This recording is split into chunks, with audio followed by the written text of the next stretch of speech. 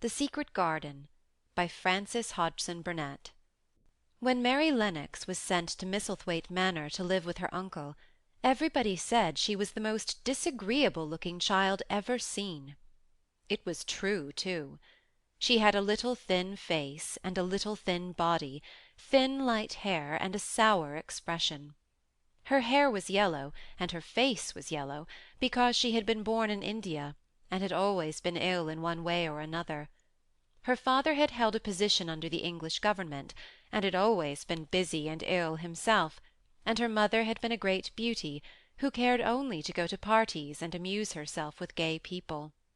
She had not wanted a little girl at all, and when Mary was born she handed her over to the care of an ayah, who was made to understand that if she wished to please the Mem Sahib, she must keep the child out of sight as much as possible. So, when she was a sickly, fretful, ugly little baby, she was kept out of the way, and when she became a sickly, fretful, toddling little thing, she was kept out of the way also. She never remembered seeing familiarly anything but the dark faces of her ayah and the other native servants, and as they always obeyed her and gave her her own way in everything, because the Mem Sahib would be angry if she was disturbed by her crying, by the time she was 6 years old she was as tyrannical and selfish a little pig as ever lived. The young English governess who came to teach her to read and write disliked her so much that she gave up her place in 3 months, and when other governesses came to try and fill it, they always went away in a shorter time than the first one. So, if Mary had not chosen to really want to know how to read books, she would never have learned her letters at all. One frightfully hot morning, when she was about 9 years old, she awakened feeling very cross, and she became crosser still when she saw that the servant who stood by her bedside was not her ayah. "Why did you come?" she said to the strange woman. "I will not let you stay. Send my ayah to me." The woman looked frightened, but she only stammered that the ayah could not come, and when Mary threw herself into a passion and beat and kicked her, she looked only more frightened and repeated that it was not possible for the ayah to come to Missy Sahib. There was something mysterious in the air that morning. Nothing was done in its regular order, and several of the native servants seemed missing, while those whom Mary saw slunk or hurried about with ashy and scared faces. But no one would tell her anything, and her ayah did not come. She was actually left alone as the morning went on, and at last she wandered out into the garden and began to play by herself under a tree near the veranda. She pretended she was making a flower-bed, and she stuck big scarlet hibiscus blossoms into little heaps of earth, all the time growing more and more angry, and muttering to herself the things she would say, and the names she would call Sadie when she returned. "Pig, pig, daughter of pigs," she said, because to call a native a pig is the worst insult of all. She was grinding her teeth and saying this over and over again when she heard her mother come out on the veranda with someone. She was with a fair young man, and they stood talking together in low, strange voices. Mary knew the fair young man who looked like a boy. She had heard that he was a very young officer who had just come from England. The child stared at him, but she stared most at her mother. She always did this when she had a chance to see her, because the Mem Sahib, Mary used to call her that oftener than anything else, was such a tall, slim, pretty person, and wore such lovely clothes. Her hair was like curly silk, and she had a delicate little nose which seemed to be disdaining things, and she had large laughing eyes. All her clothes were thin and floating, and Mary said they were "full of lace." They looked fuller of lace than ever this morning, but her eyes were not laughing at all. They were large and scared, and lifted imploringly to the fair boy officer's face. "Is it so very bad? Oh, is it?" Mary heard her say. "Awfully," the young man answered in a trembling voice. "Awfully, Mrs. Lennox. You ought to have gone to the hills 2 weeks ago." The Mem Sahib wrung her hands. "Oh, I know I ought," she cried. "I only stayed to go to that silly dinner party. What a fool I was!" At that very moment such a loud sound of wailing broke out from the servants' quarters that she clutched the young man's arm, and Mary stood shivering from head to foot. The wailing grew wilder and wilder. "What is it? What is it?" Mrs. Lennox gasped. "Someone has died," answered the boy officer. "You did not say it had broken out among your servants." I did not know. The Mem Sahib cried. Come with me, come with me. And she turned and ran back into the house. After that, appalling things happened, and the mysteriousness of the morning was explained to Mary. The cholera had broken out in its most fatal form, and people were dying like flies. The ayah had been taken ill in the night, and it was because she had just died that the servants had wailed in the huts. Before the next day 3 other servants were dead, and others had run away in terror. There was panic on every side, and dying people in all the bungalows. During the confusion and bewilderment of the second day, Mary hid herself in the nursery and was forgotten by every one. Nobody thought of her, nobody wanted her, and strange things happened of which she knew nothing. Mary alternately cried and slept through the hours. She only knew that people were ill, and that she heard mysterious and frightening sounds. Once she crept into the dining-room and found it empty, though a partly finished meal was on the table, and chairs and plates looked as if they had been hastily pushed back when the diners rose suddenly for some reason. The child ate some fruit and biscuits, and being thirsty she drank a glass of wine which stood nearly filled. It was sweet, and she did not know how strong it was. Very soon it made her intensely drowsy, and she went back to her nursery and shut herself in again, frightened by cries she heard in the huts and by the sound of hurrying feet. The wine made her so sleepy that she could scarcely keep her eyes open, and she lay down on her bed and knew nothing more for a long time. Many things happened during the hours in which she slept so heavily, but she was not disturbed by the wails and the sound of things being carried in and out of the bungalow. When she awakened she lay and stared at the wall. The house was perfectly still. She had never known it to be so silent before. She heard neither voices nor footsteps, and wondered if everybody had got well of the cholera and all the trouble was over. She wondered also who would take care of her now her ayah was dead. There would be a new ayah, and perhaps she would know some new stories. Mary had been rather tired of the old ones. She did not cry because her nurse had died. She was not an affectionate child, and had never cared much for any one. The noise and hurrying about and wailing over the cholera had frightened her, and she had been angry because no one seemed to remember that she was alive. Every one was too panic-stricken to think of a little girl no one was fond of. When people had the cholera, it seemed that they remembered nothing but themselves. But if every one had got well again, surely some one would remember and come to look for her. But no one came, and as she lay waiting the house seemed to grow more and more silent. She heard something rustling on the matting, and when she looked down she saw a little snake gliding along and watching her with eyes like jewels. She was not frightened, because he was a harmless little thing who would not hurt her, and seemed in a hurry to get out of the room. He slipped under the door as she watched him.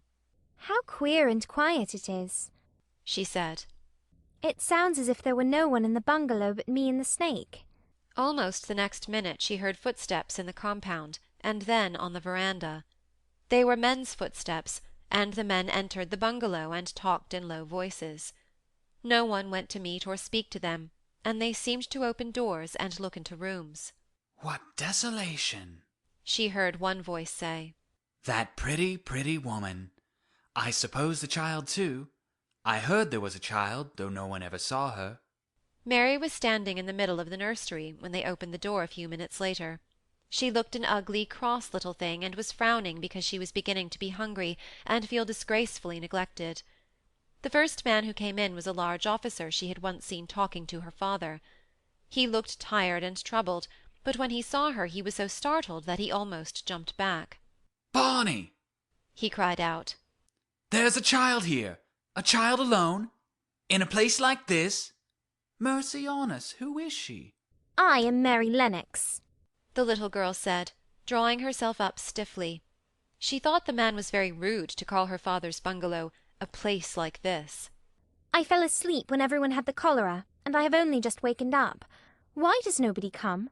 "It is a child no one ever saw!" exclaimed the man, turning to his companions. "She has actually been forgotten!" Why was I forgotten? Mary said, stamping her foot. Why does nobody come? The young man, whose name was Barney, was looking at her very sadly. Mary even thought she saw him wink his eyes, as if to wink tears away. Poor little kid, he said. there is nobody left to come. It was in that strange and sudden way that Mary found out that she had neither father nor mother left, that they had died and been carried away in the night, and that the few native servants who had not died also had left the house as quickly as they could get out of it, none of them even remembering that there was a Missy Sahib. That was why the place was so quiet. It was true that there was no one in the bungalow but herself and the little rustling snake. End of chapter 1.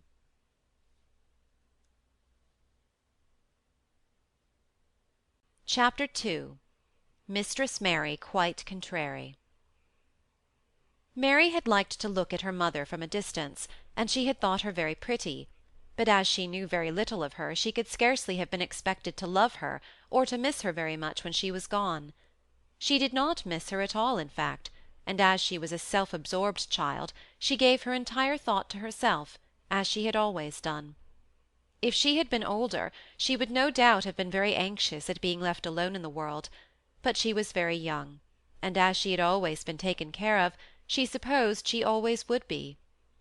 What she thought was that she would like to know if she was going to nice people, who would be polite to her and give her her own way, as her ayah and the other native servants had done. She knew that she was not going to stay at the English clergyman's house where she was taken at first. She did not want to stay. The English clergyman was poor, and he had 5 children nearly all the same age, and they wore shabby clothes, and were always quarrelling and snatching toys from each other. Mary hated their untidy bungalow, and was so disagreeable to them that after the first day or 2 nobody would play with her. By the second day they had given her a nickname which made her furious. It was Basil who thought of it first. Basil was a little boy with impudent blue eyes and a turned-up nose, and Mary hated him. She was playing by herself under a tree, just as she had been playing the day the cholera broke out. She was making heaps of earth and paths for a garden, and Basil came and stood near to watch her. Presently he got rather interested, and suddenly made a suggestion. "Why don't you put a heap of stones there, and pretend it is a rockery?" he said. "There, in the middle." And he leaned over her to point. Go away, cried Mary.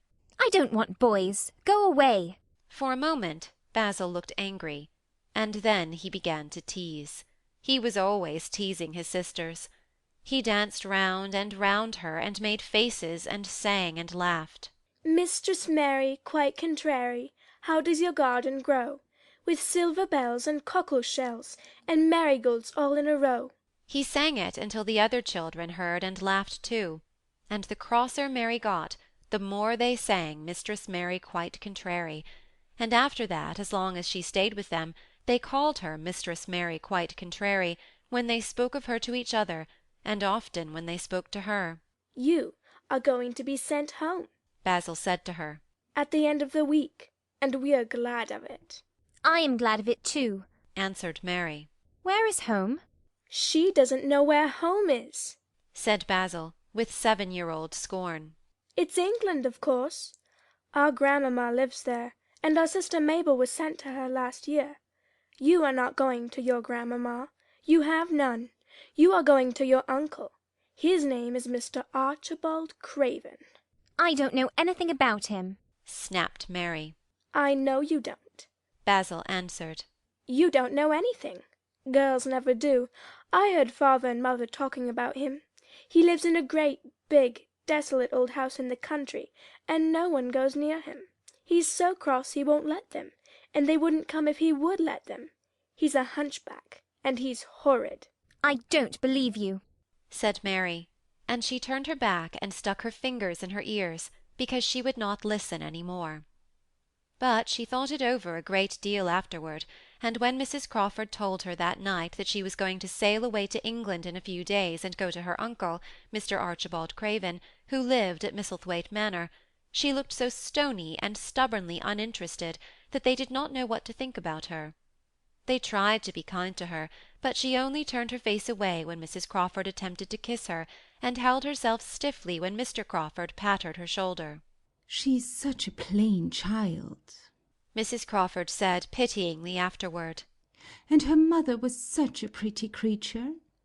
She had a very pretty manner, too, and Mary has the most unattractive ways I ever saw in a child. The children call her Mistress Mary quite contrary, and though it's naughty of them, one can't help understanding it. Perhaps if her mother had carried her pretty face and her pretty manners oftener into the nursery, Mary might have learned some pretty ways too. It is very sad, now the poor beautiful thing is gone, to remember that many people never even knew that she had a child at all. I believe she scarcely ever looked at her. Sighed Mrs. Crawford. When her ayah was dead, there was no one to give a thought to the little thing. Think of the servants running away and leaving her all alone in that deserted bungalow. Colonel McGrew said he nearly jumped out of his skin when he opened the door and found her standing by herself in the middle of the room. Mary made the long voyage to England under the care of an officer's wife, who was taking her children to leave them in a boarding school. She was very much absorbed in her own little boy and girl, and was rather glad to hand the child over to the woman Mr. Archibald Craven sent to meet her in London. The woman was his housekeeper at Misselthwaite Manor, and her name was Mrs. Medlock. She was a stout woman, with very red cheeks and sharp black eyes. She wore a very purple dress, a black silk mantle with jet fringe on it, and a black bonnet with purple velvet flowers, which stuck up and trembled when she moved her head. Mary did not like her at all, but as she very seldom liked people, there was nothing remarkable in that. Besides which, it was very evident that Mrs. Medlock did not think much of her. "My word, she's a plain little piece of goods," she said. "and we'd heard her mother was a beauty. She hasn't handed much of it down, has she, ma'am?" "Perhaps she will improve as she grows older," the officer's wife said good-naturedly. "If she were not so sallow and had a nicer expression. Her features are rather good. Children alter so much." "She'll have to alter a great deal," answered Mrs. Medlock. "and there's nothing likely to improve children at Misselthwaite, if you ask me." They thought Mary was not listening because she was standing a little apart from them at the window of the private hotel they had gone to. She was watching the passing buses and cabs and people, but she heard quite well, and was made very curious about her uncle and the place he lived in. What sort of a place was it, and what would he be like? What was a hunchback? She had never seen one. Perhaps there were none in India. Since she had been living in other people's houses and had had no ayah, she had begun to feel lonely and to think queer thoughts which were new to her. She had begun to wonder why she had never seemed to belong to any one, even when her father and mother had been alive. Other children seemed to belong to their fathers and mothers, but she had never really seemed to be anyone's little girl. She had had servants and food and clothes, but no one had taken any notice of her. She did not know that this was because she was a disagreeable child, but then, of course, she did not know she was disagreeable. She often thought that other people were, but she did not know that she was so herself. She thought Mrs. Medlock the most disagreeable person she had ever seen, with her common, highly-coloured face and her common fine bonnet. When the next day they set out on their journey to Yorkshire, she walked through the station to the railway carriage with her head up and trying to keep as far away from her as she could, because she did not want to seem to belong to her. It would have made her angry to think people imagined she was her little girl. But Mrs. Medlock was not in the least disturbed by her and her thoughts. She was the kind of woman who would "stand no nonsense from young ones." At least that is what she would have said if she had been asked. She had not wanted to go to London just when her sister Maria's daughter was going to be married, but she had a comfortable, well-paid place as housekeeper at Misselthwaite Manor, and the only way in which she could keep it was to do at once what Mr. Archibald Craven told her to do. She never dared even to ask a question. "Captain Lennox and his wife died of the cholera," Mr. Craven had said in his short, cold way. "Captain Lennox was my wife's brother, and I am their daughter's guardian. The child is to be brought here. You must go to London and bring her yourself." So she packed her small trunk and made the journey. Mary sat in her corner of the railway carriage and looked plain and fretful. She had nothing to read or to look at, and she had folded her little thin black-gloved hands in her lap. Her black dress made her look yellower than ever, and her limp light hair straggled from under her black crape hat. A more marred-looking young one I never saw in my life, Mrs. Medlock thought. Marred is a Yorkshire word, and means spoiled and pettish. She had never seen a child who sat so still without doing anything, and at last she got tired of watching her, and began to talk in a brisk, hard voice. I suppose I may as well tell you something about where you are going to, she said. Do you know anything about your uncle? No. Said Mary. Never heard your father and mother talk about him? No. Said Mary, frowning. She frowned because she remembered that her father and mother had never talked to her about anything in particular. Certainly they had never told her things. Humph, muttered Mrs. Medlock, staring at her queer, unresponsive little face. She did not say any more for a few moments, and then she began again. I suppose you might as well be told something, to prepare you. You are going to a queer place. Mary said nothing at all, and Mrs. Medlock looked rather discomfited by her apparent indifference, but after taking a breath she went on. Not but that it's a grand big place in a gloomy way, and Mr. Craven's proud of it in his way, and that's gloomy enough too. The house is 600 years old, and it's on the edge of a moor, and there's near 100 rooms in it, though most of them's shut up and locked, and there's pictures and fine old furniture and things that have been there for ages, and there's a big park round it and gardens and trees with branches trailing to the ground, some of them. She paused and took another breath. But there's nothing else. She ended suddenly. Mary had begun to listen in spite of herself. It all sounded so unlike India, and anything new rather attracted her. But she did not intend to look as if she were interested. That was one of her unhappy, disagreeable ways. So she sat still. Well, said Mrs. Medlock. What do you think of it? Nothing, she answered. I know nothing about such places. That made Mrs. Medlock laugh, a short sort of laugh. But you are like an old woman. Don't you care? It doesn't matter, said Mary. Whether I care or not. You are right enough there, said Mrs. Medlock. It doesn't. What you're to be kept at Misselthwaite Manor for I don't know, unless it's because it's the easiest way. He's not going to trouble himself about you, that's sure and certain. He never troubles himself about no one. She stopped herself as if she had just remembered something in time. He's got a crooked back, she said. That set him wrong. He was a sour young man, and he got no good of all his money and big place till he was married. Mary's eyes turned toward her in spite of her intention not to seem to care. She had never thought of the hunchback's being married, and she was a trifle surprised. Mrs. Medlock saw this, and as she was a talkative woman she continued with more interest. This was one way of passing some of the time, at any rate. She was a sweet, pretty thing, and he'd have walked the world over to get her a blade of grass she wanted. Nobody thought she'd marry him, but she did, and the people said she married him for his money, but she didn't. She didn't. Positively. When she died. Mary gave a little involuntary jump. Oh, did she die? She exclaimed, quite without meaning to. She had just remembered a French fairy story she had once read, called Riquet à la Houppe. It had been about a poor hunchback and a beautiful princess, and it had made her suddenly sorry for Mr. Archibald Craven. Yes, she died, Mrs. Medlock answered. And it made him queerer than ever. He cares about nobody. He won't see people.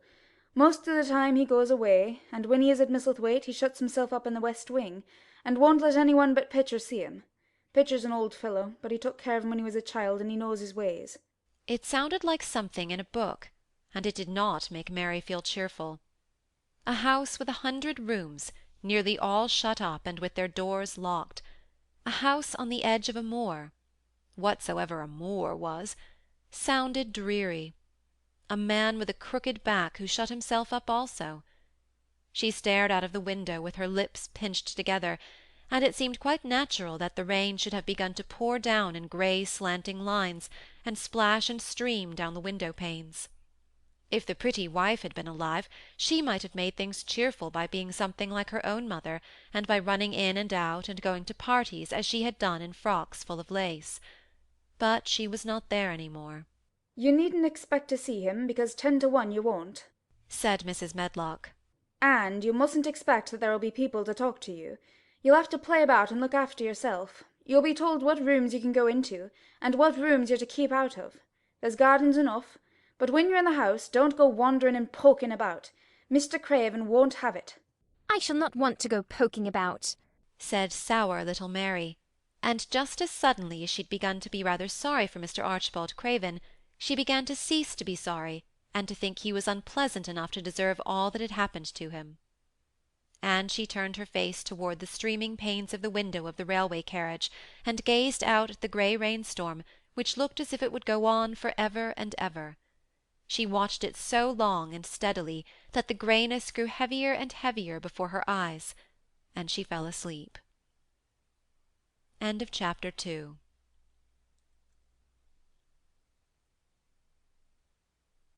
Chapter 3. Across the Moor.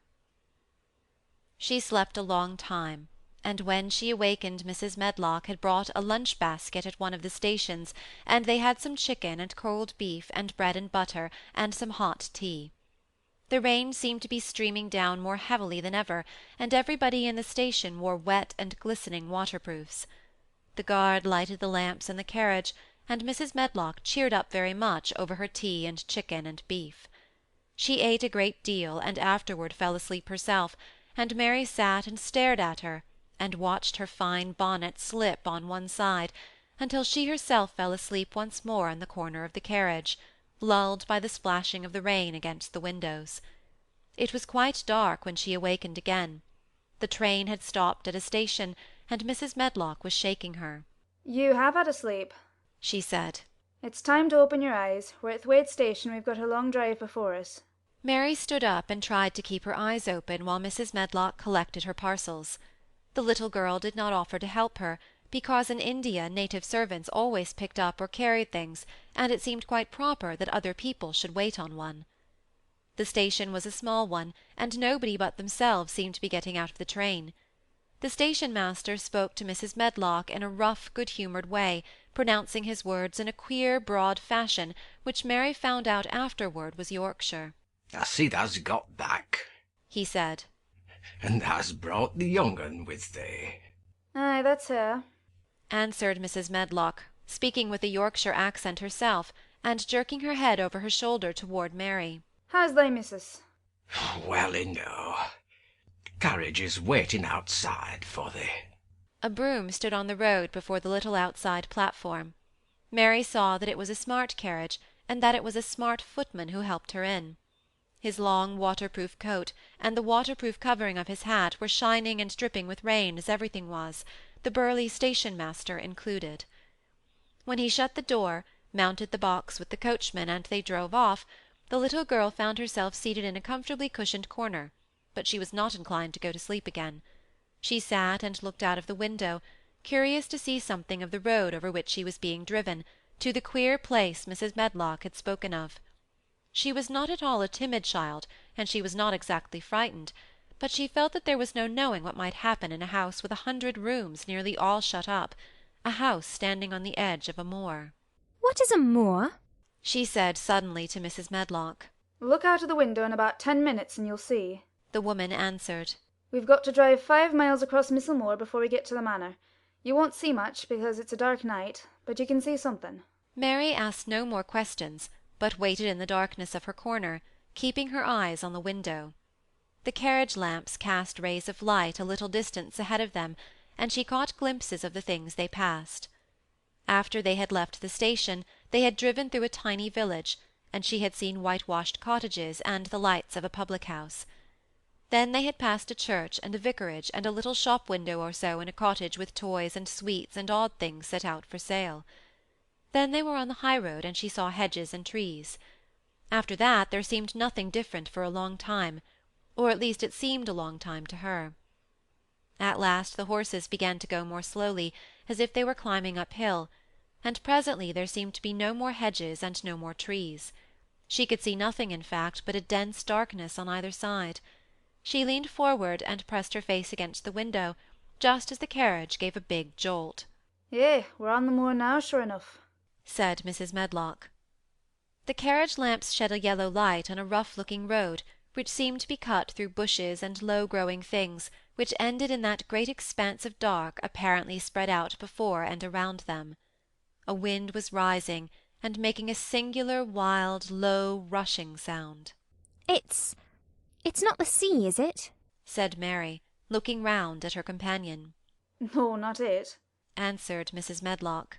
Nor it isn't fields nor mountains. It's just miles and miles and miles of wild land that nothing grows on but heather and gorse and broom, and nothing lives on but wild ponies and sheep. I feel as if it might be the sea, if there were water on it, said Mary. It sounds like the sea just now. That's just the wind blowing through the bushes, Mrs. Medlock said. It's a wild, dreary enough place to my mind, though there's plenty that likes it, particularly when the heather's in bloom. On and on they drove through the darkness, and though the rain stopped, the wind rushed by and whistled and made strange sounds. The road went up and down, and several times the carriage passed over a little bridge, beneath which water rushed very fast with a great deal of noise. Mary felt as if the drive would never come to an end, and that the wide, bleak moor was a wide expanse of black ocean through which she was passing on a strip of dry land. I don't like it, she said to herself. I don't like it. And she pinched her thin lips more tightly together. The horses were climbing up a hilly piece of road when she first caught sight of a light. Mrs. Medlock saw it as soon as she did, and drew a long sigh of relief. I am glad to see that bit of light twinkling, she exclaimed. It's the light in the lodge window. We shall get a good cup of tea after a bit, at all events. It was after a bit, as she said, for when the carriage passed through the park gates there was still 2 miles of avenue to drive through, and the trees, which nearly met overhead, made it seem as if they were driving through a long dark vault. They drove out of the vault into a clear space, and stopped before an immensely long but low-built house which seemed to ramble round a stone court. At first Mary thought that there were no lights at all in the windows, but as she got out of the carriage she saw that one room in a corner upstairs showed a dull glow. The entrance door was a huge one made of massive, curiously shaped panels of oak, studded with big iron nails and bound with great iron bars. It opened into an enormous hall, which was so dimly lighted that the faces in the portraits on the walls, and the figures in the suits of armour, made Mary feel that she did not want to look at them. As she stood on the stone floor, she looked a very small, odd little black figure, and she felt as small and lost and odd as she looked. A neat, thin old man stood near the manservant who opened the door for them. "You are to take her to her room," he said in a husky voice. "He doesn't want to see her. He's going to London in the morning." Very well, Mr. Pitcher, Mrs. Medlock answered. So long as I know what's expected of me, I can manage. "What's expected of you, Mrs. Medlock," Mr. Pitcher said, "is that you make sure that he's not disturbed, and that he doesn't see what he doesn't want to see." And then Mary Lennox was led up a broad staircase and down a long corridor and up a short flight of steps and through another corridor and another, until a door opened in a wall, and she found herself in a room with a fire in it and a supper on the table. Mrs. Medlock said unceremoniously, "Well, here you are. This room and the next are where you'll live, and you must keep to them. Don't you forget that." It was in this way Mistress Mary arrived at Misselthwaite Manor, and she had perhaps never felt quite so contrary in all her life. End of chapter 3.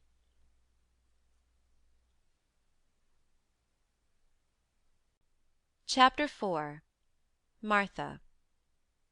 When she opened her eyes in the morning, it was because a young housemaid had come into her room to light the fire, and was kneeling on the hearthrug raking out the cinders noisily. Mary lay and watched her for a few moments, and then began to look about the room. She had never seen a room at all like it, and thought it curious and gloomy.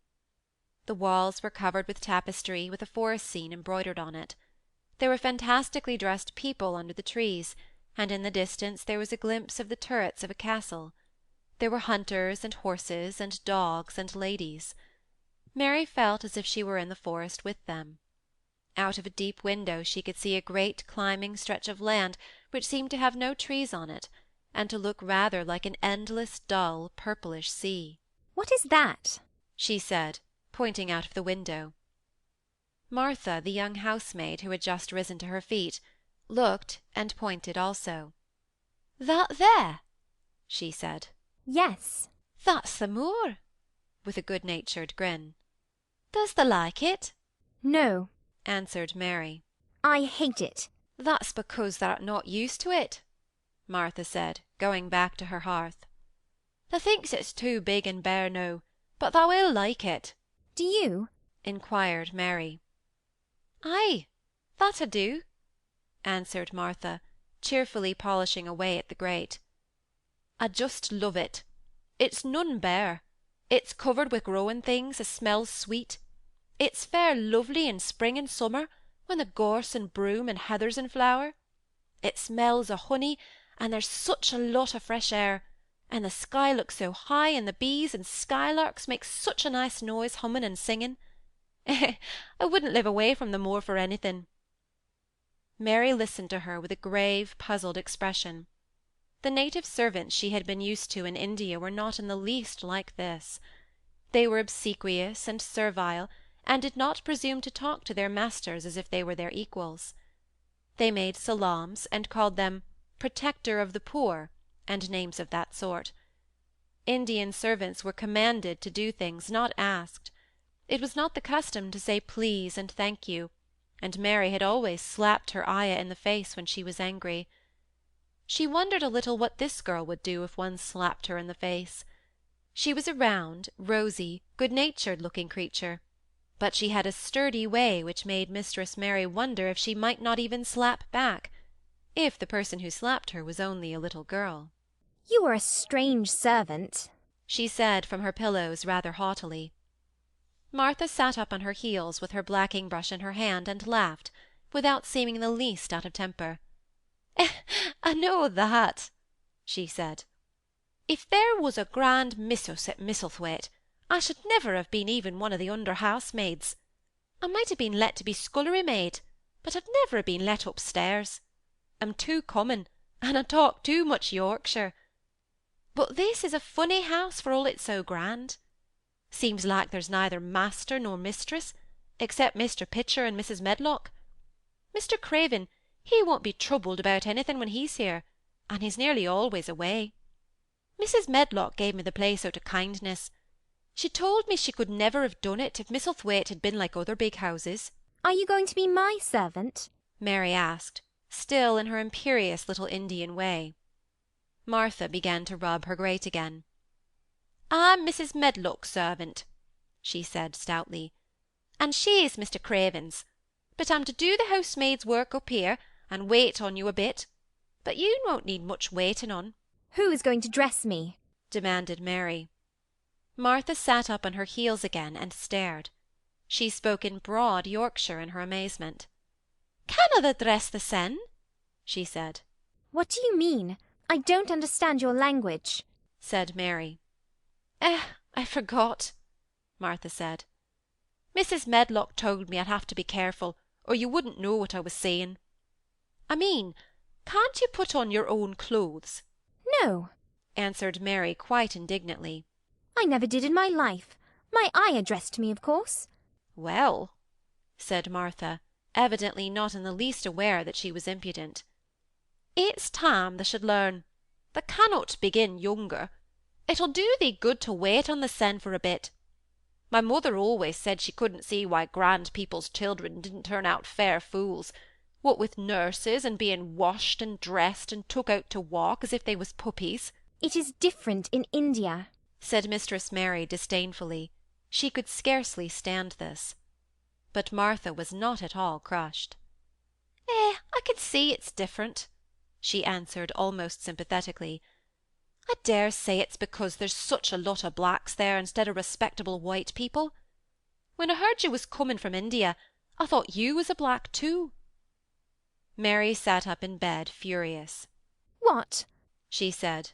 What? You thought I was a native? You daughter of a pig! Martha stared and looked hot. Who are you calling names? she said.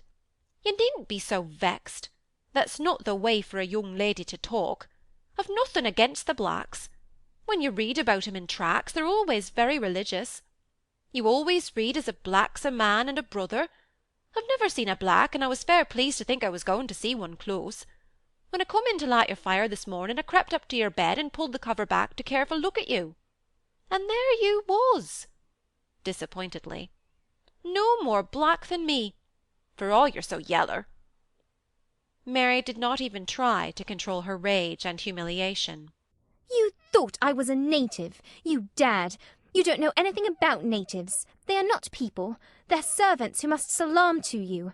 You know nothing about India. You know nothing about anything. She was in such a rage, and felt so helpless before the girl's simple stare, and somehow she suddenly felt so horribly lonely and far away from everything she understood, and which understood her, that she threw herself face downward on the pillows and burst into passionate sobbing. She sobbed so unrestrainedly that good-natured Yorkshire Martha was a little frightened and quite sorry for her. She went to the bed and bent over her. You mustn't cry like that there," she begged. "You mustn't for sure. I didn't know you'd be so vexed. I don't know anything about anything, just like you said. I beg your pardon, miss. Do stop crying." There was something comforting and really friendly in her queer Yorkshire speech and sturdy way, which had a good effect on Mary. She gradually ceased crying and became quiet. Martha looked relieved. "It's time for thee to get up now," she said. "Mrs. Medlock says I was to carry the breakfast and tea and dinner into the room next to this. It's been made into a nursery for thee. I'll help thee on with thy clothes if thou'll get out of bed. If the buttons are at the back, thou cannot button them up thyself." When Mary at last decided to get up, the clothes Martha took from the wardrobe were not the ones she had worn when she arrived the night before with Mrs. Medlock. These are not mine, she said. Mine are black. She looked the thick white wool coat and dress over, and added with cool approval, Those are nicer than mine. "These are the ones thou must put on," Martha answered. "Mr. Craven ordered Mrs. Medlock to get 'em in London. He said, 'I won't have a child dressed in black wandering about like a lost soul,' he said. 'It'd make the place sadder than it is. Put colour on her.' Mother said she knew what he meant. Mother always knows what a body means. She doesn't hold with black hersel." I hate black things, said Mary. The dressing process was one which taught them both something. Martha had buttoned up her little sisters and brothers, but she had never seen a child who stood still and waited for another person to do things for her, as if she had neither hands nor feet of her own. "Why doesn't thou put on thy own shoes?" she said, when Mary quietly held out her foot. My ayah did it, answered Mary, staring. It was the custom. She said that very often. It was the custom. The native servants were always saying it.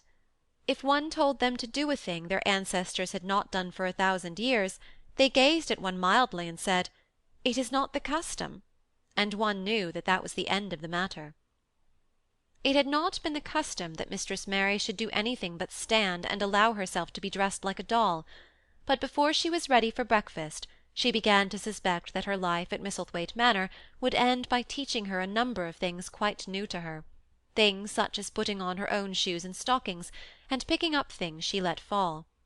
If Martha had been a well-trained, fine young lady's maid, she would have been more subservient and respectful, and would have known that it was her business to brush hair and button boots, and pick things up and lay them away.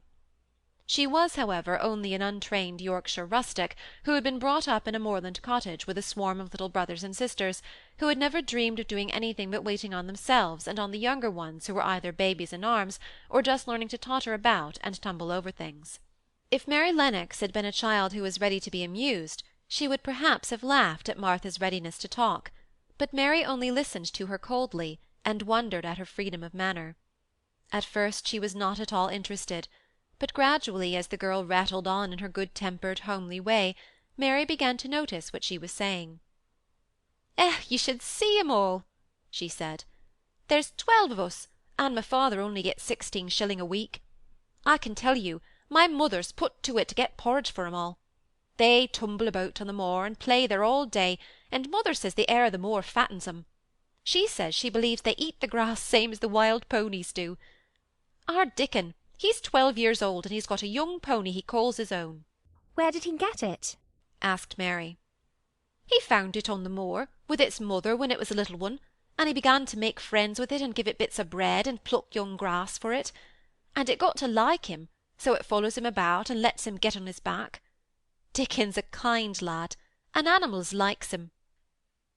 Mary had never possessed an animal pet of her own, and had always thought she should like one. So she began to feel a slight interest in Dickon, and as she had never before been interested in any one but herself, it was the dawning of a healthy sentiment. When she went into the room which had been made into a nursery for her, she found that it was rather like the one she had slept in. It was not a child's room, but a grown-up person's room, with gloomy old pictures on the walls and heavy old oak chairs. A table in the centre was set with a good substantial breakfast. But she had always had a very small appetite, and she looked with something more than indifference at the first plate Martha set before her. I don't want it, she said. Thee doesn't want thy porridge? Martha exclaimed incredulously. No. Thee doesn't know how good it is. Put a bit of treacle on it, or a bit of sugar.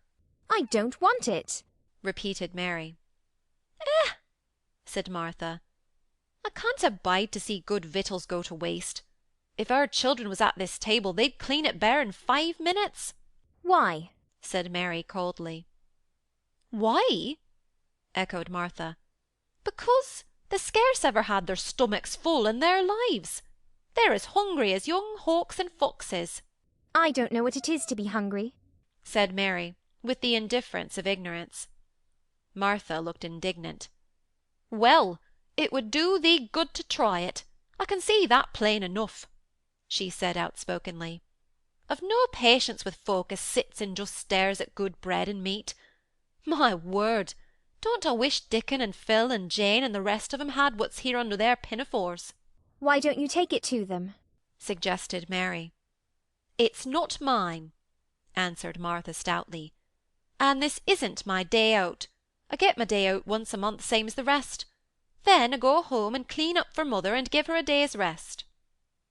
Mary drank some tea and ate a little toast and some marmalade. You wrap up warm and run out and play you, said Martha. It'll do you good, and give you some stomach for your meat.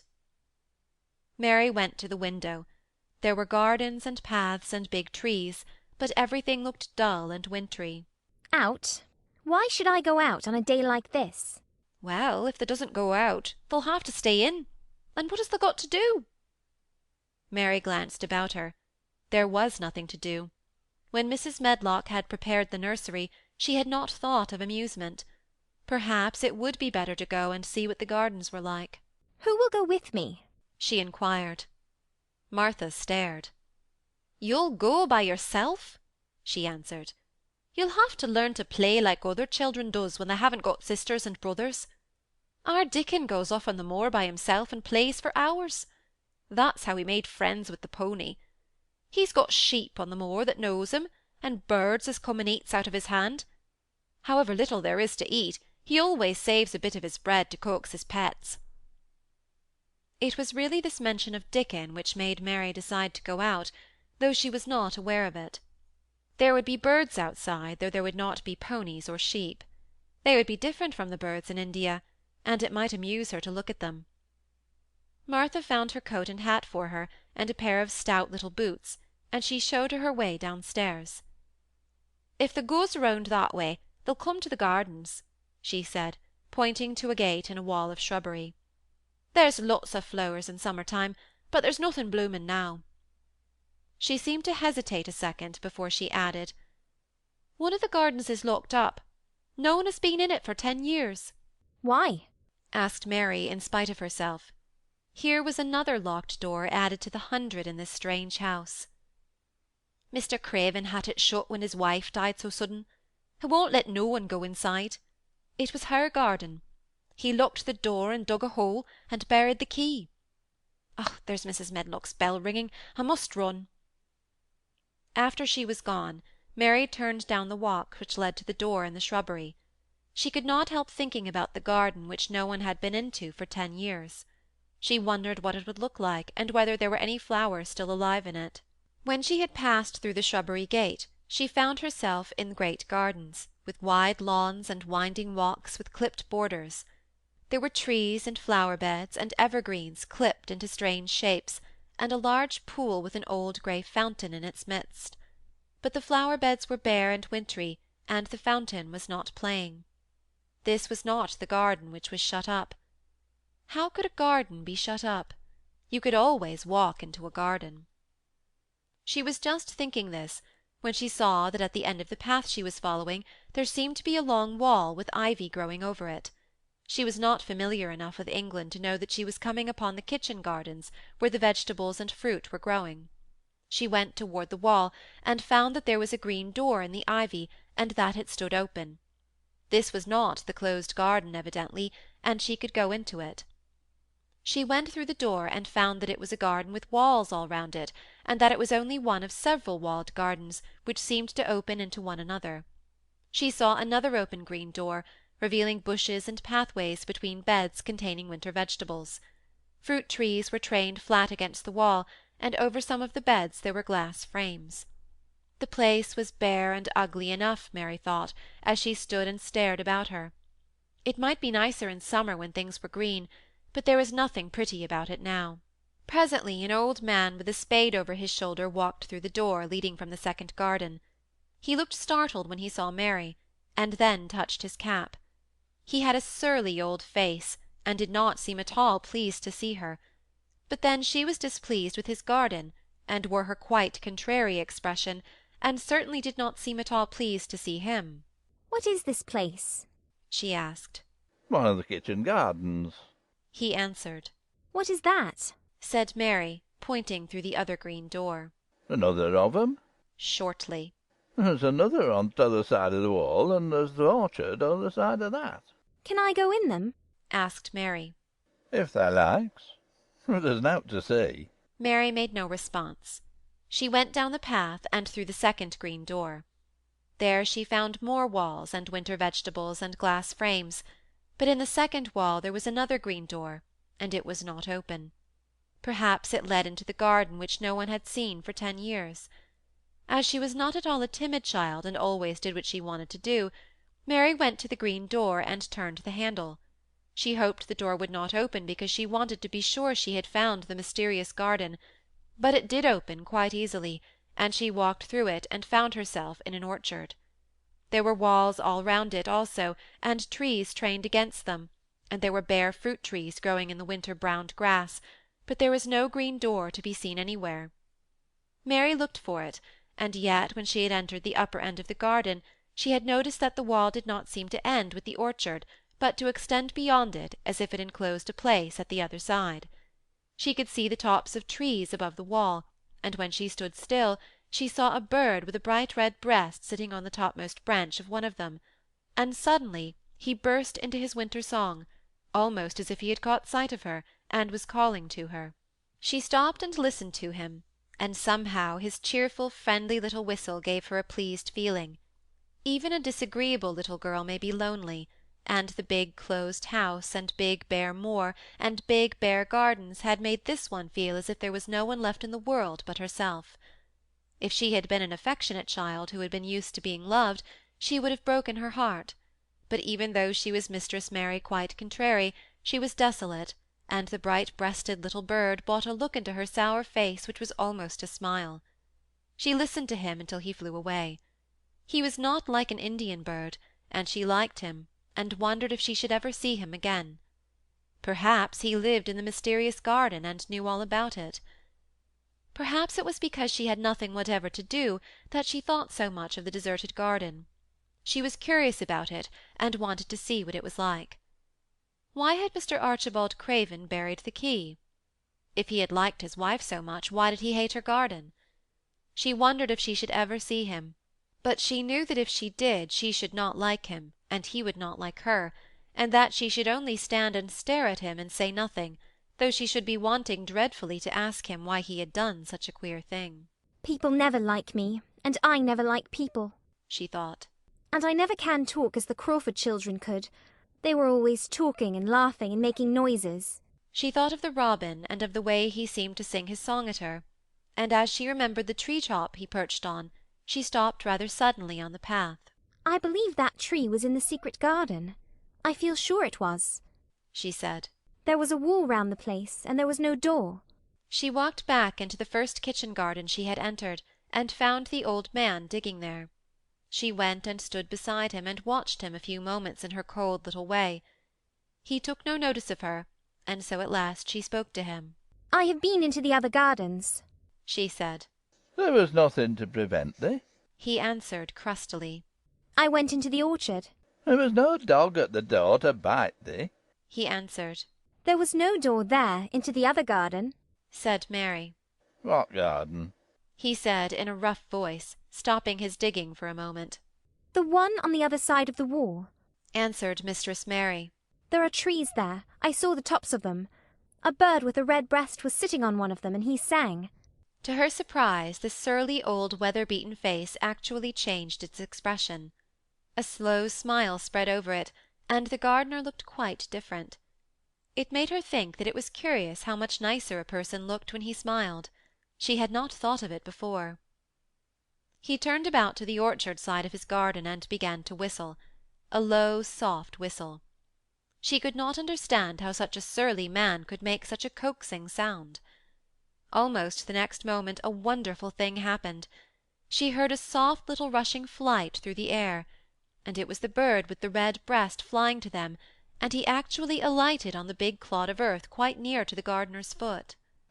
Here he is, chuckled the old man, and then he spoke to the bird as if he were speaking to a child. Where's thou been, that cheeky little beggar? He said. I've not seen thee before to-day. Hast thou begun thy courting this early i' the season? Thou'rt too for'ard. The bird put his tiny head on one side, and looked up at him with his soft bright eye, which was like a black dewdrop. He seemed quite familiar, and not the least afraid.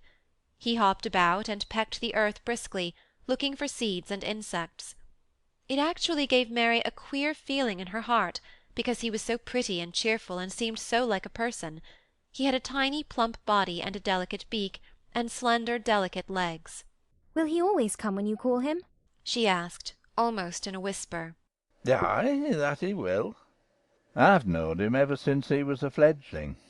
He came out of the nest in the other garden, and when first he flew over the wall he was too weak to fly back for a few days, and we got friendly.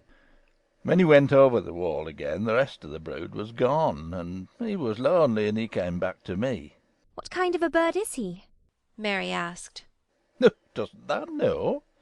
He's a robin redbreast, and they're the friendliest, curious birds alive. They're almost as friendly as dogs, if you know how to get on with 'em. Watch him pecking about there, and looking around at us now and again. He knows we're talking about him. It was the queerest thing in the world to see the old fellow. He looked at the plump little scarlet waistcoated bird as if he were both proud and fond of him. Oh, he's the conceited one. He chuckled. He likes to hear folk talking about him, and curious. Bless me, there never was his like for curiosity and meddling. He's always coming to see what I'm planting. He knows all the things that Mr. Craven never troubles himself to find out. He's head gardener, he is. The robin hopped about, busily pecking the soil, and now and then stopped and looked at them a little. Mary thought his black dewdrop eyes gazed at her with great curiosity. It really seemed as if he were finding out all about her. The queer feeling in her heart increased. Where did the rest of the brood fly to? She asked. There's no knowing. The old ones turn 'em out of their nest and make 'em fly, and they're scattered before you know it. This one was a knowing one, and he knew he was lonely. Mistress Mary went a step nearer to the robin, and looked at him very hard. I'm lonely, she said. She had not known before that this was one of the things which made her feel sour and cross. She seemed to find it out when the robin looked at her, and she looked at the robin. The old gardener pushed his cap back on his bald head, and stared at her for a minute. Art thou the little wench from India? He asked. Mary nodded. Oh, then no wonder thou'rt lonely. Thou'lt be lonely afore thou'st done, he said. He began to dig again, driving his spade deep into the rich black garden soil, while the robin hopped about, very busily employed. What is your name? Mary inquired. He stood up to answer her. Ben Weatherstaff, he answered, and then he added with a surly chuckle. I'm lonely myself, except when he's with me. And he jerked his thumb toward the robin. He's the only friend I've got. I have no friends at all, said Mary. I never had. My Ayah didn't like me, and I never played with anyone. It is a Yorkshire habit to say what you think with blunt frankness, and old Ben Weatherstaff was a Yorkshire moorman. And I and me are a good bit alike, he said. We was wove out the same cloth. We're neither of us good looking, and we're both of us as sour as we look. We've got the same nasty tempers, both of us, I'll warrant. This was plain speaking, and Mary Lennox had never heard the truth about herself in her life. Native servants always salaamed and submitted to you whatever you did.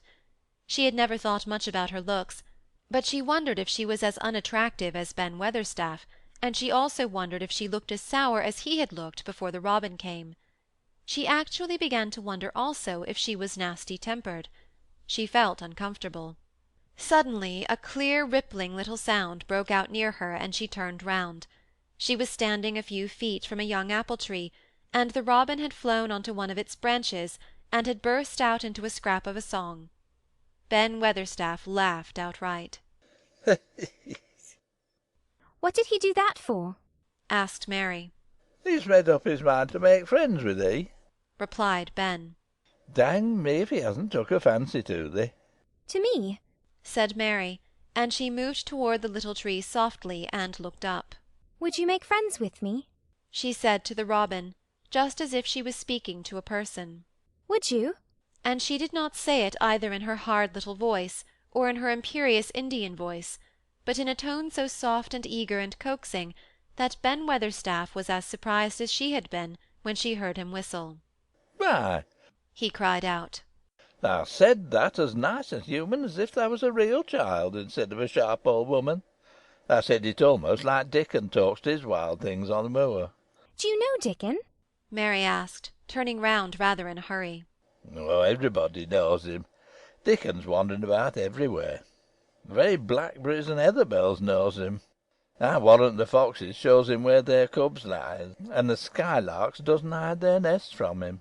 Mary would have liked to ask some more questions. She was almost as curious about Dickon as she was about the deserted garden. But just that moment the robin, who had ended his song, gave a little shake of his wings, spread them, and flew away. He had made his visit, and had other things to do. He has flown over the wall, Mary cried out, watching him. He has flown into the orchard. He has flown across the other wall, into the garden where there is no door.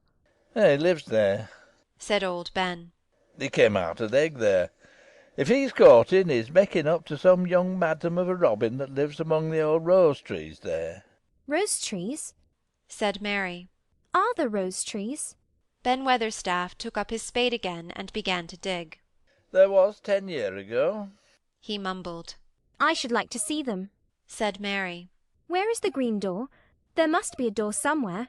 Ben drove his spade deep, and looked as uncompanionable as he had looked when she first saw him.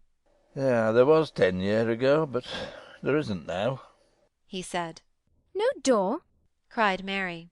There must be. None as any one can find, and none as is any one's business. Don't you be a meddlesome wench and poke your nose where there's no cause to go. Here, I must get on with my work. Get you gone and play. I've no more time. And he actually stopped digging, threw his spade over his shoulder, and walked off, without even glancing at her or saying good-bye. End of Chapter 4.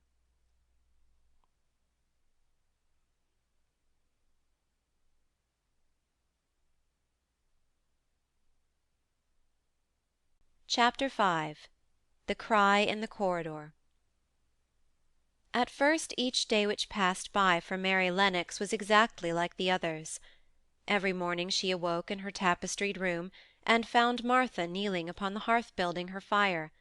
Every morning she ate her breakfast in the nursery, which had nothing amusing in it, and after each breakfast she gazed out of the window across to the huge moor which seemed to spread out on all sides and climb up to the sky, and after she had stared for a while, she realized that if she did not go out she would have to stay in and do nothing, and so she went out.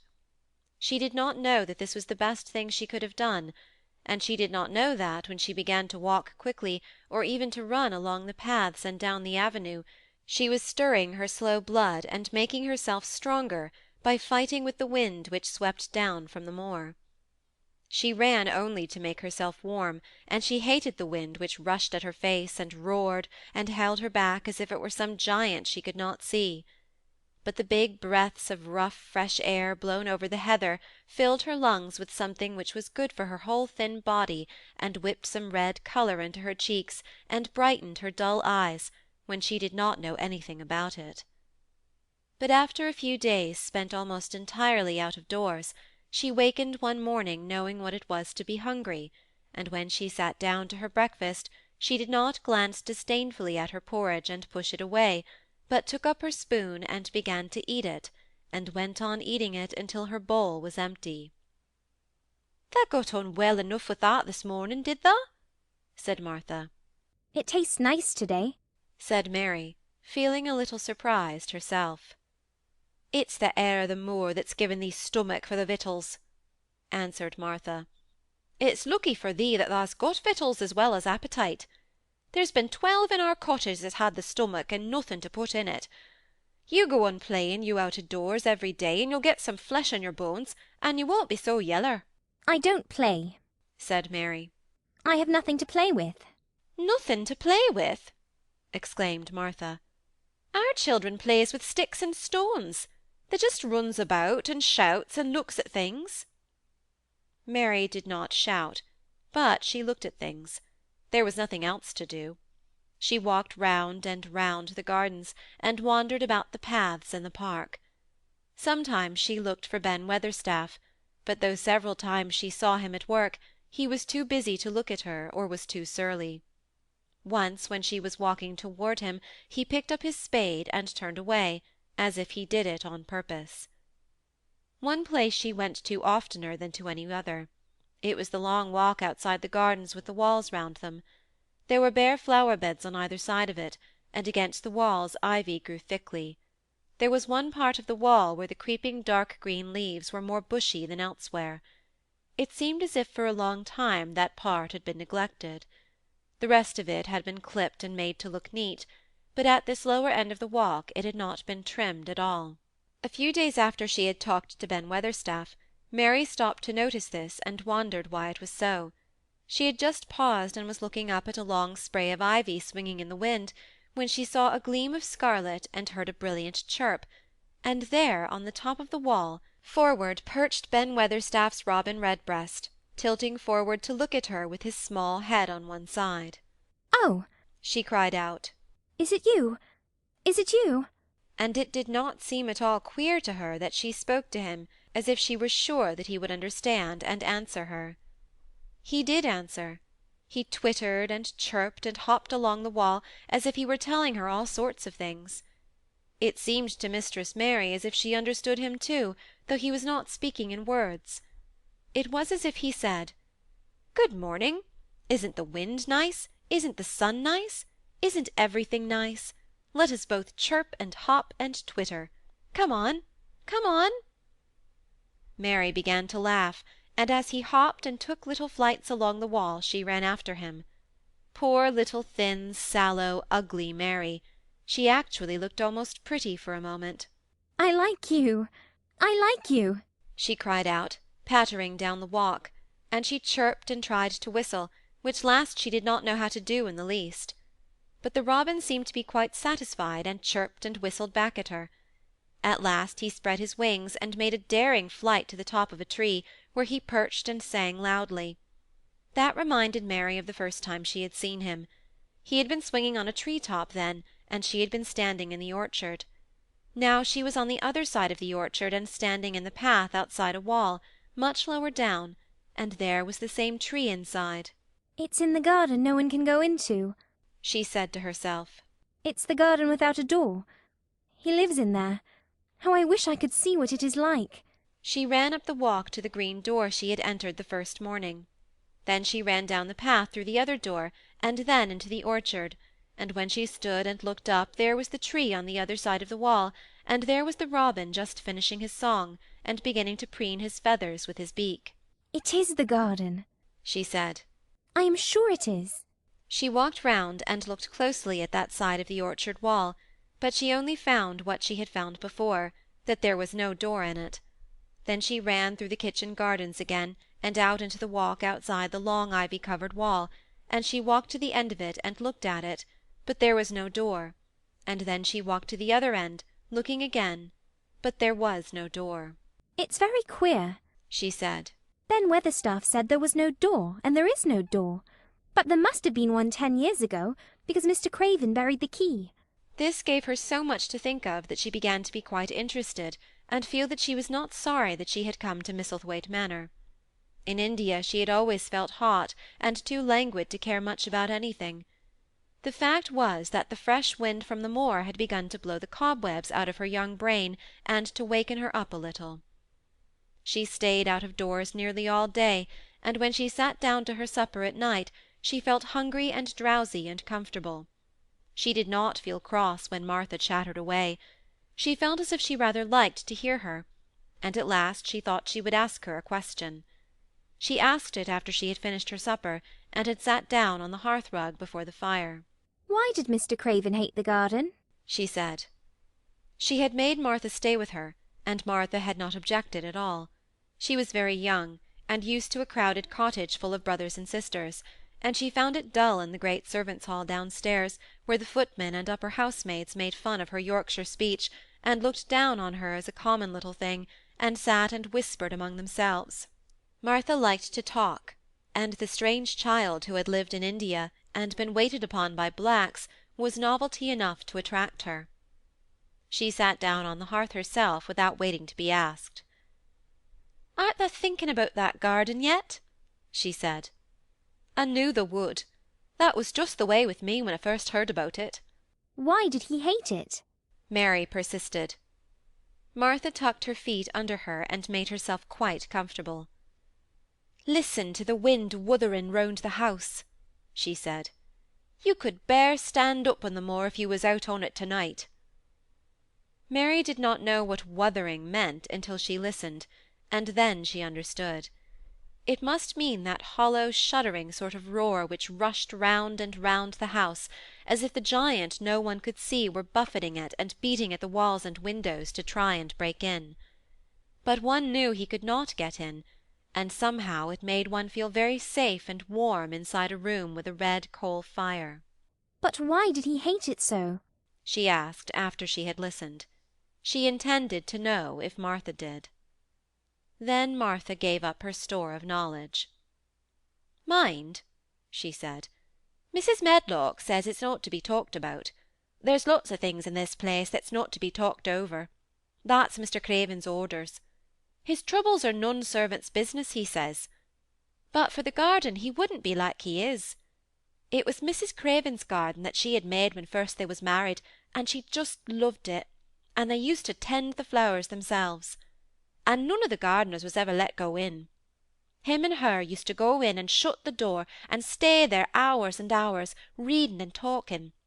And she was just a bit of a girl, and there was an old tree with a branch bent like a seat in it. And she made roses grow over it, and she used to sit there. But one day when she was sitting there, the branch broke, and she fell on the ground and was hurt so bad that the next day she died. The doctors thought he'd go out of his mind and die too. That's why he hates it. No one's ever gone in since, and he won't let anyone talk about it." Mary did not ask any more questions. She looked at the red fire and listened to the wind wuthering. It seemed to be wuthering louder than ever. At that moment a very good thing was happening to her. 4 good things had happened to her, in fact, since she came to Misselthwaite Manor. She had felt as if she had understood a robin, and that he had understood her. She had run in the wind until her blood had grown warm. She had been healthily hungry for the first time in her life, and she had found out what it was to be sorry for someone. But as she was listening to the wind, she began to listen to something else. She did not know what it was, because at first she could scarcely distinguish it from the wind itself. It was a curious sound. It seemed almost as if a child were crying somewhere.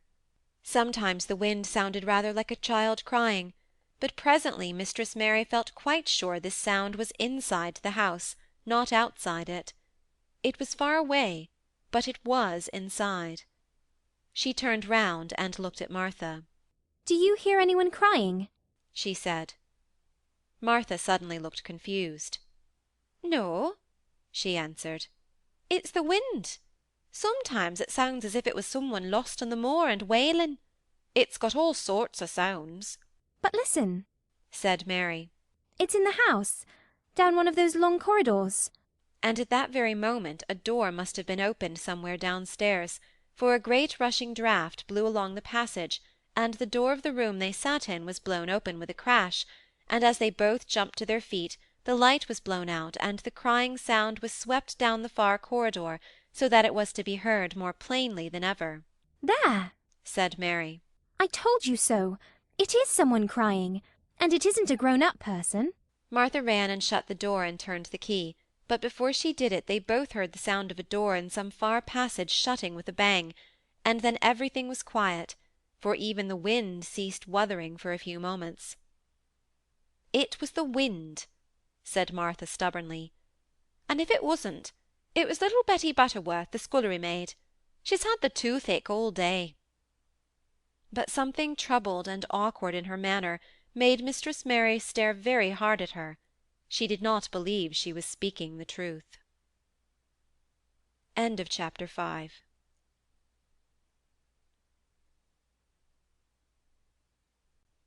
Chapter 6. There was someone crying. There was. The next day the rain poured down in torrents again, and when Mary looked out of her window, the moor was almost hidden by grey mist and cloud. There could be no going out to-day. What do you do in your cottage when it rains like this? She asked Martha. Try to keep from under each other's feet, mostly, Martha answered. There does seem a lot of us then.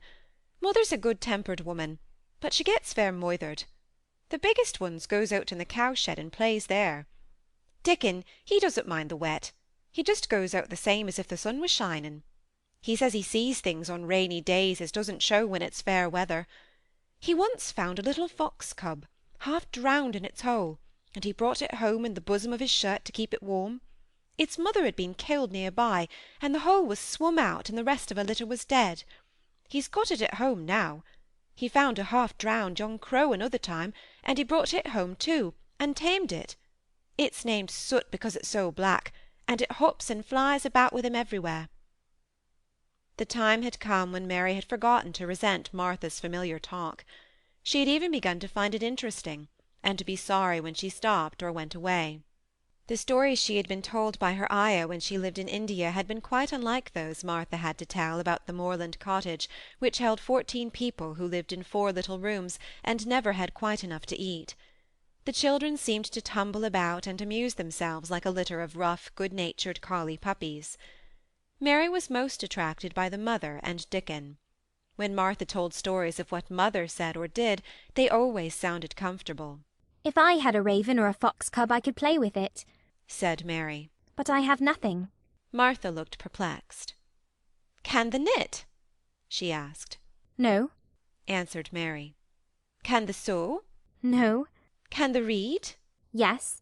Then why doesn't tha? Read something, or learn a bit o' spelling. Tha'st old enough to be learning thy book a good bit now. I haven't any books, said Mary. Those I had were left in India. That's a pity, said Martha. If Mrs. Medlock had let thee go into the library, there's thousands o' books there. Mary did not ask where the library was, because she was suddenly inspired by a new idea. She made up her mind to go and find it herself. She was not troubled about Mrs. Medlock. Mrs. Medlock seemed always to be in her comfortable housekeeper's sitting-room downstairs. In this queer place one scarcely ever saw any one at all. In fact, there was no one to see but the servants, and when their master was away they lived a luxurious life below stairs, where there was a huge kitchen hung about with shining brass and pewter, and a large servants' hall where there were 4 or 5 abundant meals eaten every day, and where a great deal of lively romping went on when Mrs. Medlock was out of the way. Mary's meals were served regularly, and Martha waited on her, but no one troubled themselves about her in the least. Mrs. Medlock came and looked at her every day or two, but no one inquired what she did or told her what to do. She supposed that perhaps this was the English way of treating children. In India she had always been attended by her ayah, who followed her about and waited on her hand and foot. She had often been tired of her company. Now she was followed by nobody, and was learning to dress herself because Martha looked as though she thought she was silly and stupid when she wanted to have things handed to her and put on. "Hasn't thou got good sense?" she said once, when Mary had stood waiting for her to put on her gloves for her. "Our Susan, Anne, is twice as sharp as thee, and she's only 4-year-old. Sometimes thou looks fair soft in the head." Mary had worn her contrary scowl for an hour after that, but it made her think several entirely new things. She stood at the window for about 10 minutes this morning after Martha had swept up the hearth for the last time and gone downstairs. She was thinking over the new idea which had come to her when she heard of the library. She did not care very much about the library itself, because she had read very few books, but to hear of it brought back to her mind the 100 rooms with closed doors. She wondered if they were all really locked, and what she would find if she could get into any of them. Were there 100 really? Why shouldn't she go and see how many doors she could count? It would be something to do on this morning when she could not go out. She had never been taught to ask permission to do things, and she knew nothing at all about authority, so she would not have thought it necessary to ask Mrs. Medlock if she might walk about the house, even if she had seen her. She opened the door of the room and went into the corridor, and then she began her wanderings. It was a long corridor, and it branched into other corridors and led her up short flights of steps which mounted to others again. There were doors, and there were pictures on the walls. Sometimes they were pictures of dark, curious landscapes, but oftenest they were portraits of men and women in queer, grand costumes made of satin and velvet. She found herself in one long gallery whose walls were covered with these portraits. She had never thought that there could be so many in any house. She walked slowly down this place and stared at the faces, which also seemed to stare at her. She felt as if they were wondering what a little girl from India was doing in their house. Some were pictures of children, little girls in thick satin frocks which reached to their feet and stood out about them, and boys with puffed sleeves and lace collars and long hair, or with big ruffs around their necks. She always stopped to look at the children, and wonder what their names were, and where they had gone, and why they wore such odd clothes. There was a stiff, plain little girl rather like herself. She wore a green brocade dress, and held a green parrot on her finger. Her eyes had a sharp, curious look. "Where do you live now?" said Mary aloud to her. "I wish you were here." Surely no other little girl had ever spent such a queer morning. It seemed as if there was no one in all the huge rambling house but her own small self, wandering about upstairs and down, through narrow passages and wide ones, where it seemed to her that no one but herself had ever walked. Since so many rooms had been built, people must have lived in them, but it all seemed so empty that she could not quite believe it true. It was not until she climbed to the 2nd floor that she thought of turning the handle of a door. All the doors were shut, as Mrs. Medlock had said they were, but at last she put her hand on the handle of one and turned it. She was almost frightened for a moment when she felt that it turned without difficulty, and that when she pushed open the door itself, it slowly and heavily opened. It was a massive door, and opened into a big bedroom. There were embroidered hangings on the wall, and inlaid furniture, such as she had seen in India, stood about the room. A broad window with leaded panes looked out upon the moor, and over the mantel was another portrait of the stiff, plain little girl, who seemed to stare at her more curiously than ever. "Perhaps she slept here once," said Mary. "She stares at me so that she makes me feel queer." After that she opened more doors and more. She saw so many rooms that she became quite tired, and began to think that there must be 100, though she had not counted them. In all of them there were old pictures or old tapestries with strange scenes worked on them. There were curious pieces of furniture and curious ornaments in nearly all of them. In one room, which looked like a lady's sitting-room, the hangings were all embroidered velvet, and in a cabinet were about 100 little elephants made of ivory. They were of different sizes, and some had their mahouts or palanquins on their backs. Some were much bigger than the others, and some were so tiny they seemed only babies. Mary had seen carved ivory in India, and she knew all about elephants. She opened the door of the cabinet and stood on a footstool, and played with these for quite a long time. When she got tired, she set the elephants in order, and shut the door of the cabinet. In all her wanderings through the long corridors and the empty rooms, she had seen nothing alive, but in this room she saw something. Just after she had closed the cabinet door, she heard a tiny rustling sound. It made her jump and look around at the sofa by the fireplace, from which it seemed to come. In the corner of the sofa there was a cushion, and in the velvet which covered it there was a hole, and out of the hole peeped a tiny head with a pair of frightened eyes in it. Mary crept softly across the room to look. The bright eyes belonged to a little grey mouse, and the mouse had eaten a hole into the cushion and made a comfortable nest there. 6 baby mice were cuddled up asleep near her. If there was no one else alive in the 100 rooms, there were 7 mice who did not look lonely at all. If they wouldn't be so frightened, I would take them back with me, said Mary. She had wandered about long enough to feel too tired to wander any farther, and she turned back. 2 or 3 times she lost her way by turning down the wrong corridor, and was obliged to ramble up and down till she found the right one. But at last she reached her own floor again, though she was some distance from her own room, and did not know exactly where she was. I believe I have taken a wrong turning again, she said, standing still at what seemed the end of a short passage with tapestry on the wall. I don't know which way to go. How still everything is. It was while she was standing here, and just after she had said this, that the stillness was broken by a sound. It was another cry, but not quite like the one she had heard last night. It was only a short one, a fretful, childish whine muffled by passing through walls.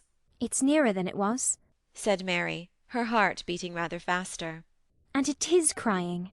She put her hand accidentally upon the tapestry near her, and then sprang back, feeling quite startled. The tapestry was the covering of a door which fell open, and showed her that there was another part of the corridor behind it, and Mrs. Medlock was coming up it with her bunch of keys in her hand and a very cross look on her face. "What are you doing here?" she said, and she took Mary by the arm and pulled her away. "What did I tell you?" I turned round the wrong corner, explained Mary. I didn't know which way to go, and I heard someone crying. She quite hated Mrs. Medlock at the moment, but she hated her more the next. "You didn't hear anything of the sort," said the housekeeper. "You come along now back to your own nursery, or I'll box your ears." And she took her by the arm, and half pushed, half pulled her up one passage and down another, until she pushed her in at the door of her own room. "Now," she said, "you stay where you're told to stay, or you'll find yourself looked up. The master had better get you a governess, same as he said he would.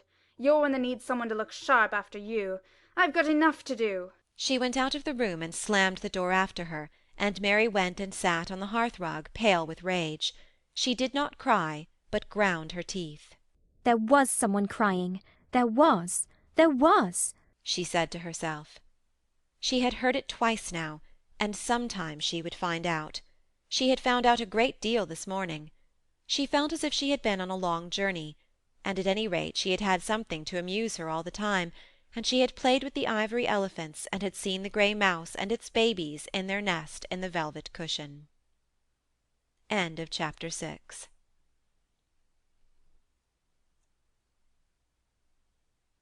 Chapter 7.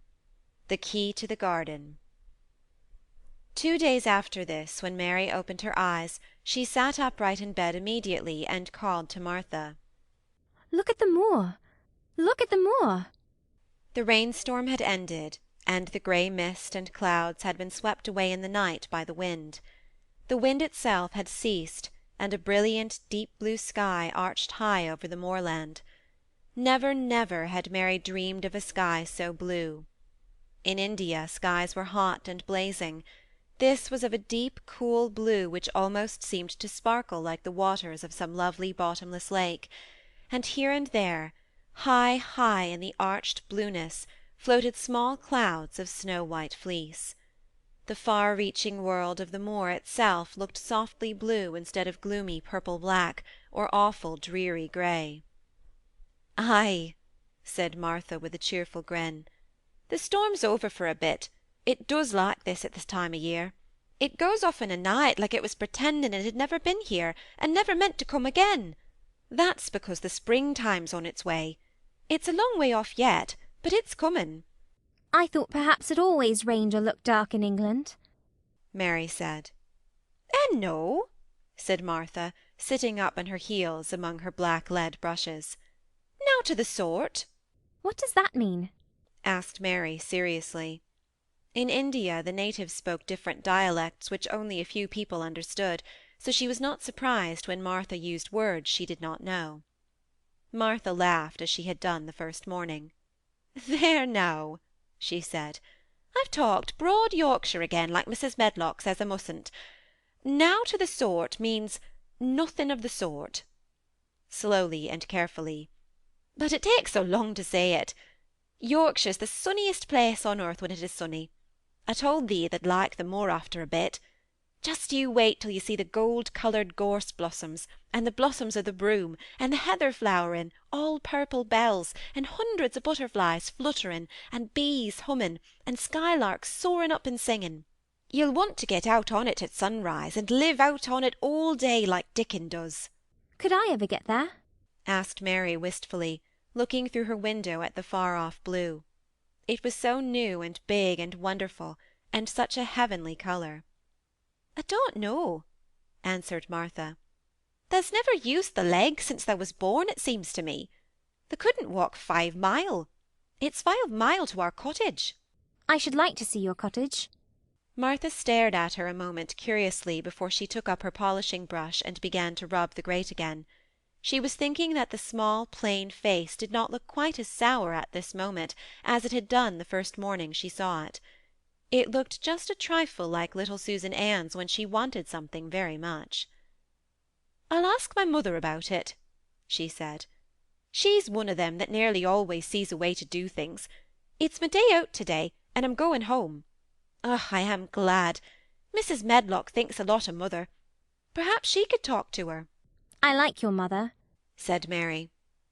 "I should think they did," agreed Martha, polishing away. I've never seen her, said Mary. "No, there hasn't," replied Martha. She sat up on her heels again and rubbed the end of her nose with the back of her hand, as if puzzled for a moment, but she ended quite positively. "Well, she's that sensible and hard-working, and good-natured and clean, that no one could help liking her, whether they'd seen her or not. When I'm going home to her on my day out, I just jump for joy when I'm crossing the moor," I like Dickon, added Mary. and I've never seen him. "Well," said Martha stoutly, "I've told thee that the very birds like him, and the rabbits and wild sheep and ponies, and the foxes themselves.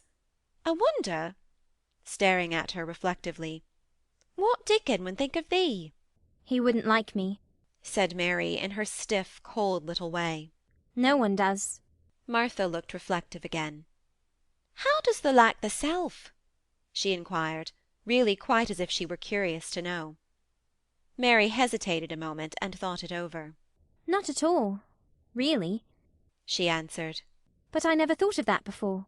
Martha grinned a little, as if at some homely recollection. "Mother said that to me once," she said. "She was at her wash-tub, and I was in a bad temper, and talking ill of folk, and she turns round on me and says, 'The young vixen tha! There thou stands saying thou doesn't like this one, and thou doesn't like that one. How does thou like thyself?' It made me laugh, and it brought me to my senses in a minute." She went away in high spirits as soon as she had given Mary her breakfast. She was going to walk 5 miles across the moor to the cottage, and she was going to help her mother with the washing, and do the week's baking, and enjoy herself thoroughly. Mary felt lonelier than ever when she knew she was no longer in the house. She went out into the garden as quickly as possible, and the first thing she did was to run round and round the fountain flower garden 10 times. She counted the times carefully, and when she had finished she felt in better spirits. The sunshine made the whole place look different. The high, deep blue sky arched over Misselthwaite as well as over the moor, and she kept lifting her face and looking up into it, trying to imagine what it would be like to lie down on one of the little snow-white clouds and float about. She went into the first kitchen garden, and found Ben Weatherstaff working there with 2 other gardeners. The change in the weather seemed to have done him good. He spoke to her of his own accord. "Springtime's coming," he said. "Cannot thou smell it?" Mary sniffed, and thought she could. I smell something nice and fresh and damp, she said. That's a good rich earth, he answered, digging away. It's in a good humour, making ready to grow things. It's glad when planting time comes. It's dull in the winter, when it's got nowt to do. In the flower gardens out there, things will be stirring down below in the dark. The sun's warming them.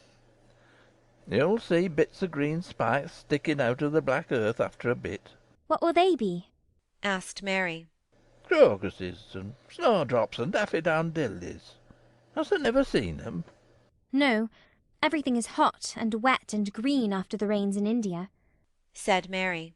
and I think things grow up in a night. These won't grow up in a night. said Weatherstaff. Thou'll have to wait for 'em. They'll poke up a bit higher here, and push out a spike more there, and uncurl a leaf this day, and another that. You watch 'em.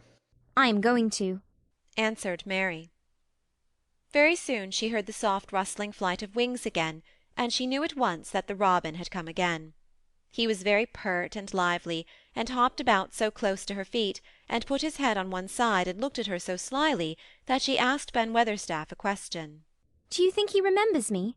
she said. Remembers thee? said Weatherstaff indignantly. He knows every cabbage stump in the gardens, let alone the people. He's never seen a little wench here before, and he's bent on finding out all about thee. There's no need to try to hide anything from him. Are things stirring down below in the dark in that garden where he lives? Mary inquired. What garden? grunted Weatherstaff, becoming surly again. The one where the old rose trees are. She could not help asking, because she wanted so much to know. Are all the flowers dead, or do some of them come again in the summer? Are there ever any roses? Ask him, said Ben Weatherstaff, hunching his shoulders toward the robin. He's the only one as knows. No one else has seen inside it for 10 years. 10 years was a long time, Mary thought. She had been born 10 years ago. She walked away, slowly thinking. She had begun to like the garden just as she had begun to like the robin, and Dickon, and Martha's mother. She was beginning to like Martha, too.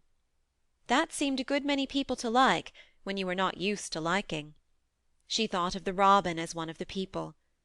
She went to her walk outside the long ivy-covered wall over which she could see the tree-tops, and the second time she walked up and down the most interesting and exciting thing happened to her, and it was all through Ben Weatherstaff's robin. She heard a chirp and a twitter, and when she looked at the bare flower-bed at her left side, there he was hopping about and pretending to peck things out of the earth, to persuade her that he had not followed her. But she knew he had followed her, and the surprise so filled her with delight that she almost trembled a little. You do remember me, she cried out. You do. You are prettier than anything else in the world. She chirped and talked and coaxed, and he hopped, and flirted his tail and twittered. It was as if he were talking. His red waistcoat was like satin, and he puffed his tiny breast out, and was so fine and so grand and so pretty that it was really as if he were showing her how important and like a human person a robin could be. Mistress Mary forgot that she had ever been contrary in her life when he allowed her to draw closer and closer to him, and bend down and talk and try to make something like robin sounds. Oh, to think that he should actually let her come as near to him as that! He knew nothing in the world would make her put out her hand toward him or startle him in the least tiniest way. He knew it because he was a real person, only nicer than any other person in the world. She was so happy that she scarcely dared to breathe. The flower-bed was not quite bare.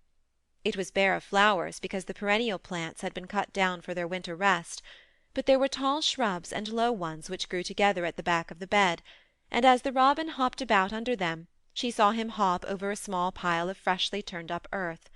He stopped on it to look for a worm. The earth had been turned up because a dog had been trying to dig up a mole, and he had scratched quite a deep hole. Mary looked at it, not really knowing why the hole was there, and as she looked, she saw something almost buried in the newly turned soil.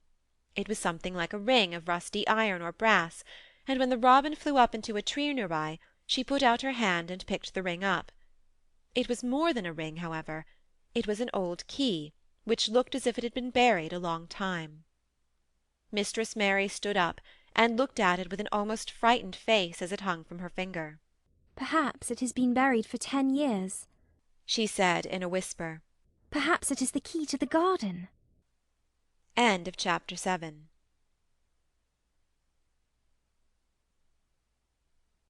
Chapter 8. The Robin Who Showed the Way. She looked at the key quite a long time. She turned it over and over, and thought about it. As I have said before, she was not a child who had been trained to ask permission or consult her elders about things. All she thought about the key was that if it was the key to the closed garden, and she could find out where the door was, she could perhaps open it and see what was inside the walls, and what had happened to the old rose-trees. It was because it had been shut up so long that she wanted to see it. It seemed as if it must be different from other places, and that something strange must have happened to it during 10 years. Besides that, if she liked it, she could go into it every day and shut the door behind her, and she could make up some play of her own and play it quite alone, because nobody would ever know where she was, but would think the door was still locked and the key buried in the earth. The thought of that pleased her very much. Living, as it were, all by herself in a house with 100 mysteriously closed doors, and having nothing whatever to do to amuse herself, had set her inactive brain to working, and was actually awakening her imagination. There is no doubt that the fresh, strong, pure air from the moor had a great deal to do with it. Just as it had given her an appetite, and fighting with the wind had stirred her blood, so the same things had stirred her mind. In India she had always been too hot and languid and weak to care much about anything, but in this place she was beginning to care and to want to do new things. Already she felt less contrary, though she did not know why. She put the key in her pocket and walked up and down her walk. No one but herself ever seemed to come there, so she could walk slowly and look at the wall, or rather at the ivy growing on it. The ivy was the baffling thing. Howsoever carefully she looked, she could see nothing but thickly growing, glossy, dark green leaves. She was very much disappointed. Something of her contrariness came back to her as she paced the walk and looked over it at the tree-tops inside. It seemed so silly, she said to herself, to be near it and not be able to get in. She took the key in her pocket when she went back to the house, and she made up her mind that she would always carry it with her when she went out, so that if she should ever find the hidden door she would be ready. Mrs. Medlock had allowed Martha to sleep all night at the cottage, but she was back at her work in the morning with cheeks redder than ever and in the best of spirits. "I got up at 4 o'clock," she said. It was pretty on the moor, with the birds getting up and the rabbits scampering about, and the sun rising. I didn't walk all the way. A man gave me a ride in his cart, and I did enjoy myself." She was full of stories of the delights of her day out. Her mother had been glad to see her, and they had got the baking and washing all out of the way. She had even made each of the children a dough-cake with a bit of brown sugar in it. "I had 'em all piping hot when they came in from playing on the moor, and the cottage all smelt to nice, clean, hot bacon, and there was a good fire, and they just shouted for joy. Our Dickon, he said our cottage was good enough for a king." In the evening they had all sat round the fire, and Martha and her mother had sewed patches on torn clothes, and mended stockings, and Martha had told them about the little girl who had come from India, and who had been waited on all her life by what Martha called blacks, until she didn't know how to put on her own stockings. They did like to hear about you," said Martha. "They wanted to know all about the blacks, and about the ship you came in. I couldn't tell 'em enough." Mary reflected a little. I'll tell you a great deal more before your next day out, she said, so that you will have more to talk about. I dare say they would like to hear about riding on elephants and camels, and about the officers going to hunt tigers. "My word!" cried delighted Martha. "It would set 'em clean off their heads. Would they really do that, miss? It would be the same as a wild beast show like we heard they had in York once." India is quite different from Yorkshire, Mary said slowly, as she thought the matter over. I never thought of that. Did Dickon and your mother like to hear you talk about me? "Why, our Dickon's eyes nearly started out of his head, they got that round," answered Martha. "But mother, she was put out about your seeming to be all about by yourself. She said, 'Hasn't Mr. Craven got no governess for her, nor no nurse?' And I said, 'No, he hasn't. though Mrs. Medlock says he will when he thinks of it, but she says he mayn't think of it for 2 or 3 years. I don't want a governess, said Mary sharply. But mother says you ought to be learning your book by this time, and you ought to have a woman to look after you, and she says, now, Martha, you just think how you'd feel yourself in a big place like that, wandering about all alone, and no mother. You do your best to cheer her up, she says, and I said I would. Mary gave her a long, steady look. You do cheer me up, she said. I like to hear you talk. Presently Martha went out of the room, and came back with something held in her hands under her apron. What dost thou think? she said, with a cheerful grin. I've brought thee a present. A present? exclaimed Mistress Mary. How could a cottage full of 14 hungry people give any one a present? A man was driving across the moor peddling, Martha explained, and he stopped his cart at our door. He had pots and pans and odds and ends, but mother had no money to buy anything. Just as he was going away, our Lisbeth Ellen called out, Mother, he's got skipping ropes with red and blue handles. And mother, she calls out quite sudden, Here, stop, mister, how much are they? And he says 2pence, and mother, she began fumbling in her pocket, and she says to me, Martha, thou's brought me thy wages like a good lass, and I've got 4 places to put every penny, but I'm just going to take 2pence out of it to buy that child a skipping rope. And she bought one, and here it is. She brought it out from under her apron, and exhibited it quite proudly. It was a strong, slender rope with a striped red and blue handle at each end, but Mary Lennox had never seen a skipping rope before. She gazed at it with a mystified expression. What is it for? she asked curiously. For? cried out Martha. Does thou mean they've not got skipping ropes in India, for all they've got elephants and tigers and camels? No wonder most of 'em's black. This is what it's for, just watch me. And she ran into the middle of the room, and taking a handle in each hand, began to skip and skip and skip, while Mary turned in her chair to stare at her, and the queer faces in the old portraits seemed to stare at her too, and wonder what on earth this common little cottager had the impudence to be doing under their very noses. But Martha did not even see them.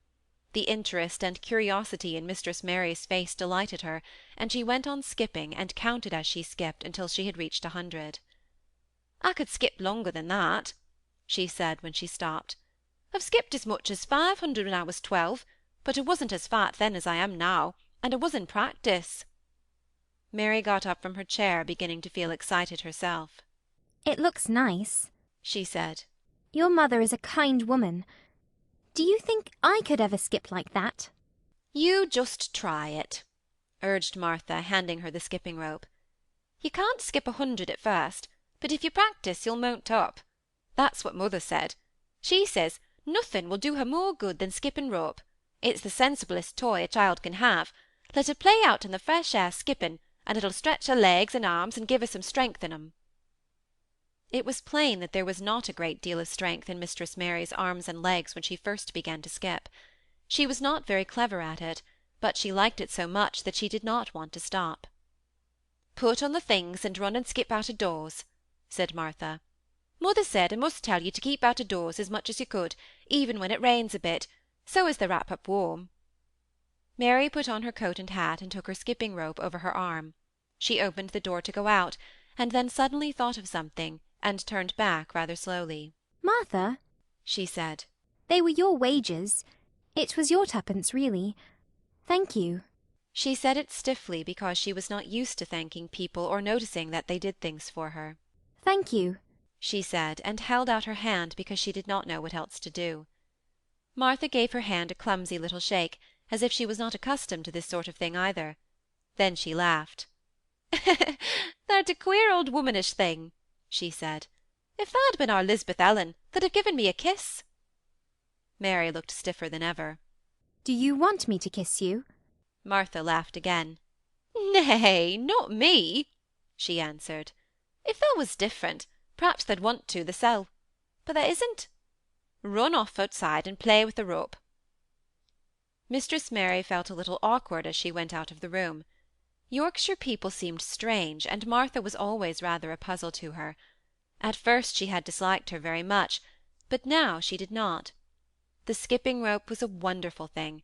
She counted and skipped and skipped and counted until her cheeks were quite red, and she was more interested than she had ever been since she was born. The sun was shining and a little wind was blowing, not a rough wind, but one which came in delightful little gusts and brought a fresh scent of newly turned earth with it. She skipped round the fountain garden, and up one walk and down another. She skipped at last into the kitchen garden, and saw Ben Weatherstaff digging and talking to his robin, which was hopping about him. She skipped down the walk toward him, and he lifted his head and looked at her with a curious expression. She had wondered if he would notice her. She wanted him to see her skip. "Well," He exclaimed, "upon my word, perhaps thou art a young un after all, and perhaps thou'st got child's blood in thy veins instead of sour buttermilk. Thou'st skipped red into thy cheeks as sure as my name's Ben Weatherstaff. I wouldn't have believed I could do it." I never skipped before. Mary said. I'm just beginning. I can only go up to 20. "Now keep on," said Ben. "thy shape's well enough at it for a young un that's lived with heathen. Just see how he's watching thee." Jerking his head toward the robin. "He followed after thee yesterday. He'll be at it again to day. He'll be bound to find out what the skipping rope is. He's never seen one, eh?" Shaking his head at the bird. "Yes, thy curiosity'll be the death of thee some time, if thou doesn't look sharp." Mary skipped round all the gardens and round the orchard, resting every few minutes. At length she went to her own special walk, and made up her mind to try if she could skip the whole length of it. It was a good long skip, and she began slowly, but before she had gone half-way down the path she was so hot and breathless that she was obliged to stop. She did not mind much, because she had already counted up to 30. She stopped with a little laugh of pleasure, and there, lo and behold, was the robin swaying on a long branch of ivy. He had followed her, and he greeted her with a chirp. As Mary had skipped toward him she felt something heavy in her pocket strike against her at each jump, and when she saw the robin she laughed again. You showed me where the key was yesterday, she said. You ought to show me the door today, but I don't believe you know. The robin flew from his swinging spray of ivy on to the top of the wall, and he opened his beak and sang a loud, lovely trill, merely to show off. Nothing in the world is quite as adorably lovely as a robin when he shows off, and they are nearly always doing it. Mary Lennox had heard a great deal about magic in her Aya's stories, and she always said that what happened almost at that moment was magic. One of the nice little gusts of wind rushed down the walk, and it was a stronger one than the rest. It was strong enough to wave the branches of the trees, and it was more than strong enough to sway the trailing sprays of untrimmed ivy hanging from the wall. Mary had stepped close to the robin, and suddenly the gust of wind swung aside some loose ivy trails, and more suddenly still she jumped toward it and caught it in her hand. This she did because she had seen something under it, a round knob which had been covered by the leaves hanging over it. It was the knob of a door. She put her hands under the leaves and began to pull and push them aside. Thick as the ivy hung, it nearly all was a loose and swinging curtain, though some had crept over wood and iron. Mary's heart began to thump, and her hands to shake a little in her delight and excitement. The robin kept singing and twittering away and tilting his head on one side, as if he were as excited as she was. What was this under her hands which was quite square and made of iron, and which her fingers found a hole in? It was the lock of the door, which had been closed 10 years, and she put her hand in her pocket, drew out the key, and found it fitted the keyhole. She put the key in and turned it. It took 2 hands to do it, but it did turn. And then she took a long breath and looked behind her up the long walk to see if any one was coming. No one was coming. No one ever did come, it seemed, and she took another long breath because she could not help it, and she held back the swinging curtain of ivy and pushed back the door, which opened slowly, slowly. Then she slipped through it and shut it behind her, and stood with her back against it, looking about her and breathing quite fast with excitement and wonder and delight. She was standing inside the secret garden. End of chapter 8.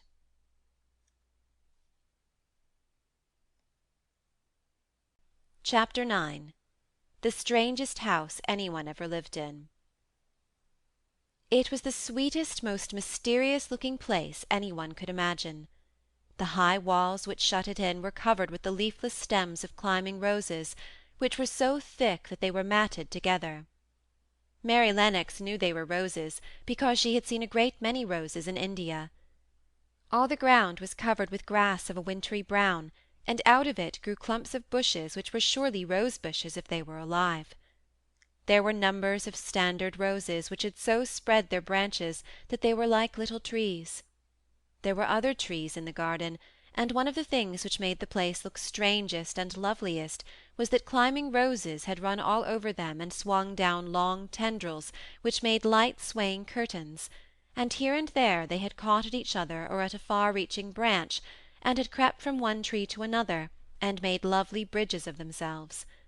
There were neither leaves nor roses on them now, and Mary did not know whether they were dead or alive, but their thin grey or brown branches and sprays looked like a sort of hazy mantle spreading over everything, walls and trees, and even brown grass, where they had fallen from their fastenings and run along the ground.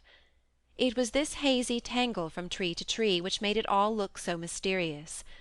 Mary had thought it must be different from other gardens which had not been left by themselves so long, and indeed it was different from any other place she had ever seen in her life. How still it is, she whispered. How still. Then she waited a moment and listened at the stillness. The robin, who had flown to his tree-top, was as still as all the rest.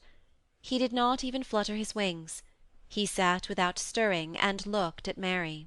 No wonder it is still, she whispered again. I am the first person who has spoken in here for 10 years.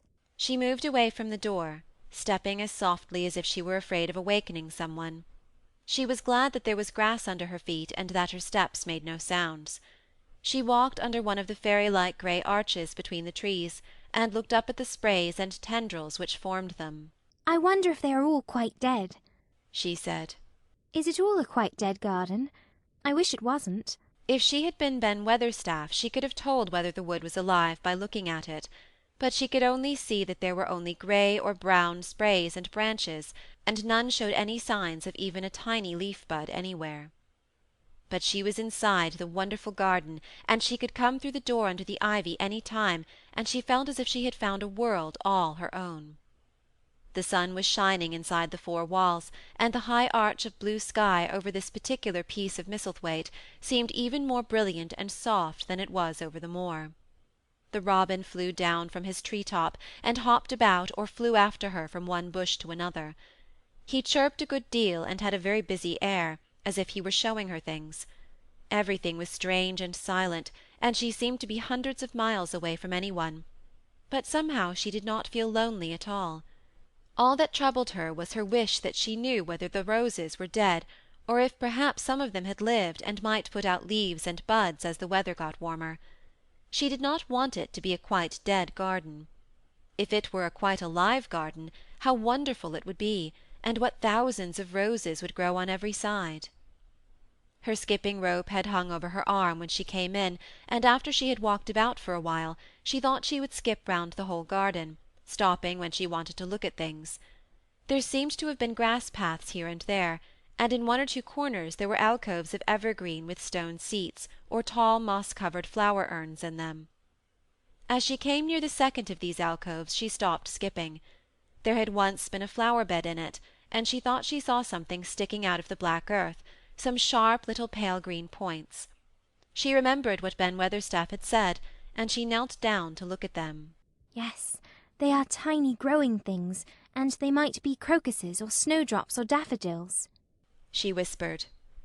She bent very close to them and sniffed the fresh scent of the damp earth. She liked it very much. Perhaps there are some other ones coming up in other places, she said. I will go all over the garden and look. She did not skip, but walked. She went slowly and kept her eyes on the ground. She looked in the old border beds and among the grass, and after she had gone round, trying to miss nothing, she had found ever so many more sharp pale green points, and she had become quite excited again. It isn't a quite dead garden, she cried out softly to herself. Even if the roses are dead, there are other things alive. She did not know anything about gardening, but the grass seemed so thick in some of the places where the green points were pushing their way through that she thought they did not seem to have enough room to grow. She searched about until she found a rather sharp piece of wood, and knelt down and dug and weeded out the weeds and grass until she made nice little clear places around them. Now they look as if they could breathe, she said, after she had finished with the first ones. I'm going to do ever so many more. I'll do all I can see. If I haven't time today, I can come tomorrow. She went from place to place, and dug and weeded, and enjoyed herself so immensely that she was led on from bed to bed and into the grass under the trees. The exercise made her so warm that she first threw her coat off and then her hat, and without knowing it she was smiling down onto the grass and the pale green points all the time. The robin was tremendously busy. He was very much pleased to see gardening begun on his own estate. He had often wondered at Ben Weatherstaff. Where gardening is done, all sorts of delightful things to eat are turned up with the soil. Now here was this new kind of creature who was not half Ben's size, and yet had had the sense to come into his garden and begin at once. Mistress Mary worked in her garden until it was time to go to her midday dinner. In fact, she was rather late in remembering, and when she put on her coat and hat, and picked up her skipping rope, she could not believe that she had been working 2 or 3 hours. She had been actually happy all the time, and dozens of the tiny pale green points were to be seen in cleared places, looking twice as cheerful as they had looked before when the grass and weeds had been smothering them. I shall come back this afternoon, she said, looking all round at her new kingdom, and speaking to the trees and the rose bushes as if they heard her.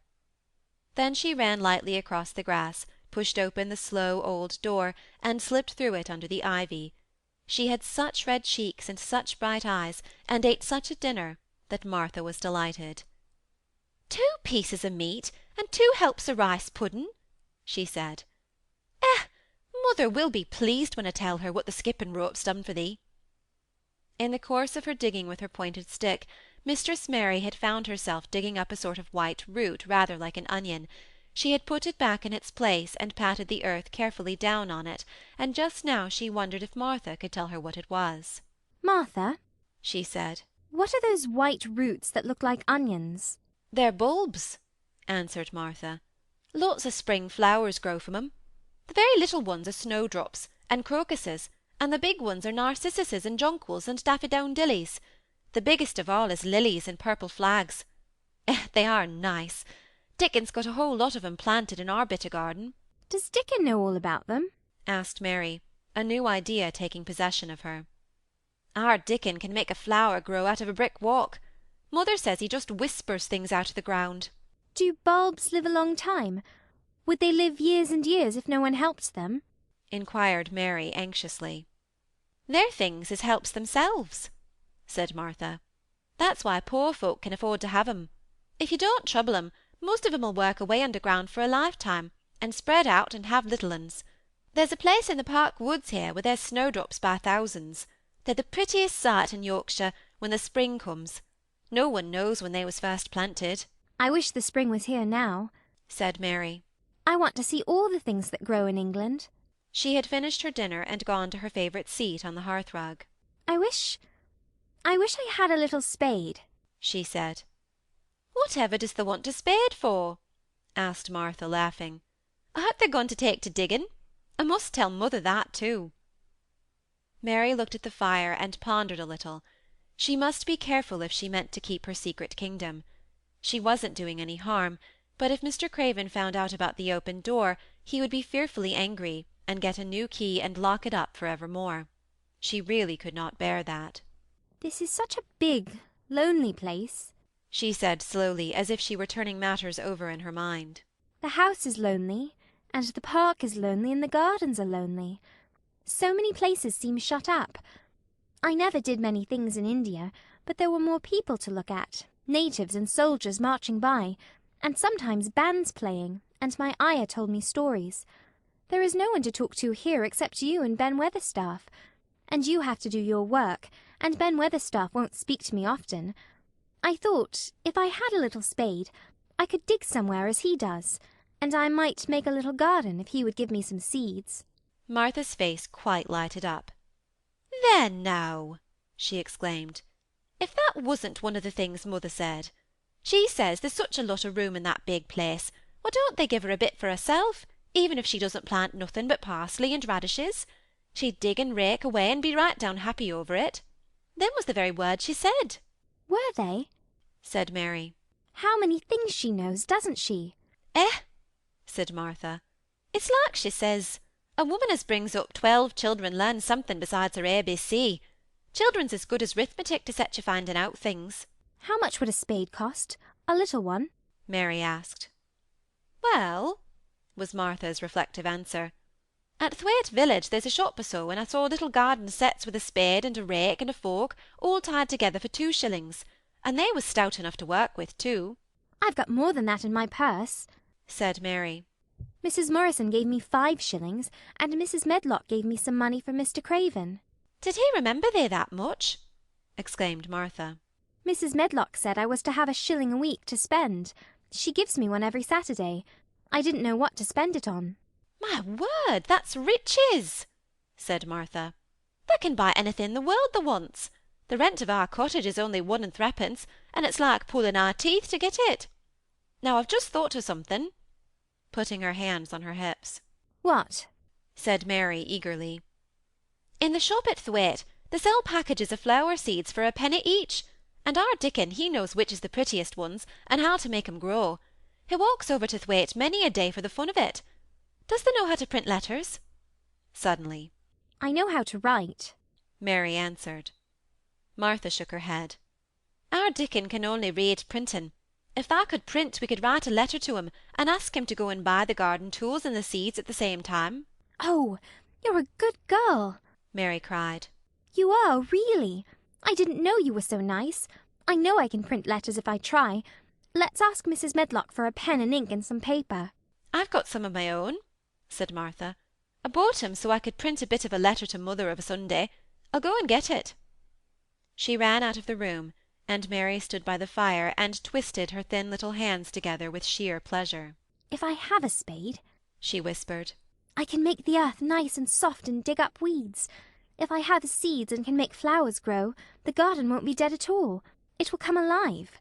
She did not go out again that afternoon, because when Martha returned with her pen and ink and paper, she was obliged to clear the table and carry the plates and dishes downstairs, and when she got into the kitchen, Mrs. Medlock was there and told her to do something, so Mary waited for what seemed to her a long time before she came back.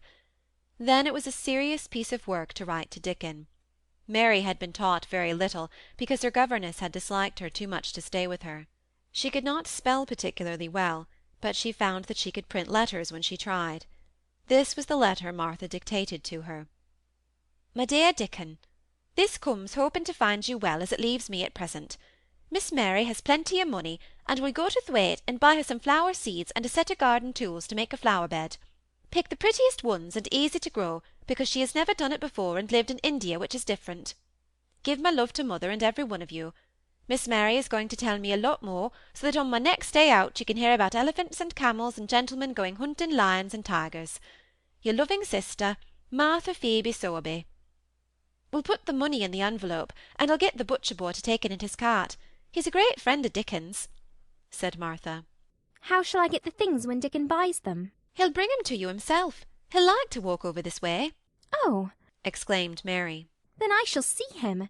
I never thought I should see Dickon. Does thee want to see him? asked Martha suddenly, for Mary had looked so pleased. Yes, I do. I never saw a boy foxes and crows loved. I want to see him very much. Martha gave a little start, as if she remembered something. Now to think, she broke out. To think o' me forgetting that there. And I thought I was going to tell you first thing this morning. I asked mother, and she said she'd ask Mrs. Medlock her own self. Do you mean? Mary began. What I said Tuesday. Ask her if you might be driven over to our cottage some day and have a bit of mother's hot oat cake and butter and a glass of milk. It seemed as if all the interesting things were happening in one day. To think of going over the moor in the daylight and when the sky was blue. To think of going into the cottage which had 12 children. Does she think Mrs. Medlock would let me go? She asked quite anxiously. Ay, she thinks she would. She knows what a tidy woman mother is, and how clean she keeps the cottage. If I went, I should see your mother as well as Dickon, said Mary, thinking it over and liking the idea very much. She doesn't seem to be like the mothers in India. Her work in the garden and the excitement of the afternoon ended by making her feel quiet and thoughtful.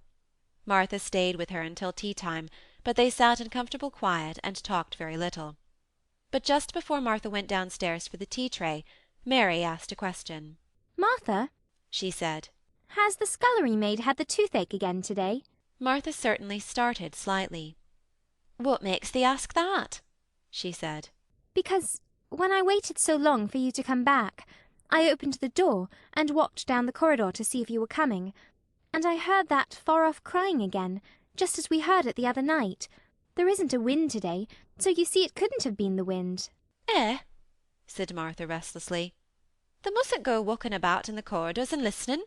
Mr. Craven would be that there angry, there's no knowing what he'd do." "I wasn't listening," said Mary. "I was just waiting for you, and I heard it. That's 3 times." "My word, there's Mrs. Medlock's bell," said Martha, and she almost ran out of the room. "It's the strangest house anyone ever lived in," said Mary drowsily, as she dropped her head on the cushioned seat of the armchair near her. Fresh air and digging and skipping rope had made her feel so comfortably tired that she fell asleep. End of chapter 9.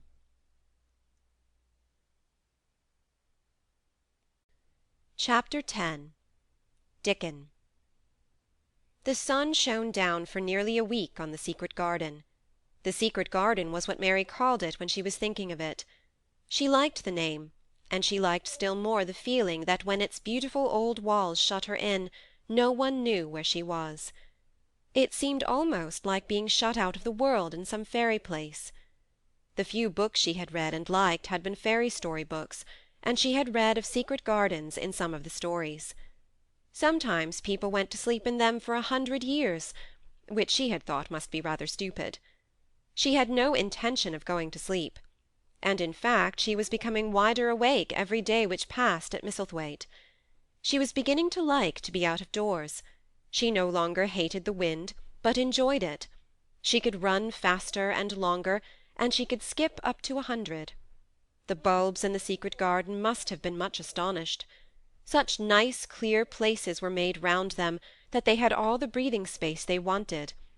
And really, if Mistress Mary had known it, they began to cheer up under the dark earth and work tremendously.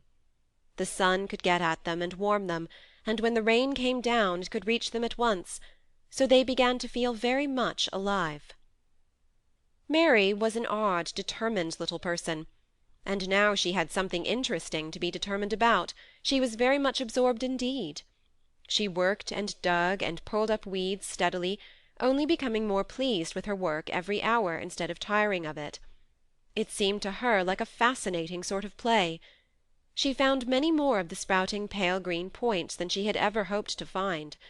They seemed to be starting up everywhere, and each day she was sure she found tiny new ones, some so tiny that they barely peeped above the earth. There were so many that she remembered what Martha had said about the snowdrops by the thousands, and about bulbs spreading and making new ones. These had been left to themselves for 10 years, and perhaps they had spread, like the snowdrops, into thousands. She wondered how long it would be before they showed that they were flowers. Sometimes she stopped digging to look at the garden and try to imagine what it would be like when it was covered with thousands of lovely things in bloom. During that week of sunshine she became more intimate with Ben Weatherstaff. She surprised him several times by seeming to start up beside him as if she sprang out of the earth.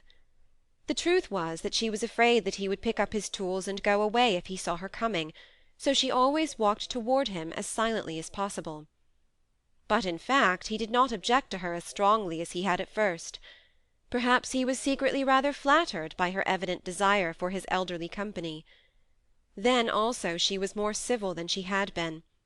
He did not know that when she first saw him she spoke to him as she would have spoken to a native, and had not known that a cross, sturdy old Yorkshireman was not accustomed to salaam to his masters, and be merely commanded by them to do things. "That like the robin?" he said to her one morning when he lifted his head and saw her standing by him. "I never knows when I shall see thee, or which side they'll come from." "He's friends with me now," said Mary. That's like him, snapped Ben Weatherstaff. making up to the women folk just for vanity and flightiness. There's nothing he wouldn't do for the sake of showing off and flirting his tail feathers. He's as full of pride as an egg's full of meat. He very seldom talked much, and sometimes did not even answer Mary's questions except by a grunt, but this morning he said more than usual. He stood up and rested one hobnailed boot on the top of his spade while he looked her over. How long hast thou been here? He jerked out. I think it's about a month. She answered. That's beginning to do Misselthwaite credit, He said. Thou's a bit fatter than thou was, and thou's not quite so yeller. Thou looked like a young plucked crow when thou first came into this garden. Thinks I to myself, I never set eyes on an uglier, sourer faced young un. Mary was not vain, and as she had never thought much of her looks, she was not greatly disturbed. I know I'm fatter, she said. My stockings are getting tighter. They used to make wrinkles. There's the robin, Ben Weatherstaff. There indeed was the robin, and she thought he looked nicer than ever. His red waistcoat was as glossy as satin, and he flirted his wings and tail, and tilted his head, and hopped about with all sorts of lively graces. He seemed determined to make Ben Weatherstaff admire him. But Ben was sarcastic. Ay, there thou art, he said. Thou can put up with me for a bit sometimes when thou's got no one better. Thou's been redding up thy waistcoat and polishing thy feathers this 2 week. I know what thou's up to. Thou's courting some bold young madam somewhere, telling thy lies to her about being the finest cock robin on Missel Moor, and ready to fight all the rest of 'em. Oh, look at him! Exclaimed Mary. The robin was evidently in a fascinating bold mood. He hopped closer and closer, and looked at Ben Weatherstaff more and more engagingly. He flew on to the nearest currant bush, and tilted his head, and sang a little song right at him. Thou thinks thou'll get over me by doing that, said Ben, wrinkling up his face in such a way that Mary felt sure he was trying not to look pleased. Thou thinks no one can stand out against thee. That's what thou thinks. The robin spread his wings. Mary could scarcely believe her eyes. He flew right up to the handle of Ben Weatherstaff's spade, and alighted on the top of it. Then the old man's face wrinkled itself slowly into a new expression.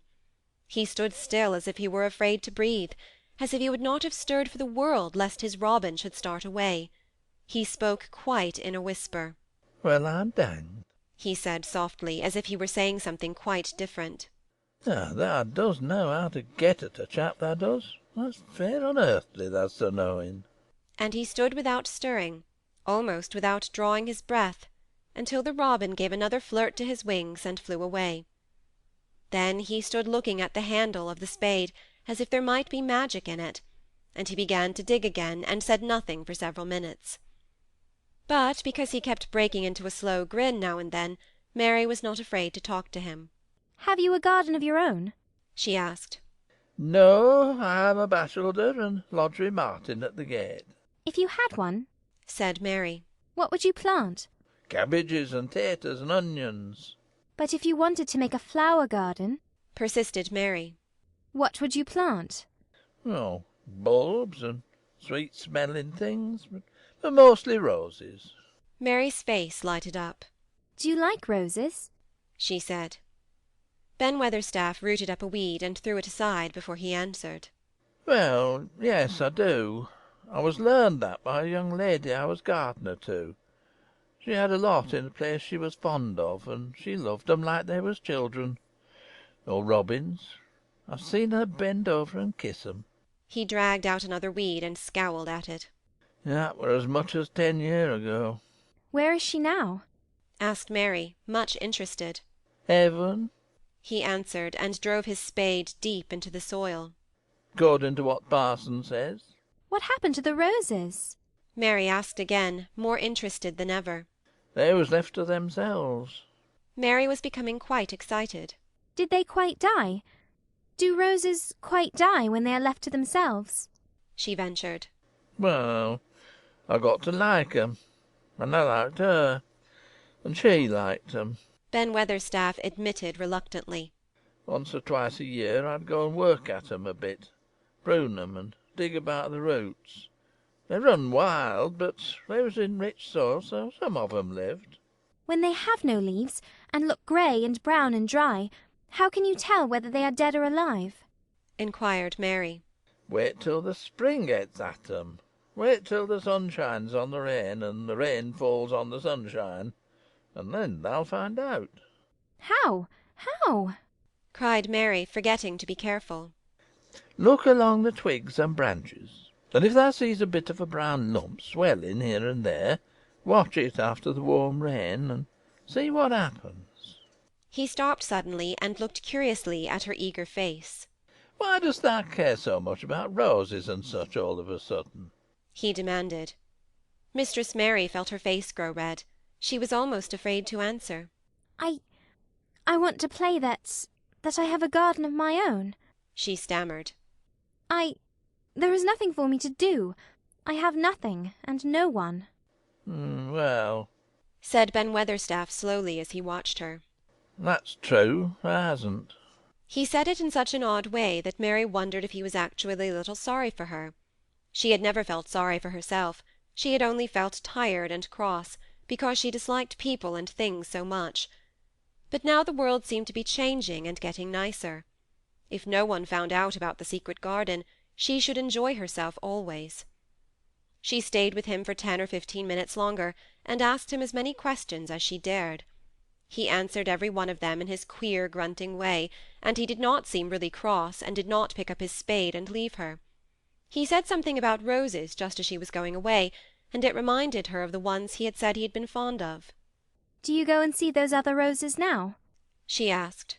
Not been this year. My rheumatics has made me too stiff i' the joints.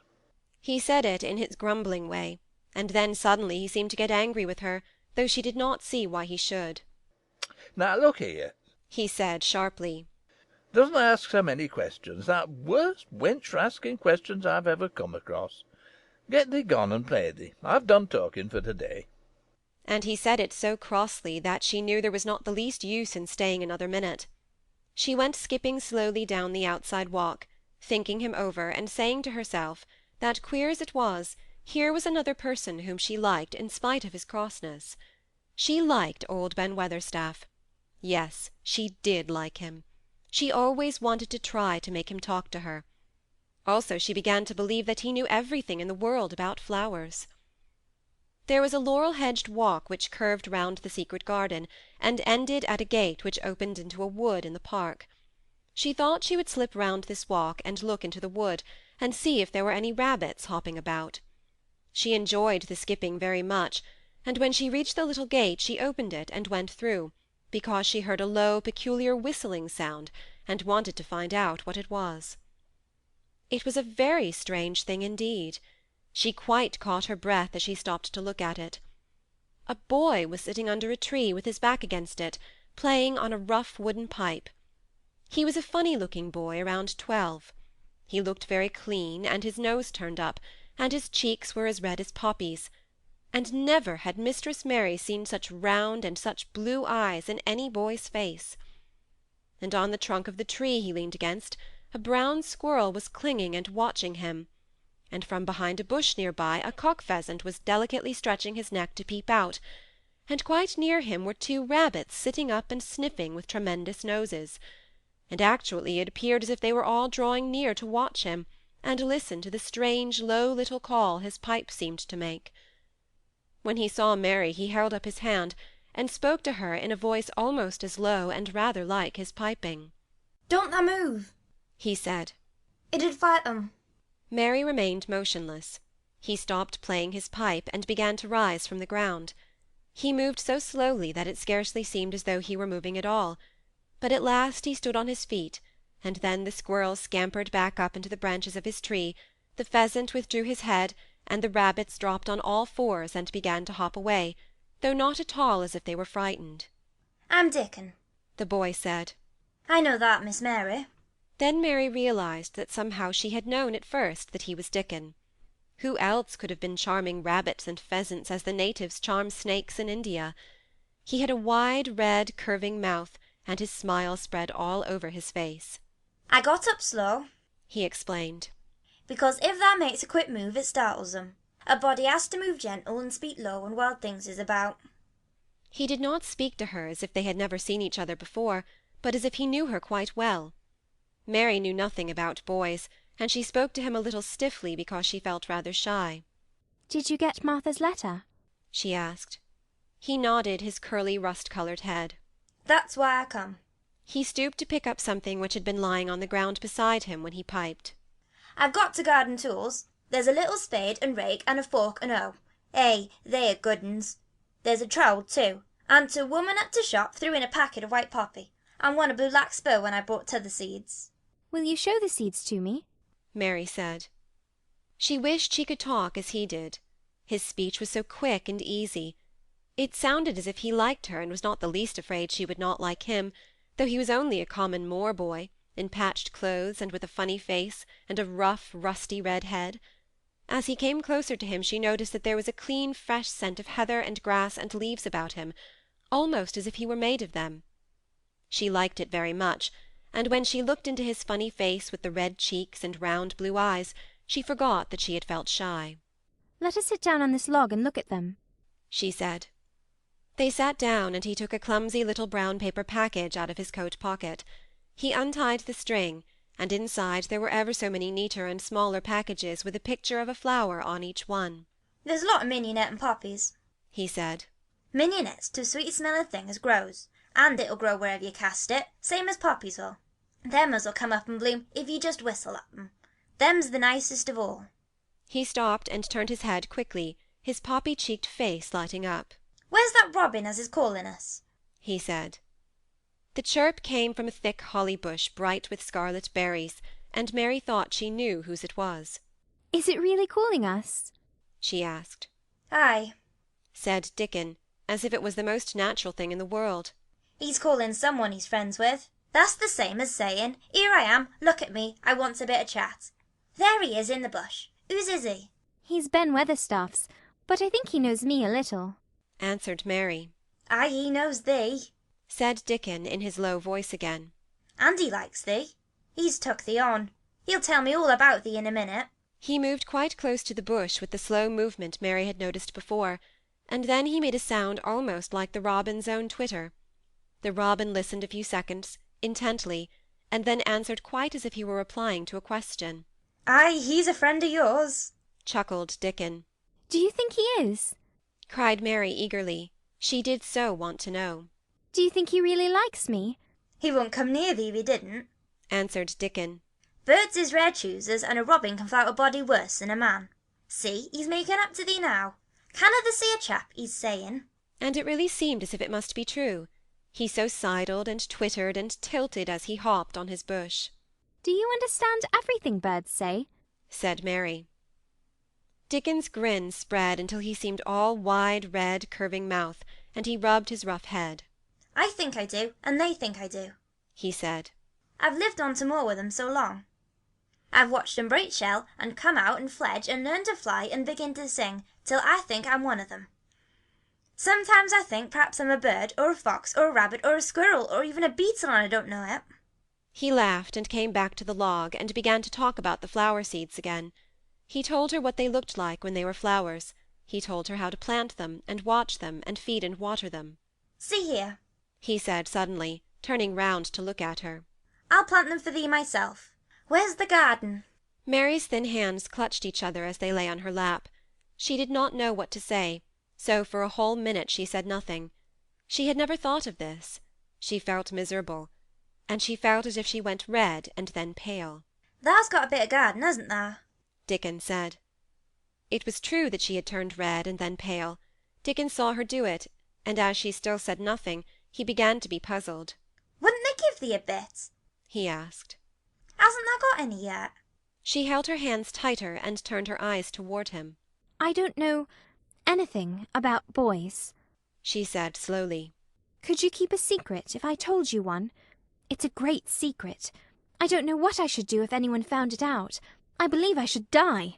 She said the last sentence quite fiercely. Dickon looked more puzzled than ever, and even rubbed his hand over his rough head again, but he answered quite good-humouredly. I'm keeping secrets all the time, he said. If I couldn't keep secrets from t'other lads, secrets about foxes' cubs and birds' nests and wild things' holes, There'd be naught safe for them on to moor. I can keep secrets. Mistress Mary did not mean to put out her hand and clutch his sleeve, but she did it. I've stolen a garden, she said very fast. It isn't mine. It isn't anybody's. Nobody wants it. Nobody cares for it. Nobody ever goes in it. Perhaps everything is dead in it already. I don't know. She began to feel hot and as contrary as she had ever felt in her life. I don't care. I don't care. Nobody has any right to take it from me when I care about it and they don't. They're letting it die, all shut in by itself. She ended passionately, and she threw her arms over her face and burst out crying. Poor little Mistress Mary. Dickon's curious blue eyes grew rounder and rounder. Eh, he said, drawing his exclamation out slowly, and the way he did it meant both wonder and sympathy. I've nothing to do, said Mary. Nothing belongs to me. I found it myself, and I got into it myself. I was only just like the robin, and they wouldn't take it from the robin. Where is it? asked Dickon in a dropped voice. Mistress Mary got up from the log at once. She knew she felt contrary again and obstinate, and she did not care at all. She was imperious and Indian, and at the same time hot and sorrowful. Come with me, and I'll show you, she said. She led him round the laurel path and to the walk where the ivy grew so thickly. Dickon followed her with a queer, almost pitying look on his face. He felt as if he were being led to look at some strange bird's nest and must move softly. When she stepped to the wall and lifted the hanging ivy he started. There was a door, and Mary pushed it slowly open, and they passed in together, and then Mary stood and waved her hand round defiantly. It's this, she said. It's a secret garden, and I'm the only one in the world who wants it to be alive. Dickon looked round and round about it, and round again. Eh, he almost whispered. It is a queer pretty place. It's like as if a body was in a dream. End of chapter 10. Chapter 11. The Nest of the Mistle Thrush.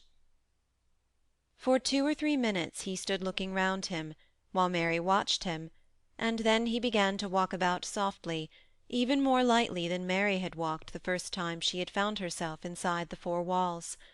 His eyes seemed to be taking in everything, the grey trees with the grey creepers climbing over them and hanging from their branches, the tangle on the walls and among the grass, the evergreen alcoves with the stone seats and tall flower urns standing in them.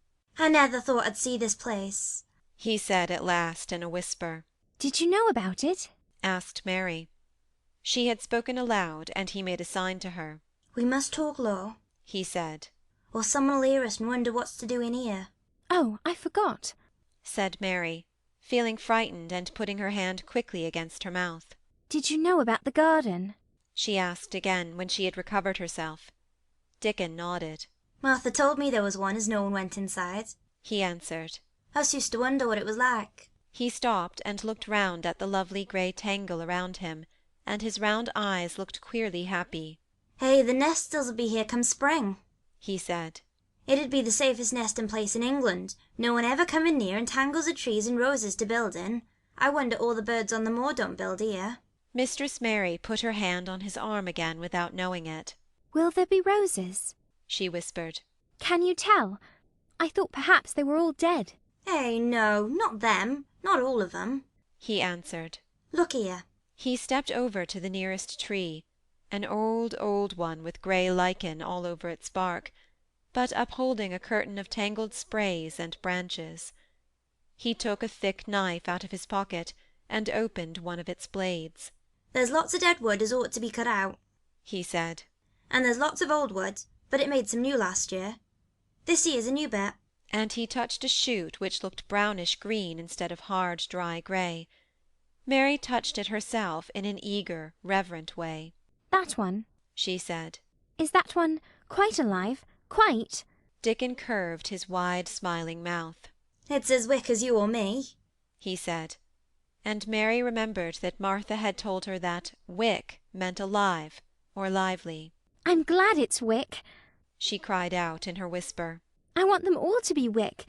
Let us go round the garden and count how many wick ones there are.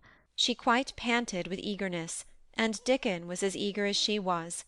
They went from tree to tree, and from bush to bush. Dickon carried his knife in his hand and showed her things which she thought wonderful. They've run wild, he said. But the strongest ones has fair thrived on it. The weakest ones has died out, but t'others has growed and spread, till they's as wonder. See here. And he pulled down a thick, grey, dry-looking branch. A body might think this was dead wood, but I don't believe it is, down to the roots. I'll cut it low down and see.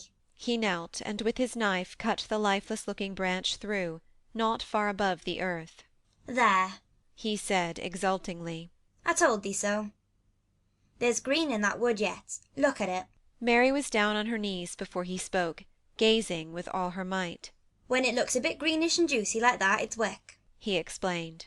When insides are dry and breaks easily, like this piece I cut off, it's done for. There's a big root here as all this live wood has sprung out of. And if t'old wood's cut off, and it's dug round, and it's taken care of, there'll be... He stopped and lifted his face to look up at the climbing and hanging sprays above him. There'll be a fountain of roses here this summer. They went from bush to bush, and from tree to tree. He was very strong and clever with his knife, and knew how to cut the dry and dead wood away, and could tell when an unpromising bough or twig still had green life in it. In the course of half an hour Mary thought she could tell too, and when he cut through a lifeless-looking branch she would cry out joyfully under her breath when she caught sight of the least shade of moist green. The spade and hoe and fork were very useful.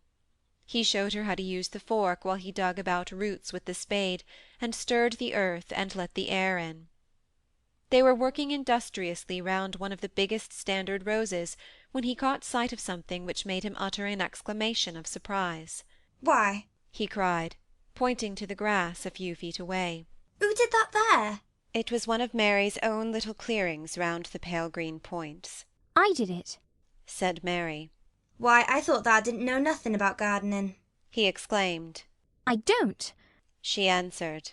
But they were so little, and the grass was so thick and strong, and they looked as if they had no room to breathe. So I made a place for them. I don't even know what they are. Dickon went and knelt down by them, smiling his wide smile. That was right, he said. A gardener couldn't have told thee better. They'll grow now like Jack's beanstalk. There's crocuses and snowdrops, and these here are narcissuses. Turning to another patch. And here's daffydowndillies. Hey, they'll be a sight. He ran from one clearing to another. Thou hast done a lot of work for a little wench, he said, looking her over. I'm growing fatter, said Mary. And I'm growing stronger. I used always to be tired. When I dig, I'm not tired at all. I like to smell the earth when it's turned up. It's a rare good for thee, he said, nodding his head wisely. There's nowt as nice as the smell of good clean earth, except the smell of fresh things growing when the rain falls on them. I get out on the moor many a day when it's raining, and lie under a bush and listen to the soft swish of the drops on the heather, and I just sniff and sniff. My nose end fair quivers like a rabbit's, mother says. Do you never catch cold? Inquired Mary, gazing at him wonderingly. She had never seen such a funny boy, or such a nice one. Not me, he said, grinning. I never catched a cold since I was born. I wasn't brought up nesh enough. I've chased about on the moor in all weathers, same as the rabbit does. Mother says I've sniffed up too much fresh air for 12 years to ever get sniffling with a cold. I'm as tough as a whitethorn knobstick. He was working all the time as he was talking, and Mary was following him and helping him with her fork or the trowel. There's a lot of work to do here, he said once, looking about quite exultingly.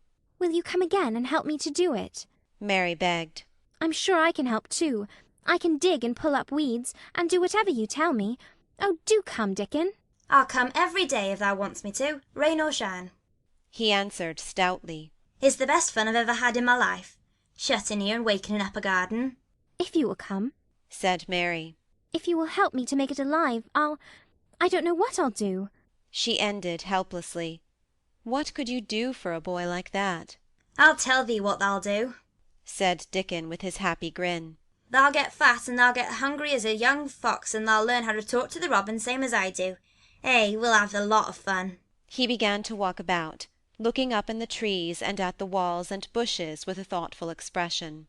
I wouldn't want to make it look like a gardener's garden, all clipped and spick and span, would you? he said. It's nicer like this, with things running wild and swinging and catching hold of each other. Don't let us make it tidy, said Mary anxiously.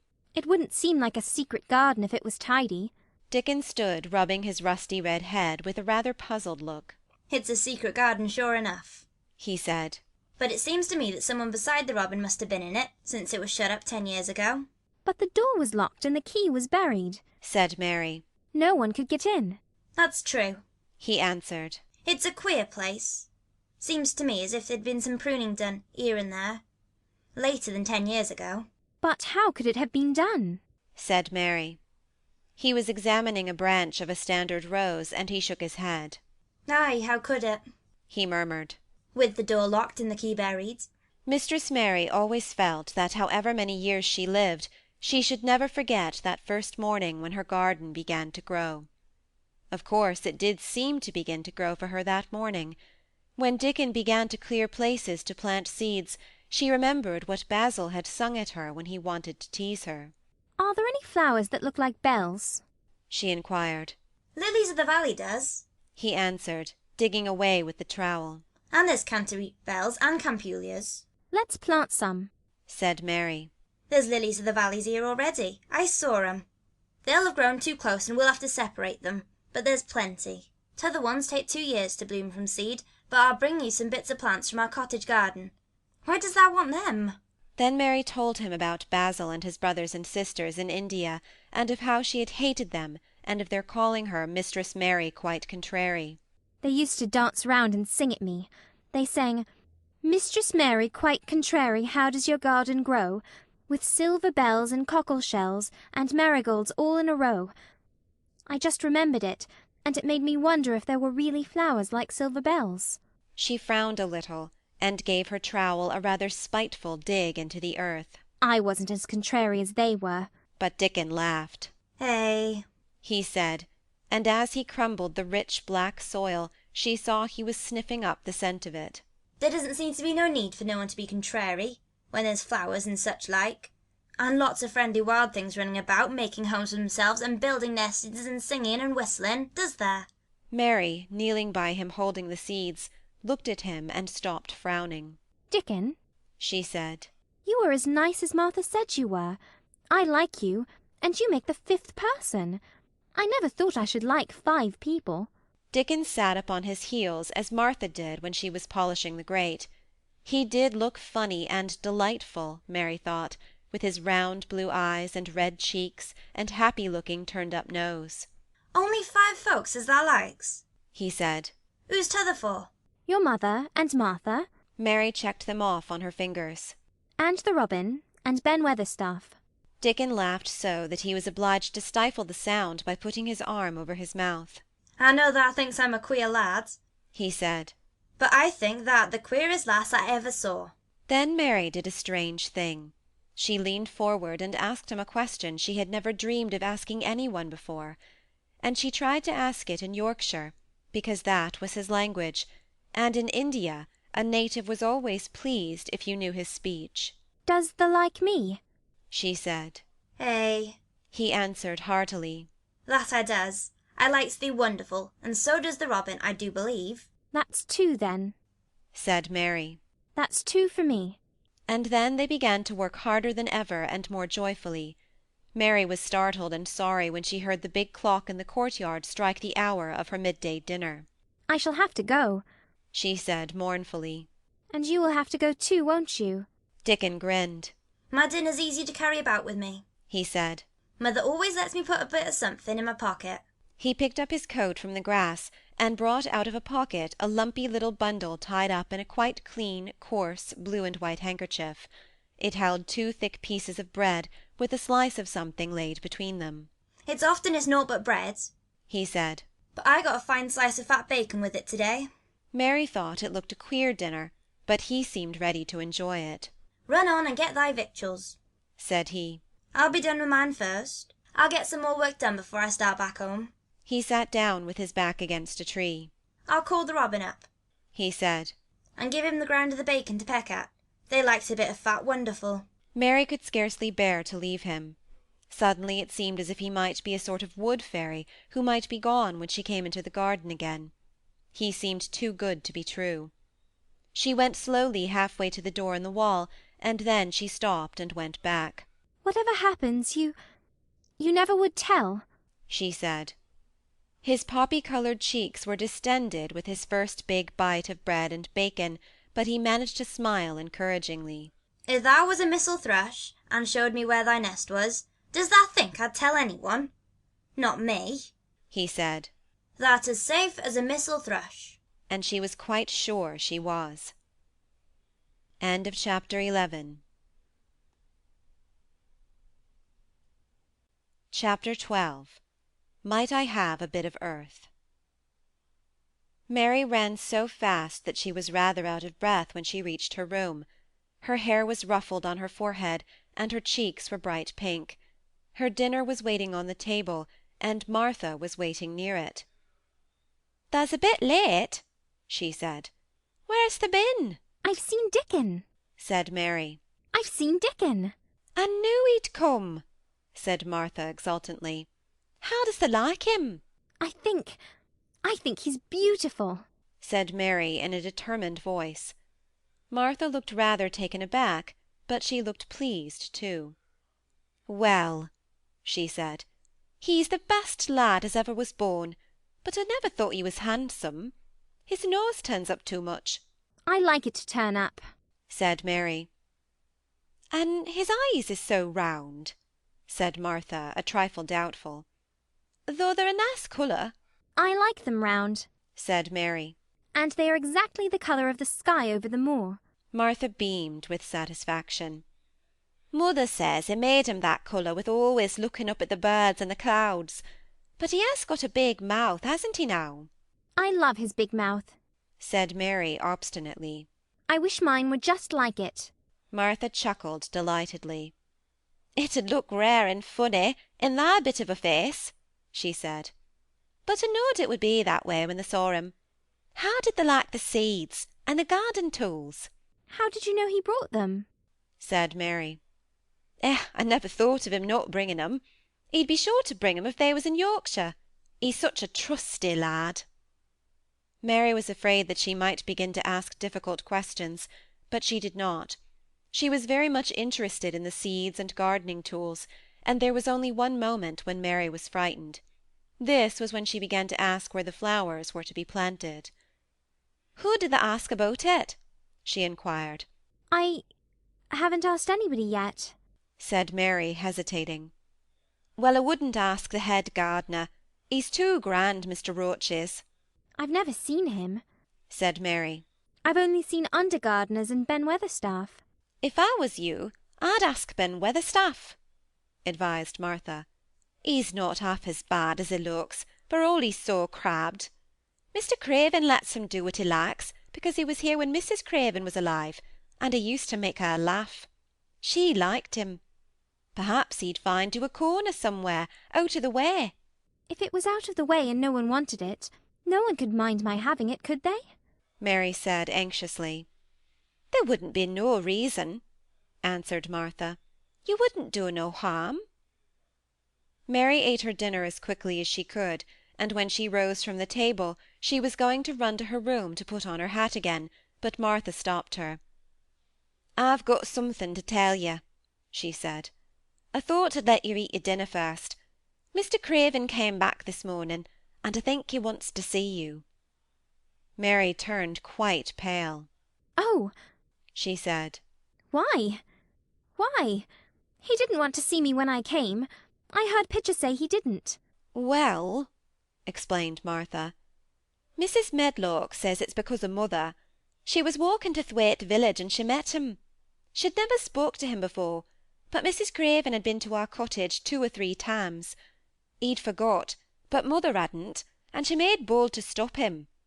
I don't know what she said to him about you, but she said something has put him in the mind to see you before he goes away again tomorrow."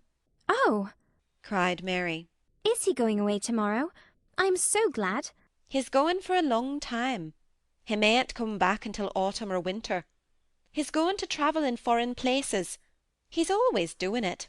"Oh, I'm so glad, so glad," said Mary thankfully.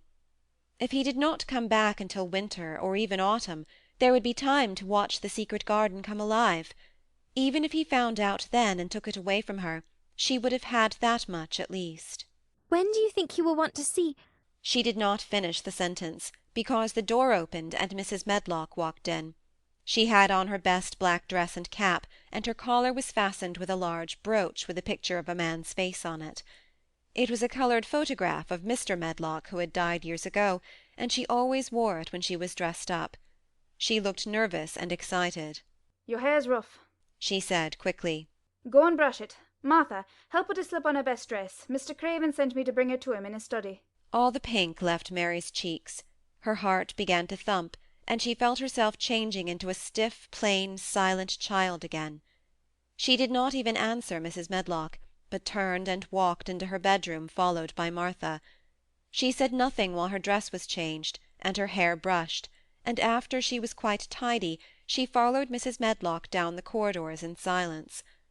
What was there for her to say? She was obliged to go and see Mr. Craven, and he would not like her, and she would not like him.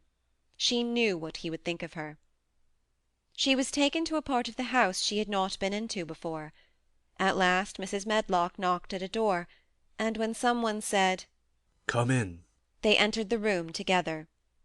A man was sitting in an armchair before the fire, and Mrs. Medlock spoke to him. This is Miss Mary, sir, She said. "You can go and leave her here. I will ring for you when I want you to take her away," said Mr. Craven. When she went out and closed the door, Mary could only stand waiting, a plain little thing, twisting her thin hands together. She could see that the man in the chair was not so much a hunchback as a man with high, rather crooked shoulders, and he had black hair streaked with white. He turned his head over his high shoulders and spoke to her. "Come here," he said. Mary went to him. He was not ugly. His face would have been handsome if it had not been so miserable.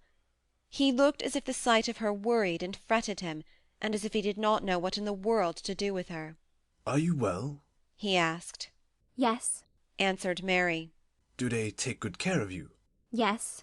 He rubbed his forehead fretfully as he looked her over. "You are very thin," he said. I am getting fatter. Mary answered in what she knew was her stiffest way. What an unhappy face he had! His black eyes seemed as if they scarcely saw her, as if they were seeing something else, and he could hardly keep his thoughts upon her. "I forgot you," he said. "How could I remember you?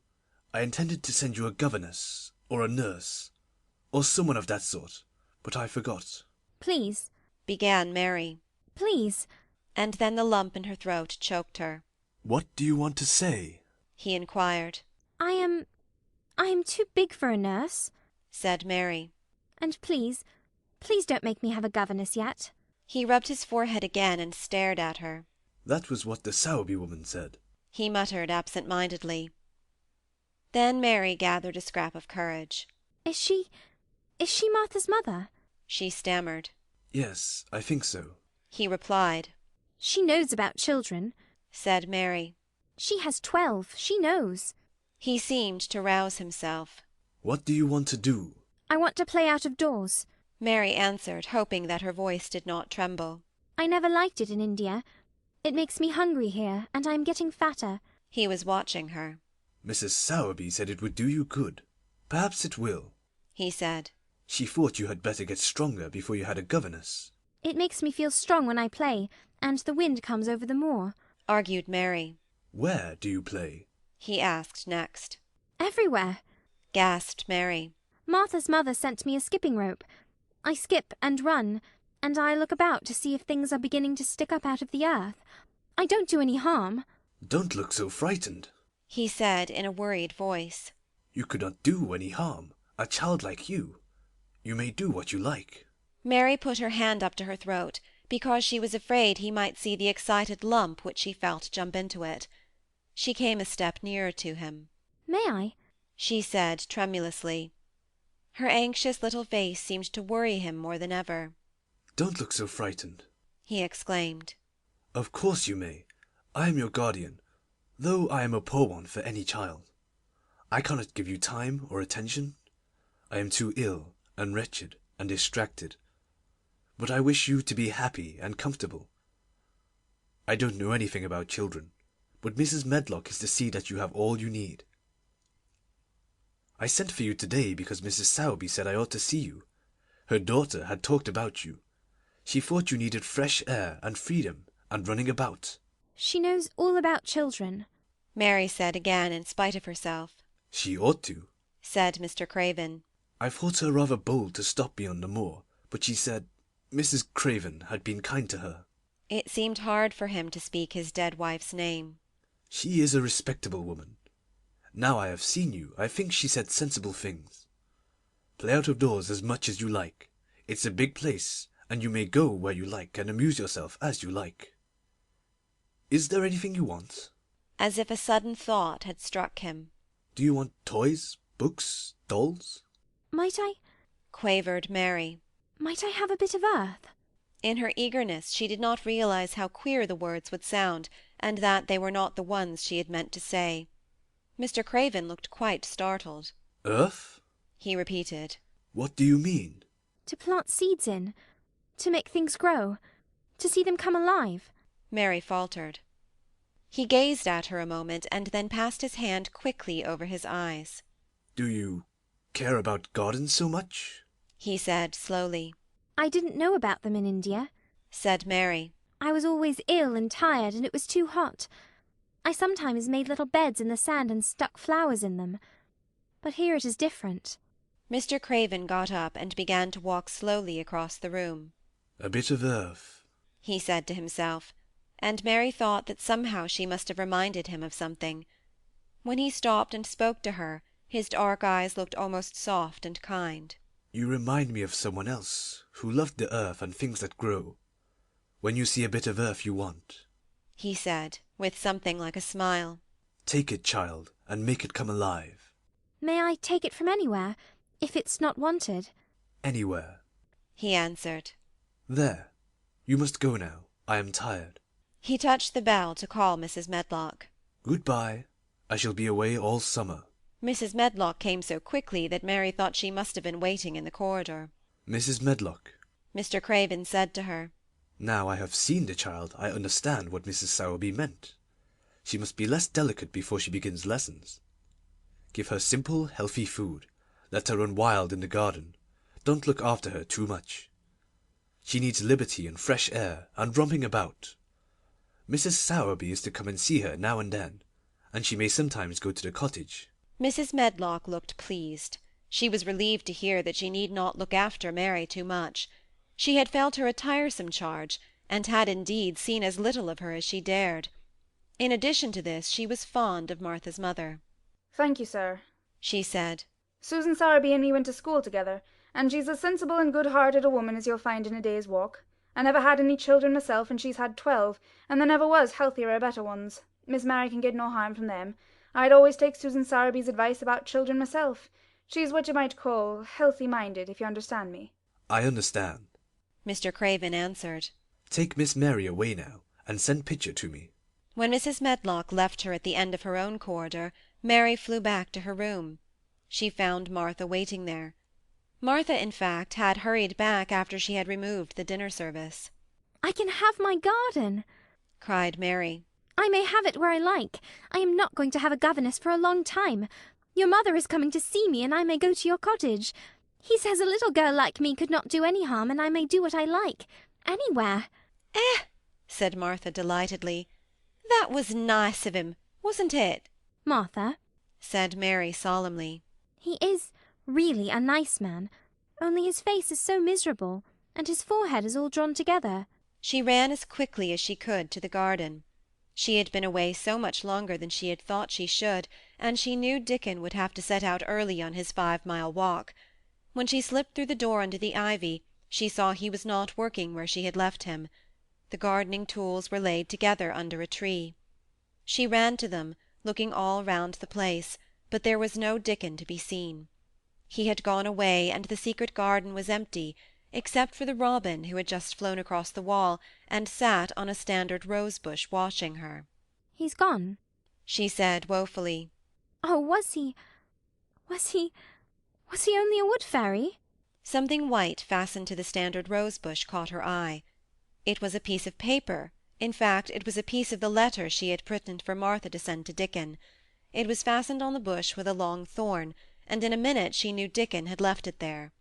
There were some roughly printed letters on it, and a sort of picture. At first she could not tell what it was. Then she saw it was meant for a nest with a bird sitting on it. Underneath were the printed letters, and they said, I will come back. End of chapter 12.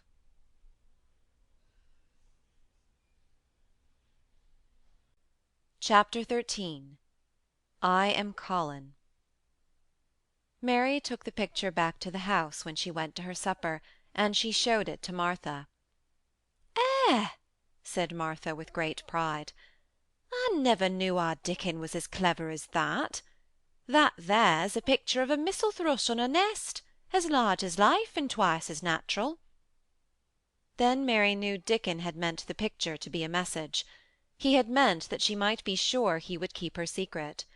Her garden was her nest, and she was like a missel thrush. Oh, how she did like that queer common boy! She hoped he would come back the very next day, and she fell asleep looking forward to the morning. But you never know what the weather will do in Yorkshire, particularly in the spring-time. She was awakened in the night by the sound of rain beating with heavy drops against her window. It was pouring down in torrents, and the wind was wuthering round the corners and in the chimneys of the huge old house. Mary sat up in bed and felt miserable and angry. The rain is as contrary as I ever was, she said. It came because it knew I did not want it. She threw herself back on her pillow and buried her face. She did not cry, but she lay and hated the sound of the heavily beating rain, and she hated the wind and its wuthering. She could not go to sleep again. The mournful sound kept her awake because she felt mournful herself. If she had felt happy, it probably would have lulled her to sleep.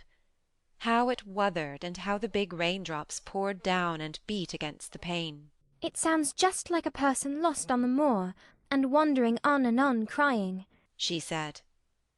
She had been lying awake, turning from side to side for about an hour, when suddenly something made her sit up in bed and turn her head toward the door, listening.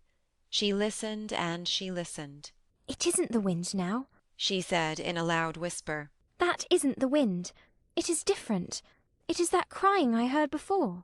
The door of her room was ajar, and the sound came down the corridor, a far-off, faint sound of fretful crying. She listened for a few minutes, and each minute she became more and more sure. She felt as if she must find out what it was. It seemed even stranger than the secret garden and the buried key.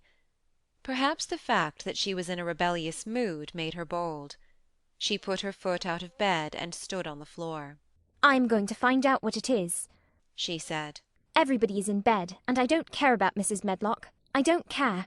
There was a candle by her bedside, and she took it up and went softly out of the room.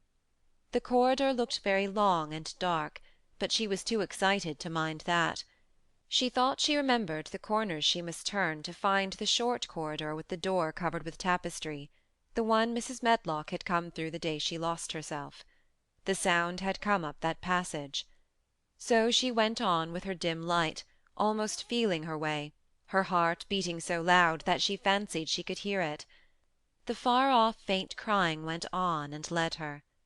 Sometimes it stopped for a moment or so, and then began again. Was this the right corner to turn? She stopped and thought. Yes, it was. Down this passage, and then to the left, and then up 2 broad steps, and then to the right again. Yes, there was the tapestry door. She pushed it open very gently and closed it behind her, and she stood in the corridor and could hear the crying quite plainly, though it was not loud. It was on the other side of the wall at her left, and a few yards farther on there was a door. She could see a glimmer of light coming from beneath it. The someone was crying in that room, and it was quite a young someone. So she walked to the door and pushed it open, and there she was, standing in the room. It was a big room with ancient handsome furniture in it. There was a low fire glowing faintly on the hearth, and a night-light burning by the side of a carved 4-posted bed hung with brocade, and on the bed was lying a boy, crying fretfully. Mary wondered if she was in a real place, or if she had fallen asleep again and was dreaming without knowing it. The boy had a sharp, delicate face the colour of ivory, and he seemed to have eyes too big for it. He had also a lot of hair, which tumbled over his forehead in heavy locks, and made his thin face seem smaller. He looked like a boy who had been ill, but he was crying more as if he were tired and cross than if he were in pain. Mary stood near the door with her candle in her hand, holding her breath. Then she crept across the room, and as she drew nearer, the light attracted the boy's attention, and he turned his head on his pillow and stared at her, his grey eyes opening so wide that they seemed immense. "Who are you?" he said at last, in a half-frightened whisper. "Are you a ghost?" No, I am not. Mary answered, her own whisper sounding half-frightened. Are you one? He stared and stared and stared. Mary could not help noticing what strange eyes he had. They were agate grey, and they looked too big for his face because they had black lashes all round them. "No," he replied, after waiting a moment or so. "I am Colin." Who is Colin? She faltered. "I am Colin Craven. Who are you?" I am Mary Lennox. Mr. Craven is my uncle. "He is my father," said the boy. Your father? Gasped Mary. No one ever told me he had a boy. Why didn't they? "Come here," he said, still keeping his strange eyes fixed on her with an anxious expression. She came close to the bed, and he put out his hand and touched her. "You are real, aren't you?" he said. "I have such real dreams very often. You might be one of them." Mary had slipped on a woollen wrapper before she left her room, and she put a piece of it between his fingers. Rub that and see how thick and warm it is, she said. I will pinch you a little if you like, to show you how real I am. For a minute I thought you might be a dream too. "Where did you come from?" he asked. From my own room. The wind wuthered so I couldn't go to sleep, and I heard someone crying and wanted to find out who it was. What were you crying for? "Because I couldn't go to sleep either, and my head ached. Tell me your name again." Mary Lennox. Did no one ever tell you I had come to live here? He was still fingering the fold of her wrapper, but he began to look a little more as if he believed in her reality. "No," he answered. "they daren't." Why? asked Mary. "Because I should have been afraid you would see me. I won't let people see me and talk me over." Why? Mary asked again, feeling more mystified every moment. "Because I am like this always, ill and having to lie down. My father won't let people talk me over either. The servants are not allowed to speak about me. If I live I may be a hunchback, but I shan't live. My father hates to think I may be like him." Oh, what a queer house this is, Mary said. What a queer house. Everything is a kind of secret. Rooms are locked up and gardens are locked up. And you? Have you been locked up? "No. I stay in this room because I don't want to be moved out of it. It tires me too much." Does your father come and see you? Mary ventured. "Sometimes. Generally when I am asleep. He doesn't want to see me."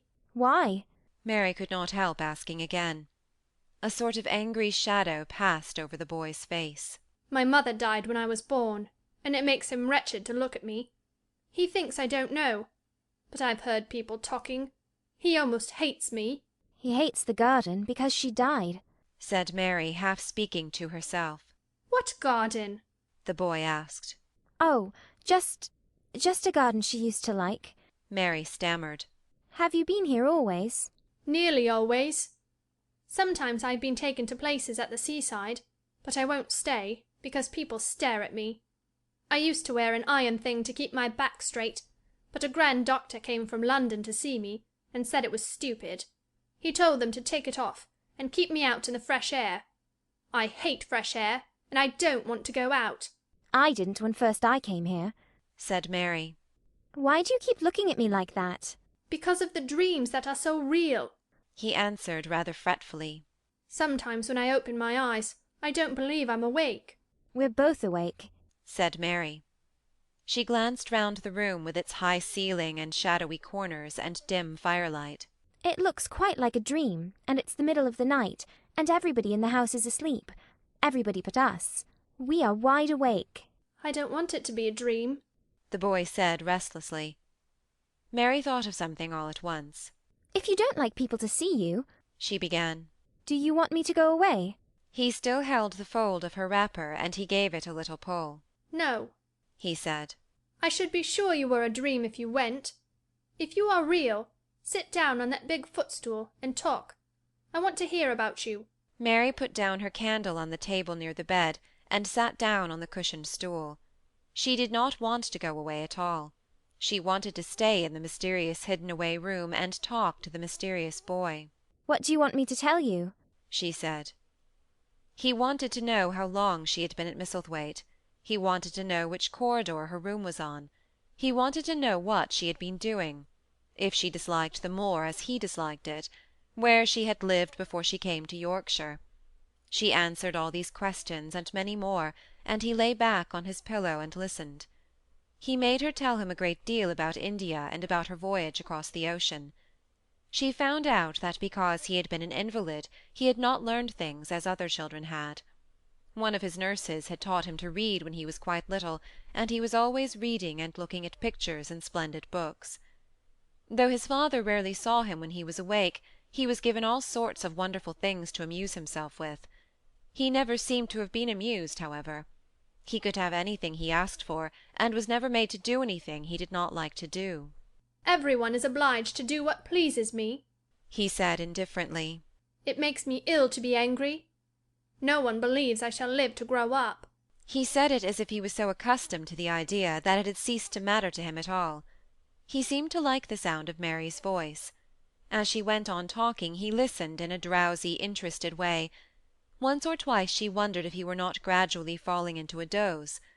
But at last he asked a question which opened up a new subject. How old are you? He asked. I am 10. Answered Mary, forgetting herself for the moment. And so are you. How do you know that? He demanded in a surprised voice. Because when you were born, the garden door was locked and the key was buried, and it has been locked for 10 years. Colin half sat up, turning toward her, leaning on his elbows. What garden door was locked? Who did it? Where was the key buried? He exclaimed, as if he were suddenly very much interested. It was the garden Mr. Craven hates, said Mary nervously. He locked the door. No one knew where he buried the key. What sort of a garden is it? Colin persisted eagerly. No one has been allowed to go into it for 10 years, was Mary's careful answer. But it was too late to be careful. He was too much like herself. He too had had nothing to think about, and the idea of a hidden garden attracted him as it had attracted her. He asked question after question. Where was it? Had she never looked for the door? Had she never asked the gardeners? They won't talk about it, said Mary. I think they have been told not to answer questions. I would make them, said Colin. Could you? Mary faltered, beginning to feel frightened. If he could make people answer questions, who knew what might happen? Every one is obliged to please me. I told you that, he said. If I were to live, this place would sometime belong to me. They all know that. I would make them tell me. Mary had not known that she herself had been spoiled, but she could see quite plainly that this mysterious boy had been. He thought that the whole world belonged to him. How peculiar he was, and how coolly he spoke of not living. Do you think you won't live? She asked, partly because she was curious, and partly in hope of making him forget the garden. I don't suppose I shall, he answered as indifferently as he had spoken before. Ever since I remember anything, I have heard people say I shan't.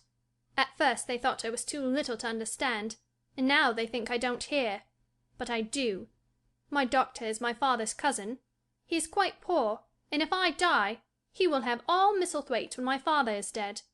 I should think he wouldn't want me to live. Do you want to live? Inquired Mary. No, he answered in a cross, tired fashion. But I don't want to die. When I feel ill I lie here and think about it until I cry and cry. I have heard you crying 3 times, Mary said. But I did not know who it was. Were you crying about that? She did so want him to forget the garden. I dare say, he answered. Let us talk about something else. Talk about the garden. Don't you want to see it? Yes, answered Mary in quite a low voice. I do, he went on persistently. I don't think I ever really wanted to see anything before, but I want to see that garden. I want that key dug up. I want the door unlocked. I will let them take me there in my chair. That would be getting fresh air. I'm going to make them open the door." He had become quite excited, and his strange eyes began to shine like stars and looked more immense than ever. "They have to please me," he said. "I will make them take me there, and I will let you go too." Mary's hands clutched each other. Everything would be spoiled, everything. Dickon would never come back. She would never again feel like a mistle-thrush with a safe-hidden nest. "Oh, don't do that!" she cried out. He stared as if he thought she had gone crazy. "Why?" he exclaimed. "You said you wanted to see it." "I do," she answered, almost with a sob in her throat. "but if you make them open the door and take you in like that, it will never be a secret again." He leaned still farther forward. "A secret," he said. "What do you mean? Tell me." Mary's words almost tumbled over one another. You see, she panted.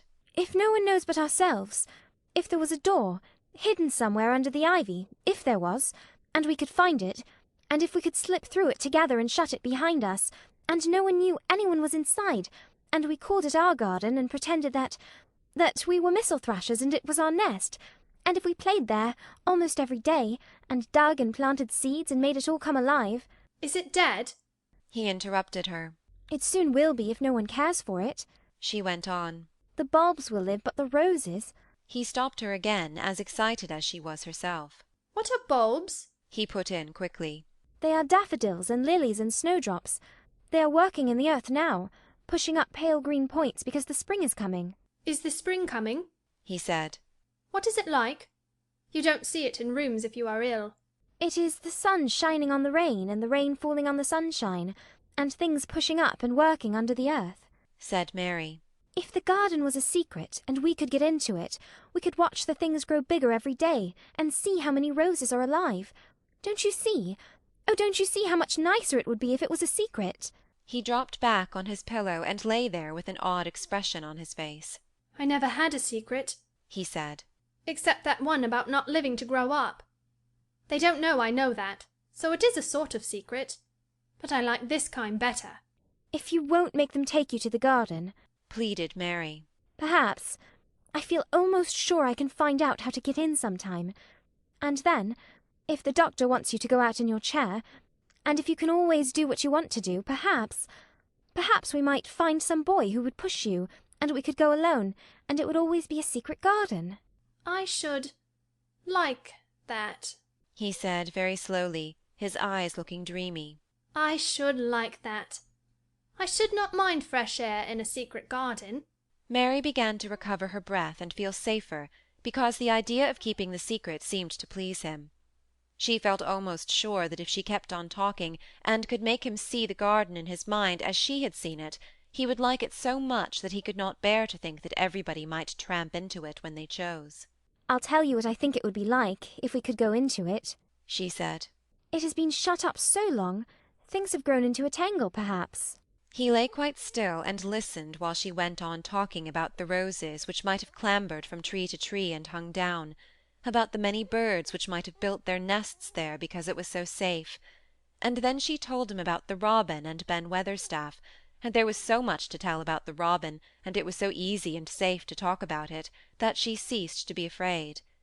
The robin pleased him so much that he smiled until he looked almost beautiful, and at first Mary had thought that he was even plainer than herself, with his big eyes and heavy locks of hair. "I did not know birds could be like that," he said. "But if you stay in a room, you never see things. What a lot of things you know! I feel as if you had been inside that garden." She did not know what to say, so she did not say anything. He evidently did not expect an answer, and the next moment he gave her a surprise. "I'm going to let you look at something," he said. "Do you see that rose-coloured silk curtain hanging on the wall over the mantelpiece?" Mary had not noticed it before, but she looked up and saw it. It was a curtain of soft silk hanging over what seemed to be some picture. "Yes," she answered. "There is a cord hanging from it," said Colin. "Go and pull it." Mary got up, much mystified, and found the cord. When she pulled it, the silk curtain ran back on rings, and when it ran back it uncovered a picture. It was the picture of a girl with a laughing face. She had bright hair tied up with a blue ribbon, and her gay, lovely eyes were exactly like Colin's unhappy ones, agate grey and looking twice as big as they really were, because of the black lashes all round them. She is my mother, said Colin complainingly. I don't see why she died. Sometimes I hate her for doing it. How queer, said Mary. If she had lived, I believe I should not have been ill always. He grumbled. I dare say I should have lived too, and my father would not have hated to look at me. I dare say I should have had a strong back. Draw the curtain again. Mary did as she was told, and returned to her footstool. She is much prettier than you, she said. But her eyes are just like yours. At least they are the same shape and colour. Why is the curtain drawn over her? He moved uncomfortably. I made them do it, he said. Sometimes I don't like to see her looking at me. She smiles too much when I am ill and miserable. Besides, she is mine, and I don't want everyone to see her. There were a few moments of silence, and then Mary spoke. What would Mrs. Medlock do if she found out that I had been here? She inquired. She would do as I told her to do, he answered. And I should tell her that I wanted you to come here and talk to me every day. I am glad you came. So am I, said Mary. I will come as often as I can, but... She hesitated. I shall have to look every day for the garden door. Yes, you must, said Colin. And you can tell me about it afterward. He lay thinking a few minutes, as he had done before, and then he spoke again. I think you shall be a secret too, he said. I will not tell them until they find out. I can always send the nurse out of the room, and say that I want to be by myself. Do you know Martha? Yes, I know her very well, said Mary. She waits on me. He nodded his head toward the outer corridor. She is the one who is asleep in the other room. The nurse went away yesterday, to stay all night with her sister, and she always makes Martha attend to me when she wants to go out. Martha shall tell you when to come here. Then Mary understood Martha's troubled look when she had asked questions about the crying. Martha knew about you all the time, she said. Yes, she often attends to me. The nurse likes to get away from me, and then Martha comes. I have been here a long time, said Mary. Shall I go away now? Your eyes look sleepy. I wish I could go to sleep before you leave me, he said rather shyly. Shut your eyes, said Mary, drawing her footstool closer. And I will do what my ayah used to do in India. I will pat your hand and stroke it, and sing something quite low. I should like that, perhaps, he said drowsily. Somehow she was sorry for him, and did not want him to lie awake, so she leaned against the bed and began to stroke and pat his hand, and sing a very low little chanting song in Hindustani. That is nice, he said more drowsily still, and she went on chanting and stroking, but when she looked at him again, his black lashes were lying close against his cheeks, for his eyes were shut and he was fast asleep. So she got up softly, took her candle, and crept away without making a sound. End of chapter 13. Chapter 14. A Young Rajah. The moor was hidden in mist when the morning came, and the rain had not stopped pouring down. There could be no going out of doors. Martha was so busy that Mary had no opportunity of talking to her, but in the afternoon she asked her to come and sit with her in the nursery. She came, bringing the stocking she was always knitting when she was doing nothing else. "What's the matter with thee?" she asked as soon as they sat down. "There looks as if they'd had something to say." I have found out what the crying was, said Mary. Martha let her knitting drop on her knee, and gazed at her with startled eyes. "There hasn't!"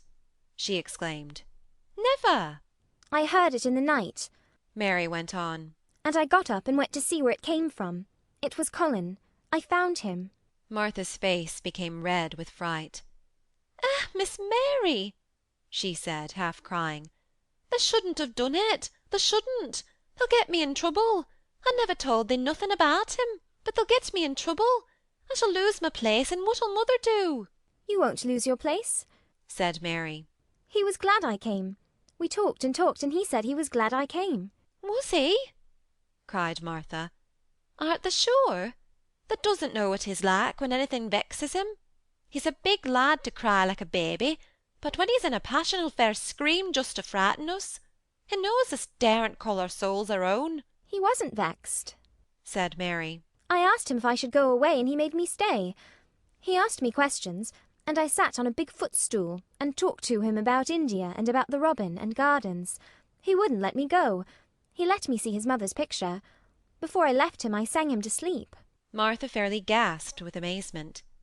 "I can scarcely believe thee," she protested. "It's as if they'd walked straight into a lion's den. If it'd been like he is most times, he'd ha' throwed himself into one o' his tantrums and roused the house. He won't let strangers look at him." "He let me look at him. I looked at him all the time, and he looked at me. We stared," said Mary. "I don't know what to do," cried agitated Martha.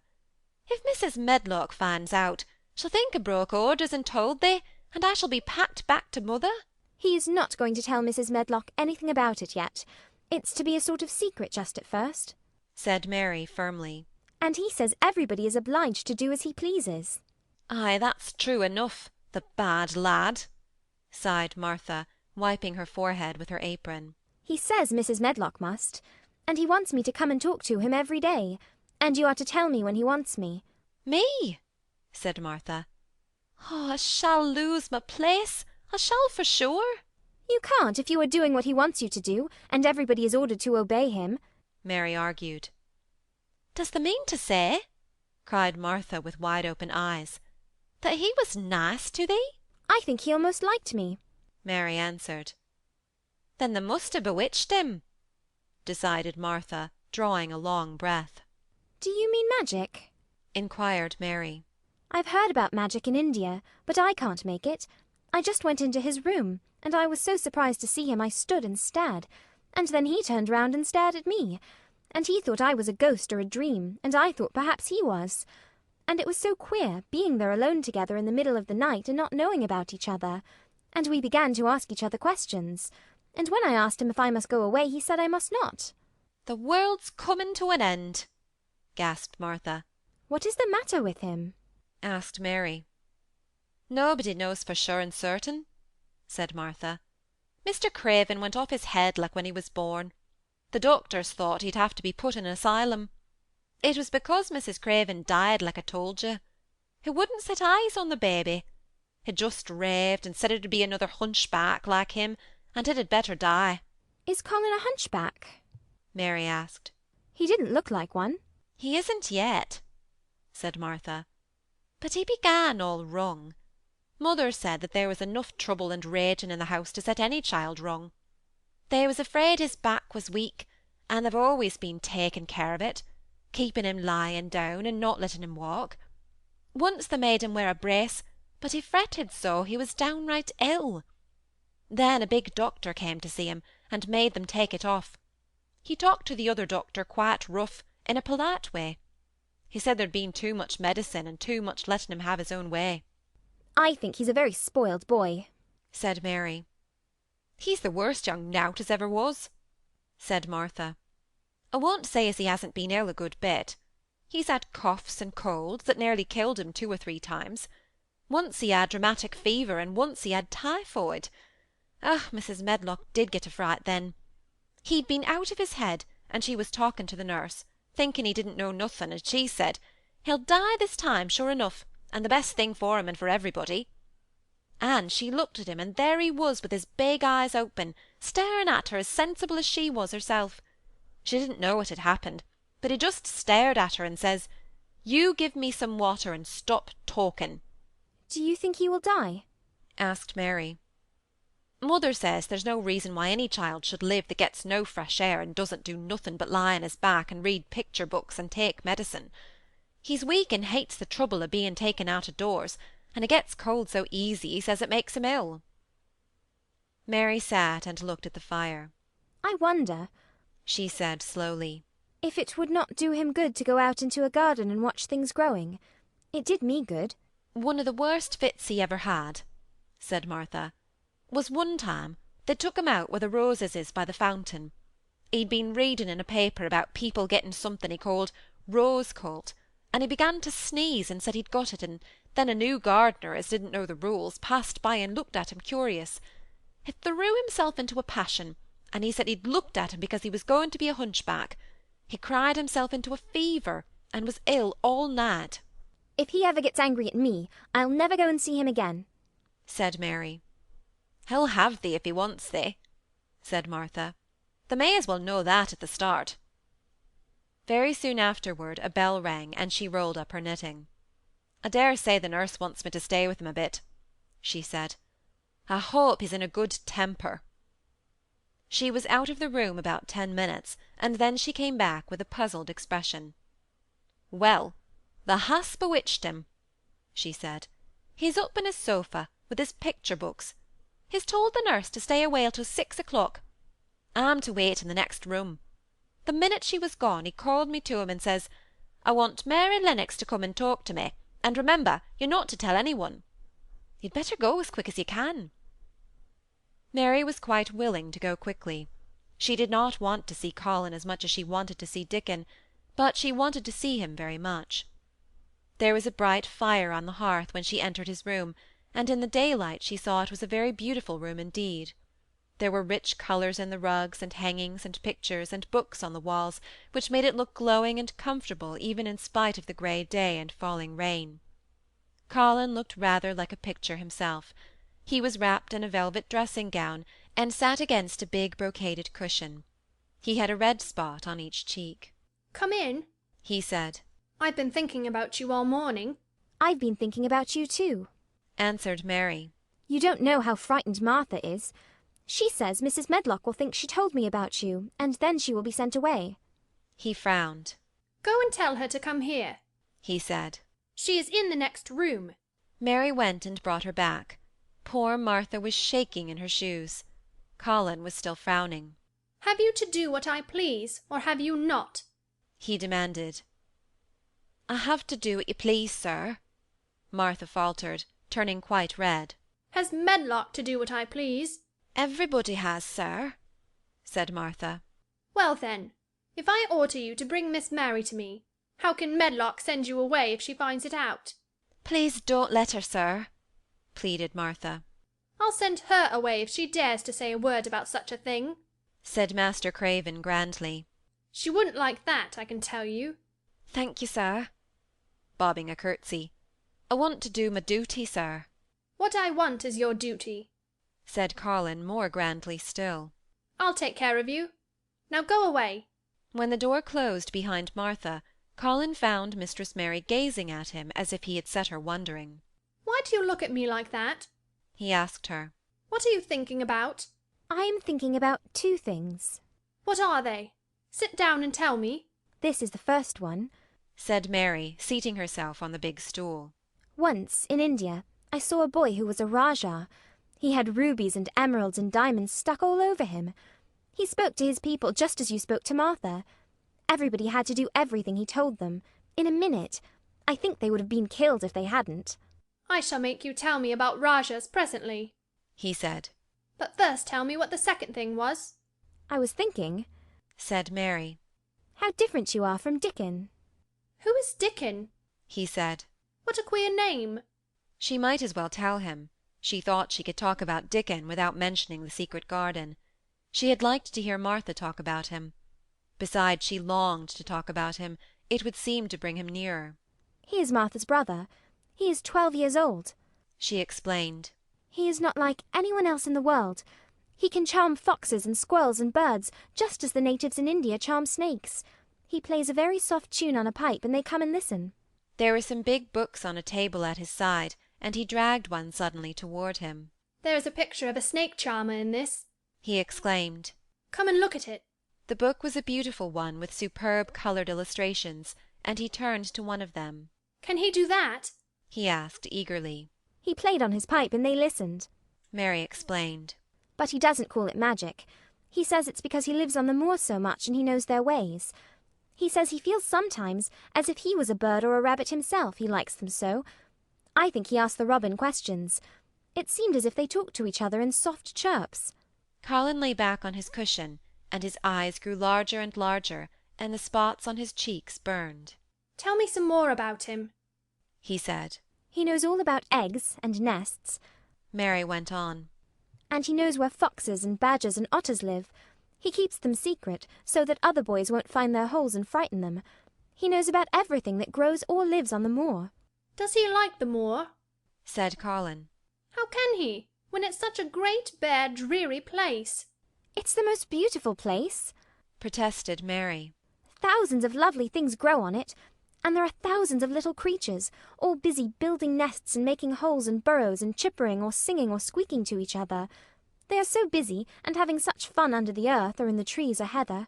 It's their world. How do you know all that? Said Colin, turning on his elbow to look at her. I have never been there once, really, said Mary, suddenly remembering. I only drove over it in the dark. I thought it was hideous. Martha told me about it first, and then Dickon. When Dickon talks about it, you feel as if you saw things and heard them, and as if you were standing in the heather with the sun shining and the gorse smelling like honey, and all full of bees and butterflies. You never see anything if you are ill, said Colin restlessly. He looked like a person listening to a new sound in the distance and wondering what it was. You can't if you stay in a room, said Mary. I couldn't go on the moor, he said in a resentful tone. Mary was silent for a minute, and then she said something bold. You might. Sometime. He moved as if he were startled. Go on the moor? How could I? I am going to die. How do you know? Said Mary unsympathetically. She didn't like the way he had of talking about dying. She did not feel very sympathetic. She felt rather as if he almost boasted about it. Oh, I've heard it ever since I remember, he answered crossly. They are always whispering about it, and thinking I don't notice. They wish I would, too. Mistress Mary felt quite contrary. She pinched her lips together. If they wished I would, she said. I wouldn't. Who wishes you would? The servants, and of course Dr. Craven, because he would get Misselthwaite, and be rich instead of poor. He daren't say so, but he always looks cheerful when I am worse. When I had typhoid fever, his face got quite fat. I think my father wishes it too. I don't believe he does, said Mary quite obstinately. That made Colin turn and look at her again. Don't you? he said. And then he lay back on his cushion and was still as if he were thinking, and there was quite a long silence. Perhaps they were both of them thinking strange things children do not usually think. I like the Grand Doctor from London, because he made them take the iron thing off, said Mary at last. Did he say you were going to die? No. What did he say? He didn't whisper, Colin answered. Perhaps he knew I hated whispering. I heard him say one thing quite aloud. He said, the lad might live if he would make up his mind to it. Put him in the humour. It sounded as if he was in a temper. I'll tell you who would put you in the humour, perhaps, said Mary, reflecting. She felt as if she would like this thing to be settled one way or the other. I believe Dickon would. He's always talking about live things. He never talks about dead things or things that are ill. He's always looking up in the sky to watch birds flying, or looking down at the earth to see something growing. He has such round blue eyes, and they are so wide open with looking about. And he laughs such a big laugh with his wide mouth, and his cheeks are as red as cherries. She pulled her stool nearer to the sofa, and her expression quite changed at the remembrance of the wide curving mouth and wide open eyes. See here, she said. Don't let us talk about dying. I don't like it. Let us talk about living. Let us talk and talk about Dickon, and then we will look at your pictures. It was the best thing she could have said. To talk about Dickon meant to talk about the moor and about the cottage, and the 14 people who lived in it on 16 shillings a week, and the children who got fat on the moor grass like the wild ponies, and about Dickon's mother and the skipping rope and the moor with the sun on it, and about pale green points sticking up out of the black sod. And it was all so alive that Mary talked more than she had ever talked before, and Colin both talked and listened as he had never done either before, and they both began to laugh over nothings as children will when they are happy together. And they laughed so that in the end they were making as much noise as if they had been 2 ordinary healthy natural 10-year-olds, instead of a hard little unloving girl and a sickly boy who believed that he was going to die.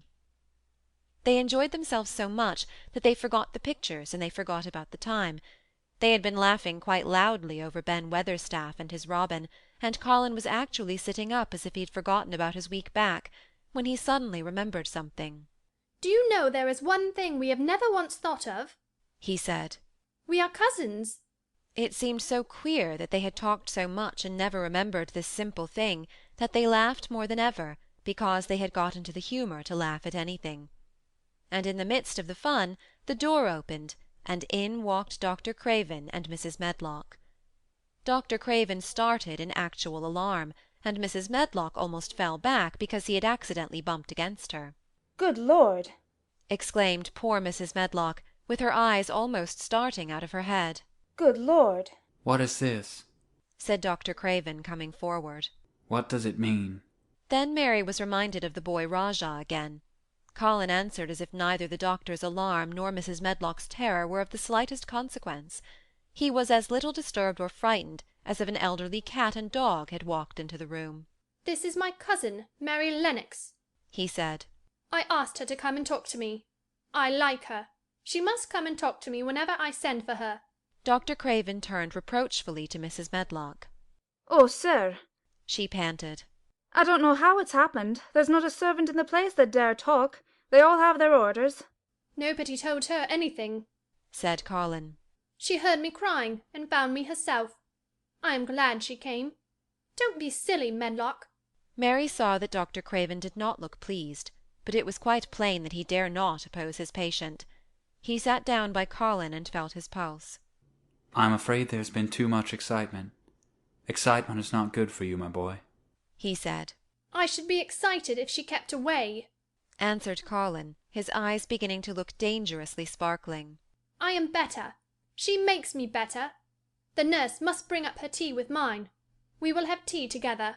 Mrs. Medlock and Dr. Craven looked at each other in a troubled way, but there was evidently nothing to be done. He does look rather better, sir, ventured Mrs. Medlock.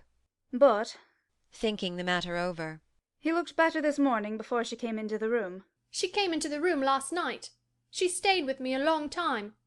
She sang a Hindustani song to me, and it made me go to sleep, said Colin. I was better when I wakened up. I wanted my breakfast. I want my tea now. Tell nurse, Medlock. Dr. Craven did not stay very long. He talked to the nurse for a few minutes when she came into the room, and said a few words of warning to Colin. He must not talk too much, he must not forget that he was ill, he must not forget that he was very easily tired. Mary thought that there seemed to be a number of uncomfortable things he was not to forget. Colin looked fretful and kept his strange black-lashed eyes fixed on Dr. Craven's face. I want to forget it, he said at last. She makes me forget it. That is why I want her. Dr. Craven did not look happy when he left the room. He gave a puzzled glance at the little girl sitting on the large stool. She had become a stiff, silent child again as soon as he entered, and he could not see what the attraction was. The boy actually did look brighter, however, and he sighed rather heavily as he went down the corridor. They are always wanting me to eat things when I don't want to, said Colin, as the nurse brought in the tea and put it on the table by the sofa. Now, if you'll eat, I will. Those muffins look so nice and hot. Tell me about Rajah's. End of chapter 14. Chapter 15. Nest Building. After another week of rain, the high arch of blue sky appeared again, and the sun which poured down was quite hot. Though there had been no chance to see either the secret garden or Dickon, Mistress Mary had enjoyed herself very much. The week had not seemed long. She had spent hours of every day with Colin in his room, talking about Rajahs or gardens or Dickon, and the cottage on the moor. They had looked at splendid books and pictures, and sometimes Mary had read things to Colin, and sometimes he had read a little to her. When he was amused and interested, she thought he scarcely looked like an invalid at all, except that his face was so colourless, and he was always on the sofa. You are a sly young one, to listen and get out of your bed to go following things up like you did that night, Mrs. Medlock said once. But there's no saying it's not been a sort of blessing to the lot of us. He's not had a tantrum or a whining fit since you made friends. The nurse was just going to give up on the case because she was so sick of him, but she says she doesn't mind staying now you've gone on duty with her. Laughing a little. In her talks with Colin, Mary had tried to be very cautious about the secret garden. There were certain things she wanted to find out from him, but she felt that she must find them out without asking him direct questions. In the first place, as she began to like to be with him, she wanted to discover whether he was the kind of boy you could tell a secret to. He was not in the least like Dickon, but he was evidently so pleased with the idea of a garden no one knew anything about that she thought perhaps he could be trusted. But she had not known him long enough to be sure. The second thing she wanted to find out was this: if he could be trusted, if he really could, wouldn't it be possible to take him to the garden without having any one find it out? The grand doctor had said that he must have fresh air, and Colin had said that he would not mind fresh air in a secret garden. Perhaps if he had a great deal of fresh air, and knew Dickon and the robin, and saw things growing, he might not think so much about dying. Mary had seen herself in the glass sometimes lately when she had realized that she looked quite a different creature from the child she had seen when she arrived from India. This child looked nicer. Even Martha had seen a change in her. "T' air from the moor has done thee good already," she had said. "Thou'rt not nigh so yellow, and thou'rt nigh so scrawny. Even the hair doesn't slump down on the head so flat. It's got some life in it, so as it sticks out a bit."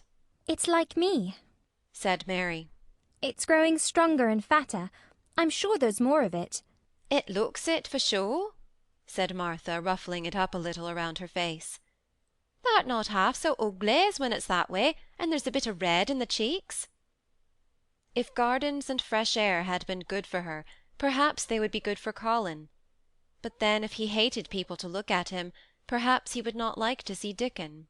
Why does it make you angry when you are looked at? She inquired one day. I always hated it, he answered. Even when I was very little. Then when they took me to the seaside, and I used to lie in my carriage, everybody used to stare, and ladies would stop and talk to my nurse, and then they would begin to whisper, and I knew then they were saying I shouldn't live to grow up. Then sometimes the ladies would pat my cheeks and say, "Poor child." Once when a lady did that, I screamed out loud and bit her hand.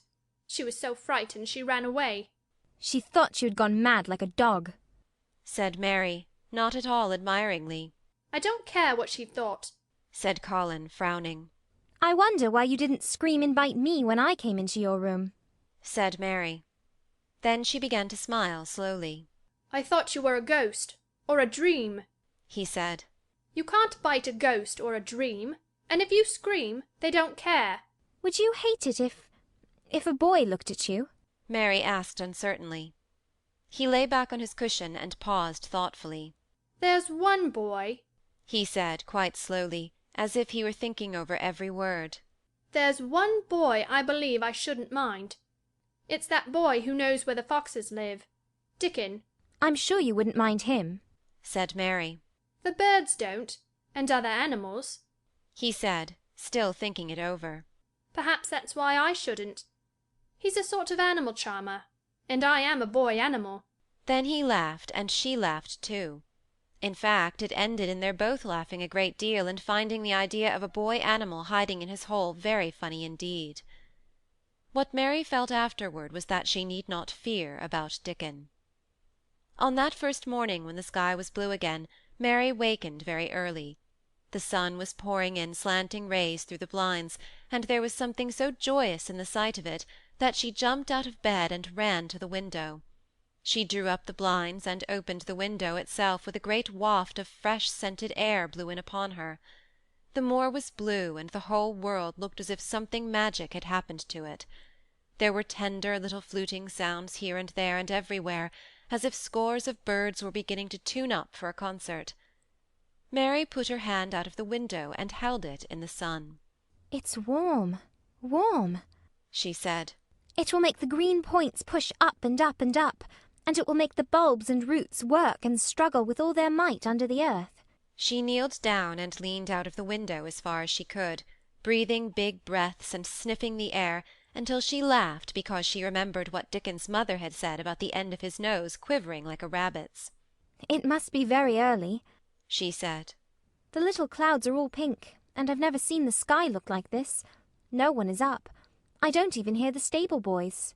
A sudden thought made her scramble to her feet. I can't wait. I am going to see the garden. She had learned to dress herself by this time, and she put on her clothes in 5 minutes. She knew a small side door which she could unbolt herself, and she flew downstairs in her stocking feet and put on her shoes in the hall. She unchained and unbolted and unlocked, and when the door was open, she sprang across the step with one bound, and there she was standing on the grass, which seemed to have turned green, and with the sun pouring down on her, and warm sweet wafts about her, and the fluting and twittering and singing coming from every bush and tree. She clasped her hands for pure joy, and looked up in the sky, and it was so blue and pink and pearly and white, and flooded with springtime light, that she felt as if she must flute and sing aloud herself, and knew that thrushes and robins and skylarks could not possibly help it. She ran around the shrubs and paths towards the secret garden. It is all different already, she said. The grass is greener, and things are sticking up everywhere, and things are uncurling, and green buds of leaves are showing. This afternoon I am sure Dickon will come. The long warm rain had done strange things to the herbaceous beds which bordered the walk by the lower wall. There were things sprouting and pushing out from the roots of clumps of plants, and there were actually here and there glimpses of royal purple and yellow unfurling among the stems of crocuses. 6 months before, Mistress Mary would not have seen how the world was waking up, but now she missed nothing. When she had reached the place where the door hid itself under the ivy, she was startled by a curious loud sound. It was the caw, caw of a crow, and it came from the top of the wall, and when she looked up, there sat a big glossy plumaged blue-black bird, looking down at her very wisely indeed. She had never seen a crow so close before, and he made her a little nervous, but the next moment he spread his wings and flapped away across the garden. She hoped he was not going to stay inside, and she pushed the door open, wondering if he would. When she got fairly into the garden, she saw that he probably did intend to stay, because he had alighted on a dwarf apple-tree, and under the apple-tree was lying a little reddish animal with a bushy tail, and both of them were watching the stooping body and rust-red head of Dickon, who was kneeling on the grass working hard. Mary flew across the grass to him.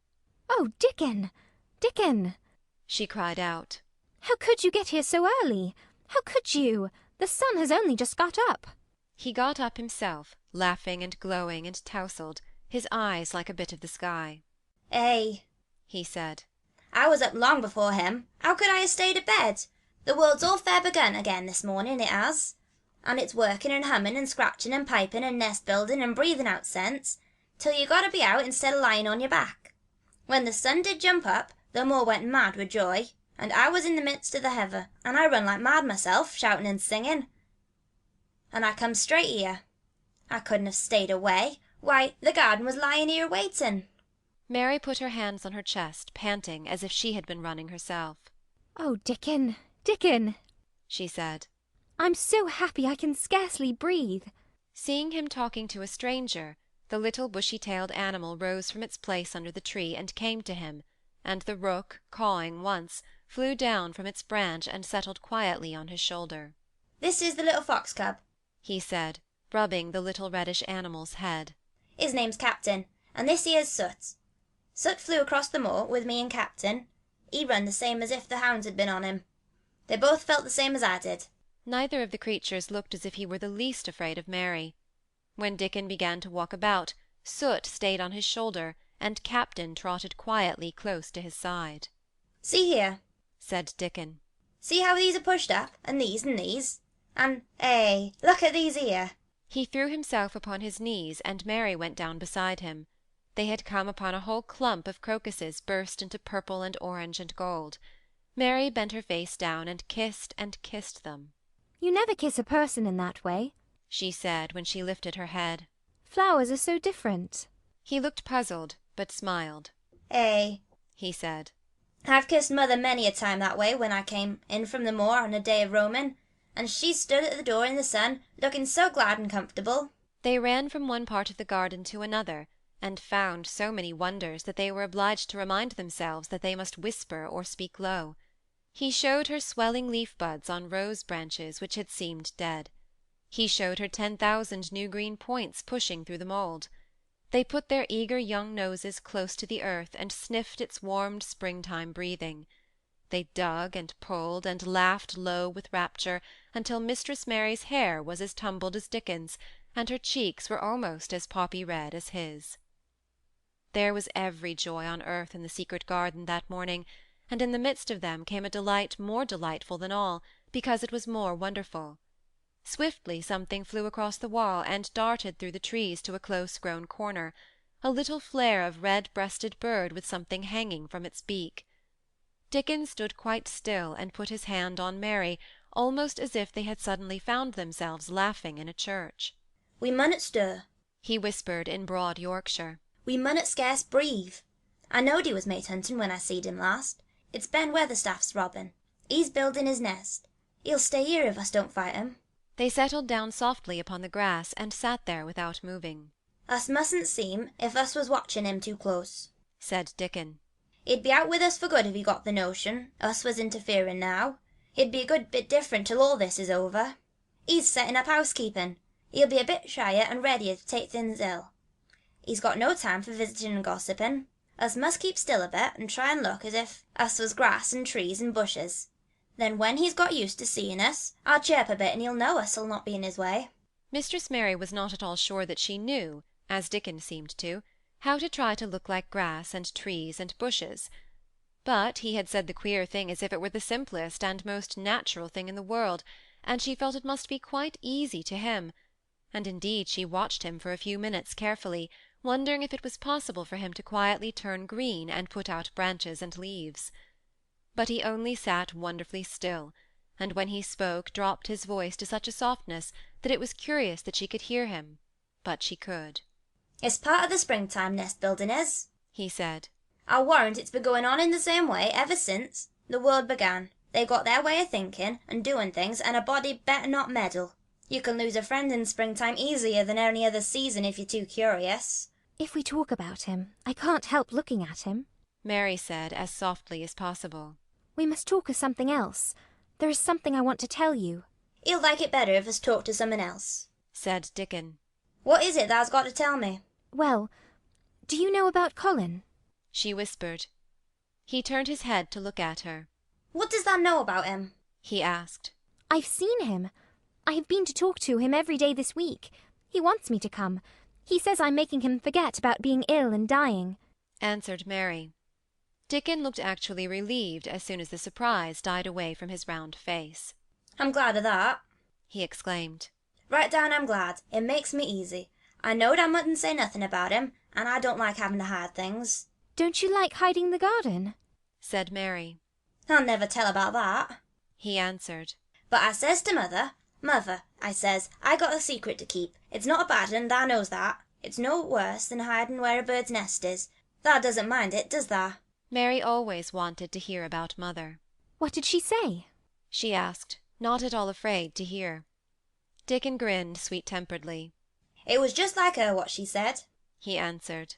She gave my head a bit of a rub and laughed and said, lad, thou can keep all the secrets thou likes. I knowed thee 12 year. How did you know about Colin? asked Mary.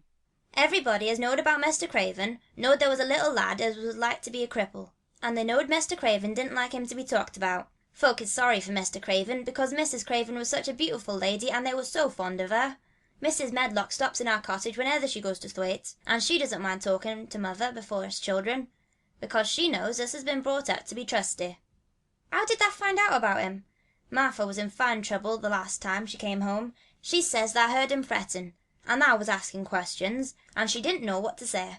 Mary told him her story about the midnight wuthering of the wind which had wakened her, and about the faint, far-off sounds of the complaining voice which had led her down the dark corridors with her candle, and had ended with her opening of the door of the dimly lighted room with the carven four-posted bed in the corner.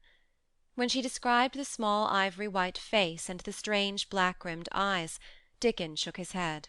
Him's just like his mother's eyes, only hers were always laughing, they say, he said. They say as Mr. Craven can't bear to see him when he's awake. His eyes is so like his mother's, and yet so different on his miserable bit of face. Do you think he wants to die? whispered Mary. No, but he wishes he'd never been born. Mother says that's the worst thing on earth for a child. Them as is not wanted scarce ever thrives. Mr. Craven, he'd buy anything as money could buy for the poor lad, but he'd like to forget he was on earth. For one thing, he's afraid he'll look at him some day and find he's growed hunchback. Colin's so afraid of it himself that he won't sit up, said Mary. He says he's always thinking that if he should feel a lump coming, he should go crazy and scream himself to death. Hey, you oughtn't to lie about thinking things like that, said Dickon. No lad could get well as thought them sort of things. The fox was lying on the grass close by him, looking up to ask for a pat now and then, and Dickon bent down and rubbed his neck softly and thought a few minutes in silence. Presently he lifted his head and looked round the garden. When first we got here, he said, it seemed like everything was grey. And now look around and tell me thou doesn't see a difference. Mary looked and caught her breath a little. Why? She cried. The grey wall is changing. It is as if a green mist were creeping over it. It's almost like a green gauze veil. Aye, said Dickon. And it'll be greener and greener till all the grey's gone. Can thou guess what I was thinking? I know it was something nice, said Mary eagerly. I believe it was something about Colin. I was thinking that if he was out here, he wouldn't be watching for lumps growing on his back. He'd be watching for the buds to break in the rose bushes, and he'd likely be healthier, explained Dickon. I was wondering if us could ever get him in the humour, coming out here and lie under the tree under his carriage. I've been wondering that myself. I've thought of it almost every time I've talked to him, said Mary. I've wondered if he could keep a secret, and I've wondered if we could bring him here without anyone seeing us. I thought perhaps you could push his carriage. The doctor said he must have fresh air, and if he wants us to take him out, no one dare disobey him. He won't go out for other people, and perhaps they will be glad if he will go out with us. He could order the gardeners to keep away so they wouldn't find out. Dickon was thinking very hard as he scratched Captain's back. It'll be good for him, I'll warrant, he said. Us not be thinking he'd be better never been born. Us to be just 2 children watching a garden grow, and he'd be another. 2 lads and a little lass just looking on at the springtime. I warrant it'll be better than doctor stuff. He's been lying in his room so long, and he's always been so afraid of his back that it has made him queer, said Mary. He knows a good many things out of books, but he doesn't know anything else. He says he has been too ill to notice things, and he hates going out of doors, and hates gardens and gardeners. But he likes to hear about this garden because it is a secret. I daren't tell him much, but he said he wanted to see it. I'll stave him out here sometime for sure, said Dickon. I could push his carriage well enough. Has thou noticed how the robin and his mate has been working while we've been sitting here? Look at him perch on that branch, wondering where it'd be best to put that twig he's got in his beak. He made one of his low whistling calls, and the robin turned his head and looked at him inquiringly, still holding his twig. Dickon spoke to him as Ben Weatherstaff did, but Dickon's tone was one of friendly advice. Wherever thou puts it, he said, it'll be all right. Thou knew how to build a nest before thou came out of that egg. Get on with you, lad, thou's got no time to lose. Oh, I do like to hear you talk to him, Mary said, laughing delightedly. Ben Weatherstaff scolds him and makes fun of him, and he hops about and looks as if he understood every word, and I know he likes it. Ben Weatherstaff says he is so conceited he would rather have stones thrown at him than not be noticed. Dickon laughed too, and went on talking. Thou knows us won't trouble thee, he said to the robin. Us is near being wild things ourselves. Us is nest building too, bless thee. Look out thou doesn't tell on us. And though the robin did not answer, because his beak was occupied, Mary knew that when he flew away with his twig to his own corner of the garden, the darkness of his dew-bright eye meant that he would not tell their secret for the world. End of chapter 15. Chapter 16. I won't, said Mary. They found a great deal to do that morning, and Mary was late in returning to the house, and was also in such a hurry to get back to her work that she quite forgot Colin until the last moment. Tell Colin that I can't come and see him yet, she said to Martha. I'm very busy in the garden. Martha looked rather frightened. Miss Mary, she said, it may put him all out to humour when I tell him that. But Mary was not as afraid of him as other people were, and she was not a self-sacrificing person. I can't stay, she answered. Dickon's waiting for me. And she ran away. The afternoon was even lovelier and busier than the morning had been. Already nearly all the weeds were cleared out of the garden, and most of the roses and trees had been pruned or dug about. Dickon had brought a spade of his own, and he had taught Mary to use all her tools, so that by this time it was plain that though the lovely wild place was not likely to become a gardener's garden, it would be a wilderness of growing things before the springtime was over. There'll be apple blossoms and cherry blossoms overhead, Dickon said, working away with all his might. and there'll be peach and plum trees in bloom against the walls, and the grass will be a carpet of flowers.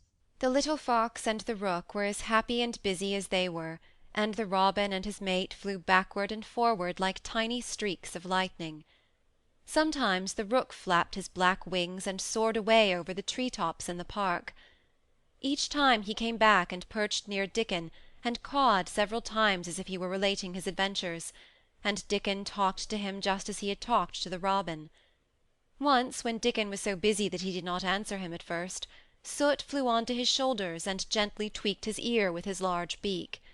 When Mary wanted to rest a little, Dickon sat down with her under a tree, and once he took his pipe out of his pocket and played the soft, strange little notes, and 2 squirrels appeared on the wall and looked and listened. That's a good bit stronger than thou was, Dickon said, looking at her as she was digging. Thou's beginning to look different for sure. Mary was glowing with exercise and good spirits. I'm getting fatter and fatter every day, she said quite exultantly. Mrs. Medlock will have to get me some bigger dresses. Martha says my hair is growing thicker. It isn't so flat and stringy. The sun was beginning to set and sending deep gold-coloured rays slanting under the trees when they parted. It'll be fine tomorrow, said Dickon. I'll be at work by sunrise. So will I, said Mary. She ran back to the house as quickly as her feet would carry her. She wanted to tell Colin about Dickon's fox-cub and the rook, and about what the springtime had been doing. She felt sure he would like to hear. So it was not very pleasant when she opened the door of her room to see Martha standing waiting for her with a doleful face. What is the matter? she asked. What did Colin say when you told him I couldn't come? Said Martha. I wish they'd gone. He was nigh going into one of his tantrums. There's been a nice to-do all afternoon to keep him quiet. He would watch the clock all the time. Mary's lips pinched themselves together. She was no more used to considering other people than Colin was, and she saw no reason why an ill-tempered boy should interfere with the things she liked best. She knew nothing about the pitifulness of people who had been ill and nervous, and who did not know that they could control their tempers and need not make other people ill and nervous too. When she had had a headache in India, she had done her best to see that everybody else also had a headache or something quite as bad, and she felt she was quite right, but of course now she felt that Colin was quite wrong. He was not on his sofa when she went into his room. He was lying flat on his back in bed, and he did not turn his head toward her as she came in. This was a bad beginning, and Mary marched up to him with her stiff manner. Why didn't you get up? she said. I did get up this morning, when I thought you were coming, he answered without looking at her. I made them put me back in bed this afternoon. My back ached, and my head ached, and I was tired. Why didn't you come? I was working in the garden with Dickon, said Mary. Colin frowned and condescended to look at her. I won't let that boy come here if you go and stay with him, instead of coming to talk to me, he said. Mary flew into a fine passion. She could fly into a passion without making a noise. She just grew sour and obstinate, and did not care what happened. If you send Dickon away, I'll never come into this room again, she retorted.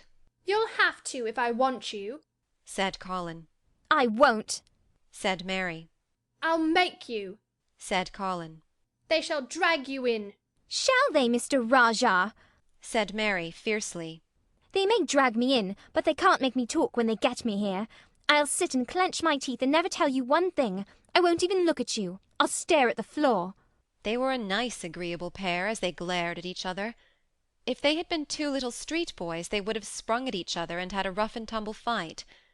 As it was, they did the next thing to it. You are a selfish thing, cried Colin. What are you? said Mary. Selfish people always say that. Anyone is selfish who doesn't do what they want. You're more selfish than I am. You're the most selfish boy I ever saw. I'm not, snapped Colin. I'm not as selfish as your fine Dickon is. He keeps you playing in the dirt when he knows I am all by myself. He's selfish, if you like." Mary's eyes flashed fire. He's nicer than any other boy that ever lived, she said. He's like an angel. It might sound rather silly to say that, but she did not care. "A nice angel!" Colin sneered ferociously. "He's a common cottage boy off the moor." He's better than a common Rajah, retorted Mary. He's 1,000 times better. Because she was the stronger of the two, she was beginning to get the better of him. The truth was that he had never had a fight with anyone like himself in his life, and upon the whole it was rather good for him, though neither he nor Mary knew anything about that.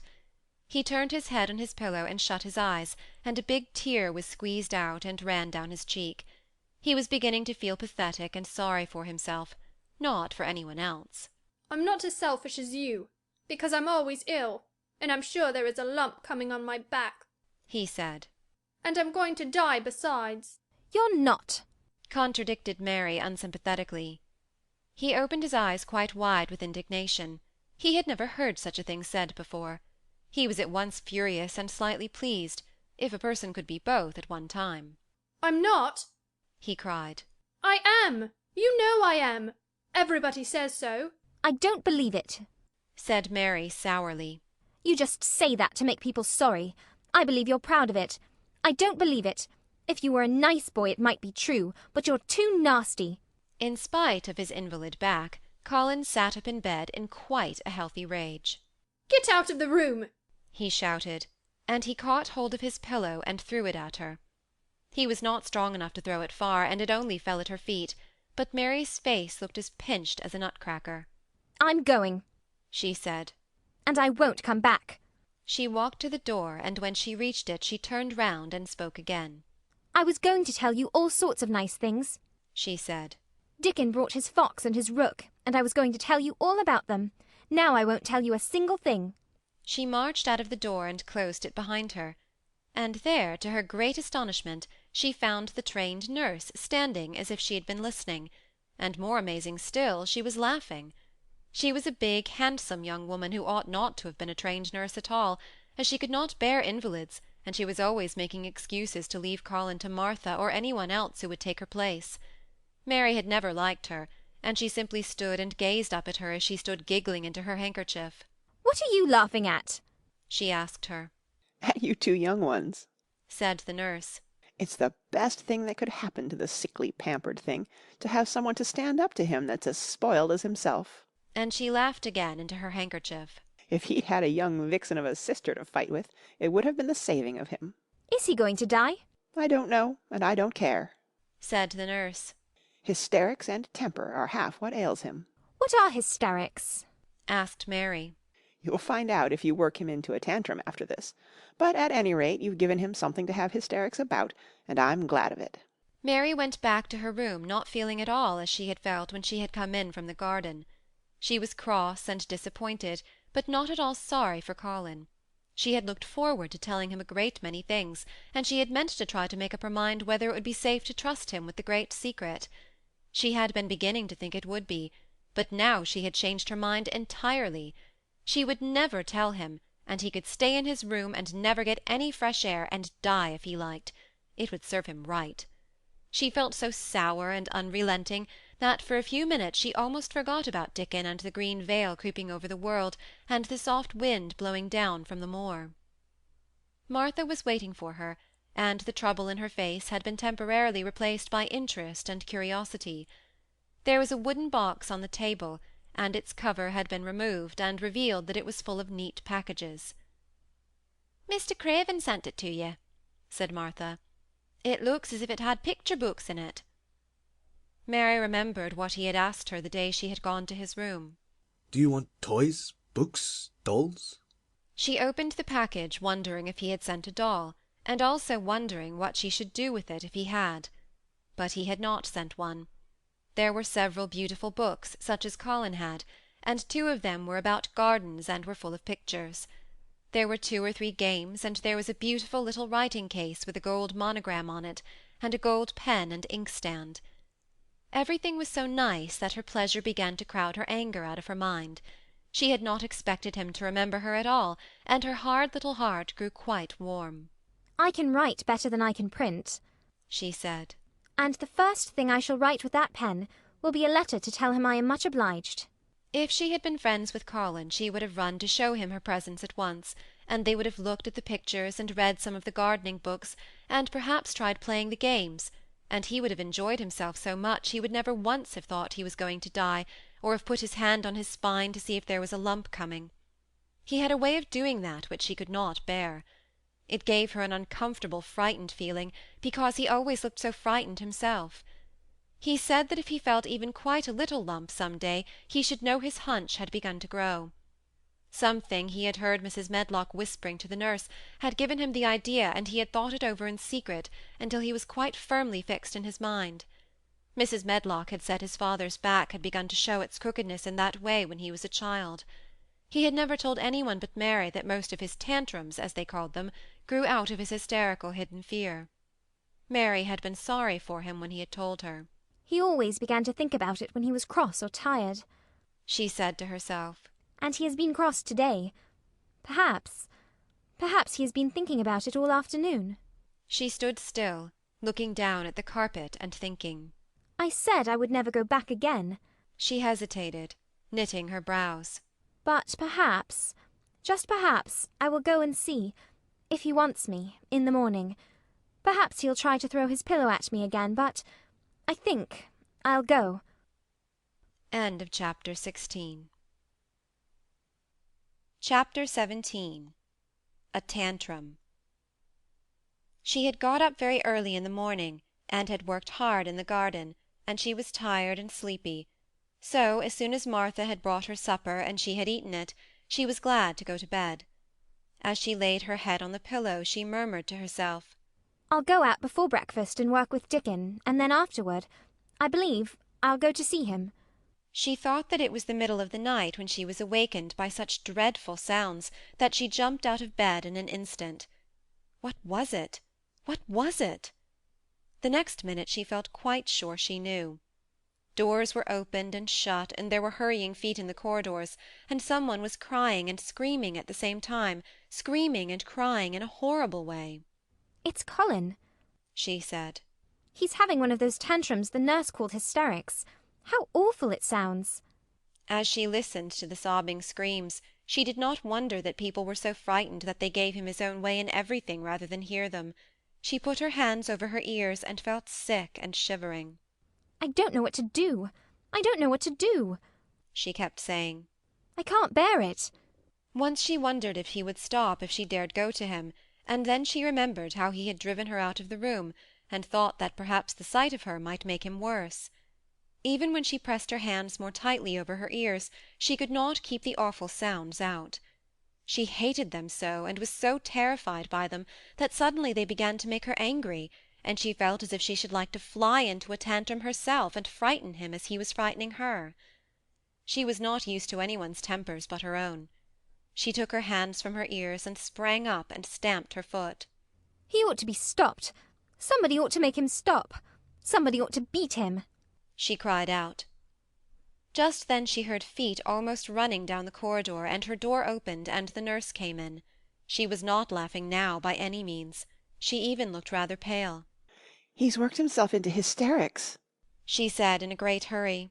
He'll do himself harm. No one can do anything with him. You come and try, like a good child. He likes you. He turned me out of the room this morning, said Mary, stamping her foot with excitement. The stamp rather pleased the nurse.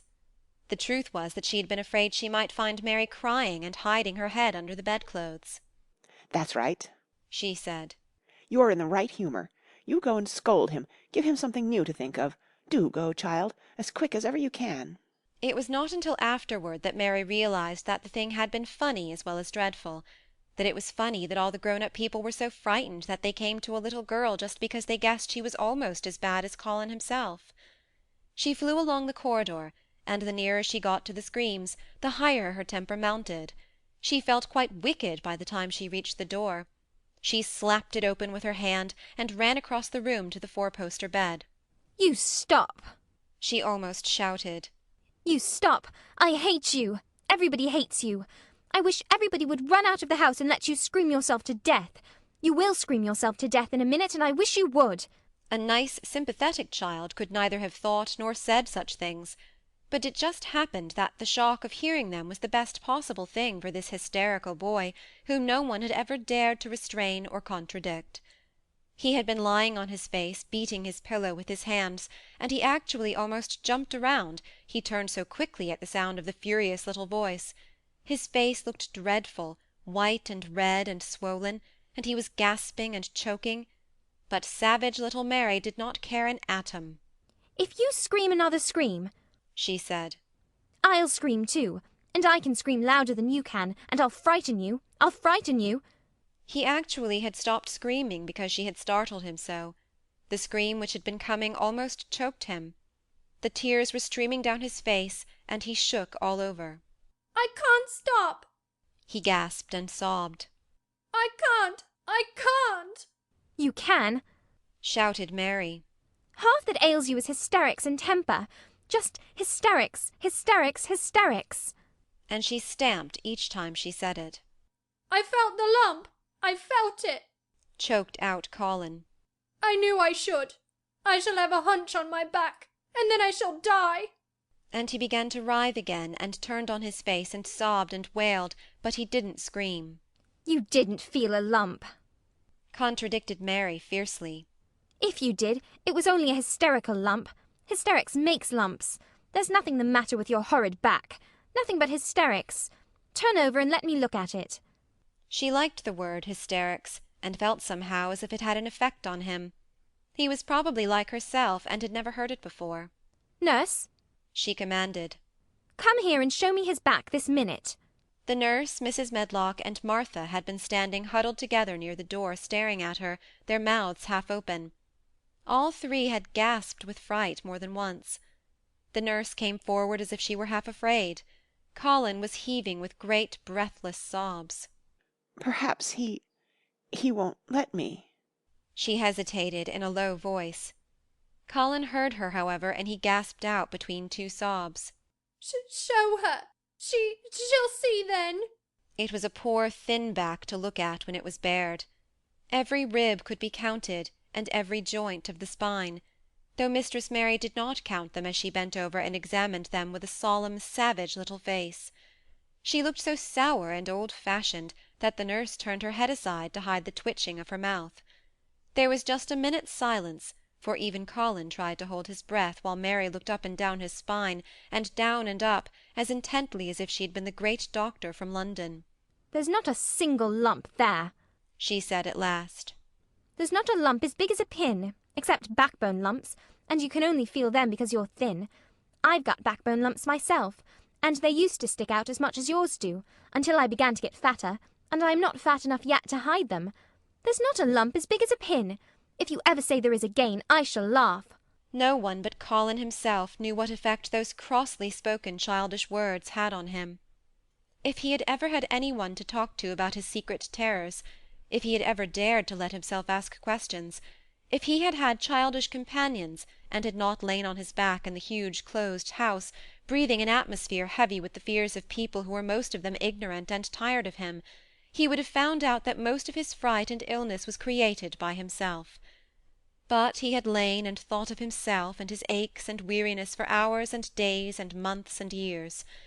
And now that an angry, unsympathetic little girl insisted obstinately that he was not as ill as he thought, he actually felt as if she might be speaking the truth.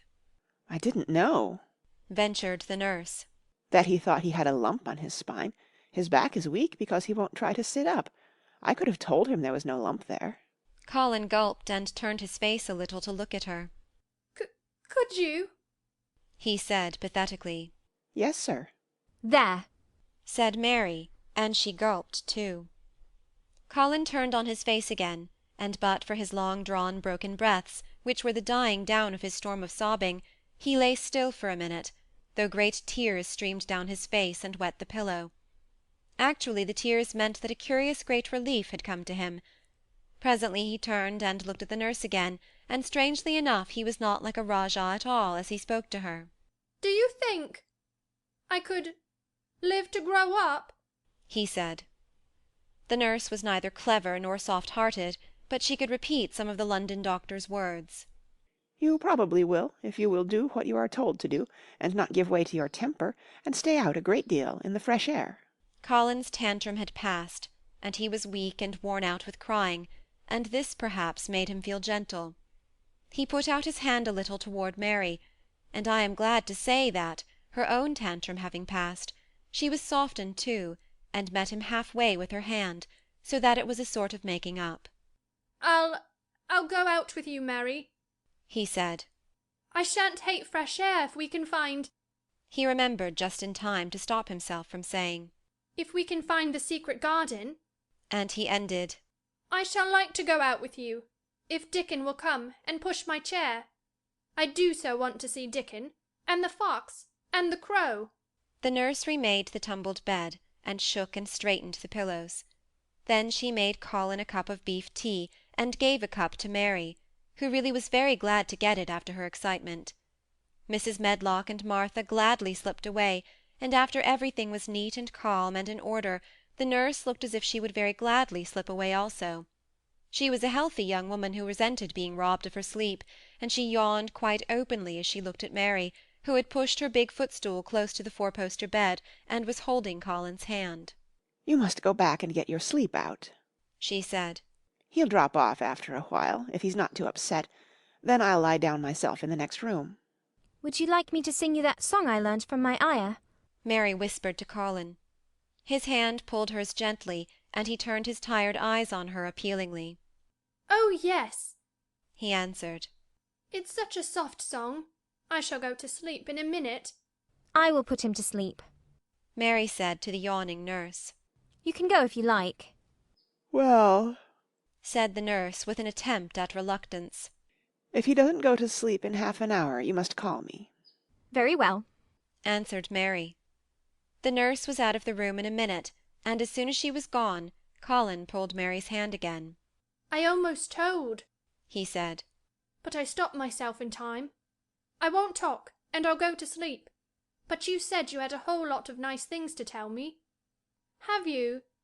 Do you think you have found out anything at all about the way into the secret garden?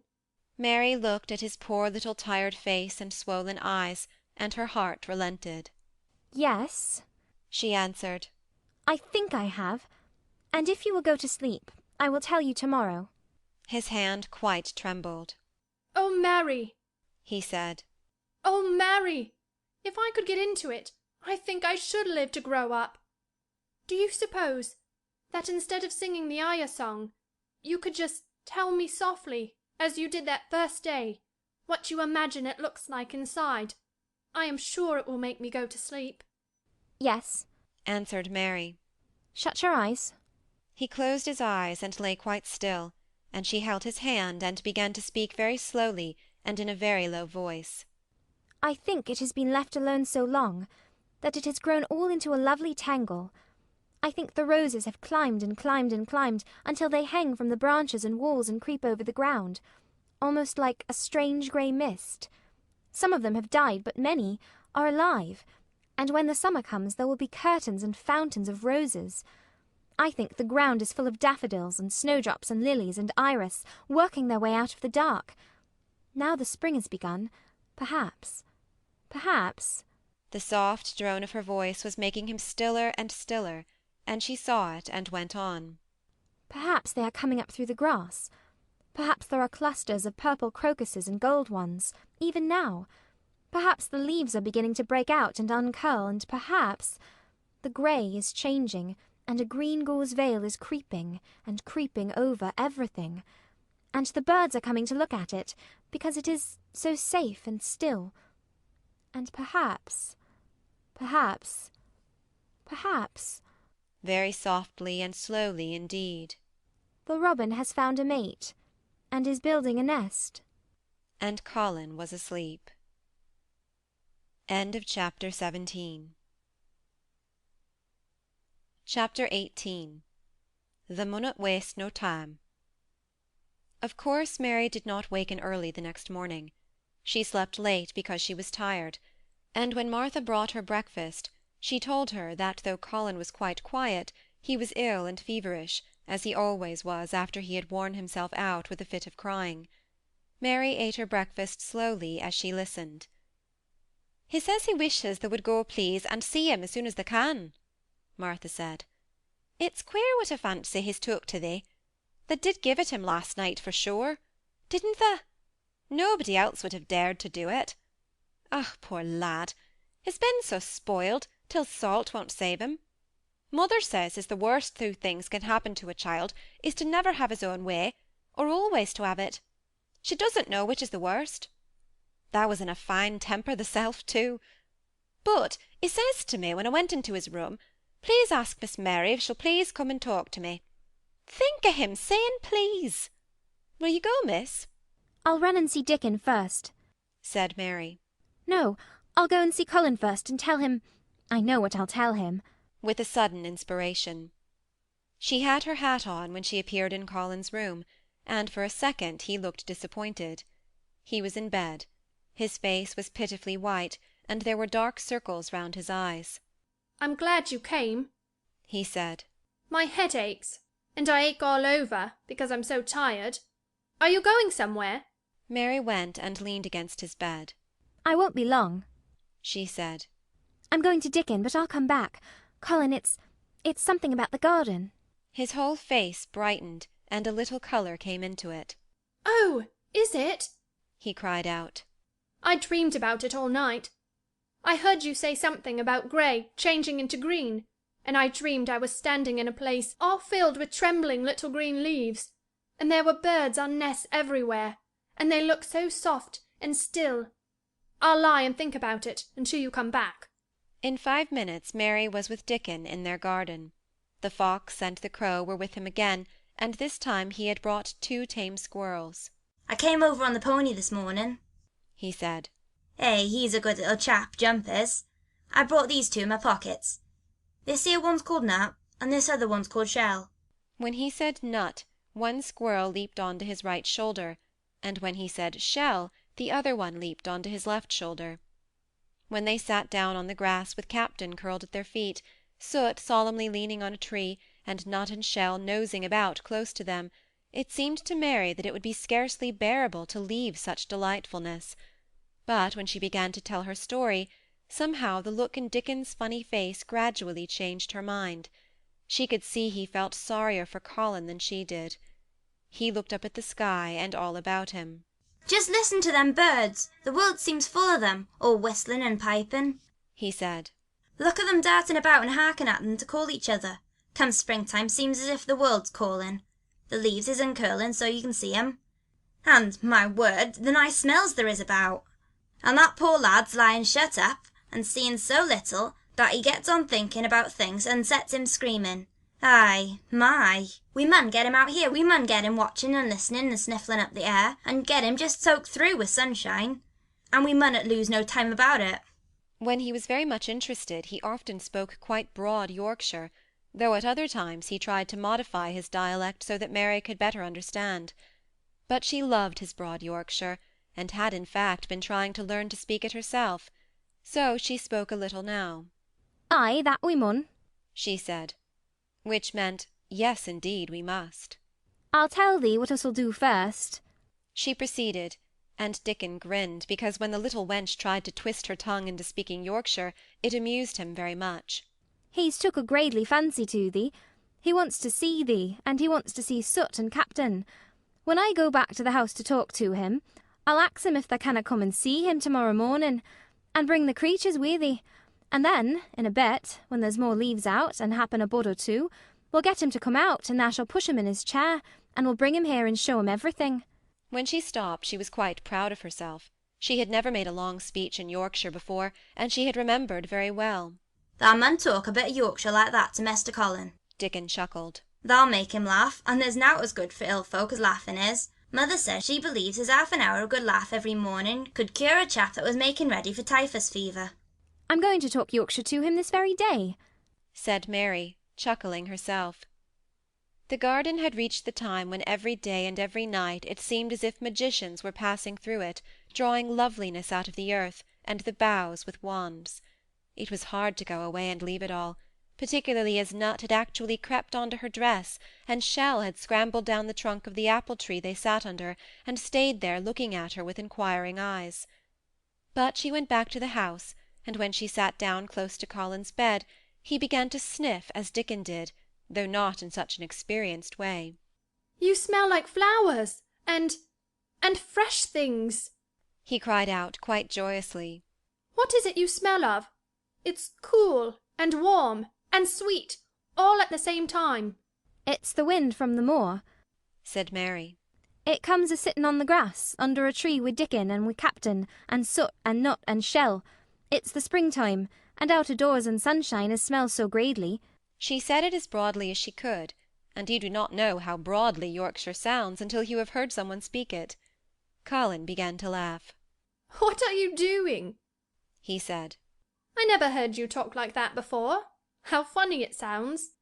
I'm giving thee a bit of Yorkshire, answered Mary triumphantly.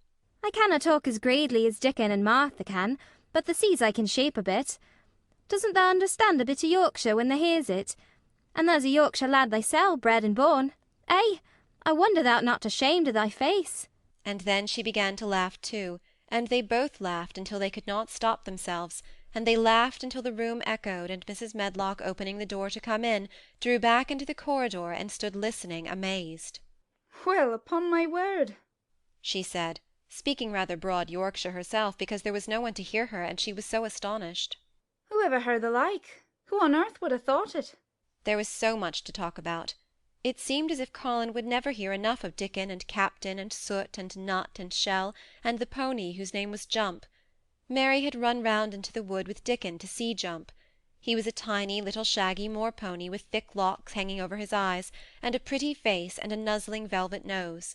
He was rather thin with living on moor-grass, but he was as tough and wiry as if the muscle in his little legs had been made of steel springs.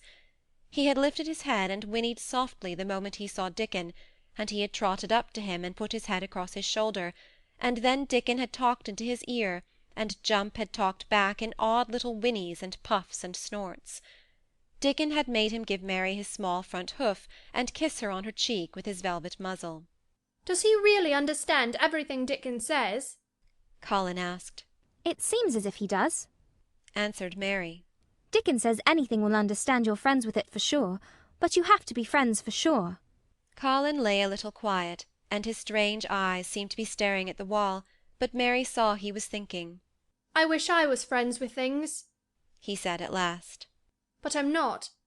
I never had anything to be friends with, and I can't bear people. Can't you bear me? asked Mary. Yes, I can, he answered. It's funny, but I even like you. Ben Weatherstaff said I was like him, said Mary. He said he'd warrant we'd both got the same nasty tempers. I think you are like him too. We are all three alike, you and I and Ben Weatherstaff. He said we were neither of us much to look at, and we were as sour as we looked. But I don't feel as sour as I used to before I knew the Robin and Dickon. Did you feel as if you hated people? Yes, answered Mary without any affectation. I should have detested you, if I had seen you before I saw the Robin and Dickon. Colin put out his thin hand and touched her. Mary, he said, I wish I hadn't said what I did about sending Dickon away. I hated you when you said he was like an angel, and I laughed at you, but perhaps he is. Well, it was rather funny to say it, she admitted frankly. Because his nose does turn up, and he has a big mouth, and his clothes have patches all over them, and he talks broad Yorkshire, but if an angel did come to Yorkshire and live on the moor, if there was a Yorkshire angel, I believe he'd understand the green things and know how to make them grow, and he would know how to talk to the wild creatures as Dickon does, and they'd know he was friends for sure. I shouldn't mind Dickon looking at me, said Colin.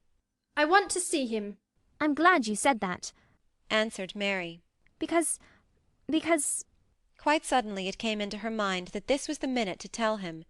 Colin knew something was coming. Because what? he cried eagerly. Mary was so anxious that she got up from her stool and came to him and caught hold of both his hands. Can I trust you? I trusted Dickon because birds trusted him. Can I trust you? For sure. For sure. she implored. Her face was so solemn that he almost whispered his answer. Yes, Yes. Well, Dickon will come to see you tomorrow morning, and he'll bring his creatures with him. Oh! Oh! Colin cried out in delight. But that's not all. Mary went on, almost pale with solemn excitement. The rest is better. There is a door into the garden. I found it. It is under the ivy on the wall. If he had been a strong, healthy boy, Colin would probably have shouted, "Hooray! Hooray! Hooray!" But he was weak and rather hysterical. His eyes grew bigger and bigger, and he gasped for breath. Oh, Mary! He cried out with a half-sob. Shall I see it? Shall I get into it? Shall I live to get into it? And he clutched her hands and dragged her toward him. Of course you'll see it, snapped Mary indignantly. Of course you'll live to get into it. Don't be silly.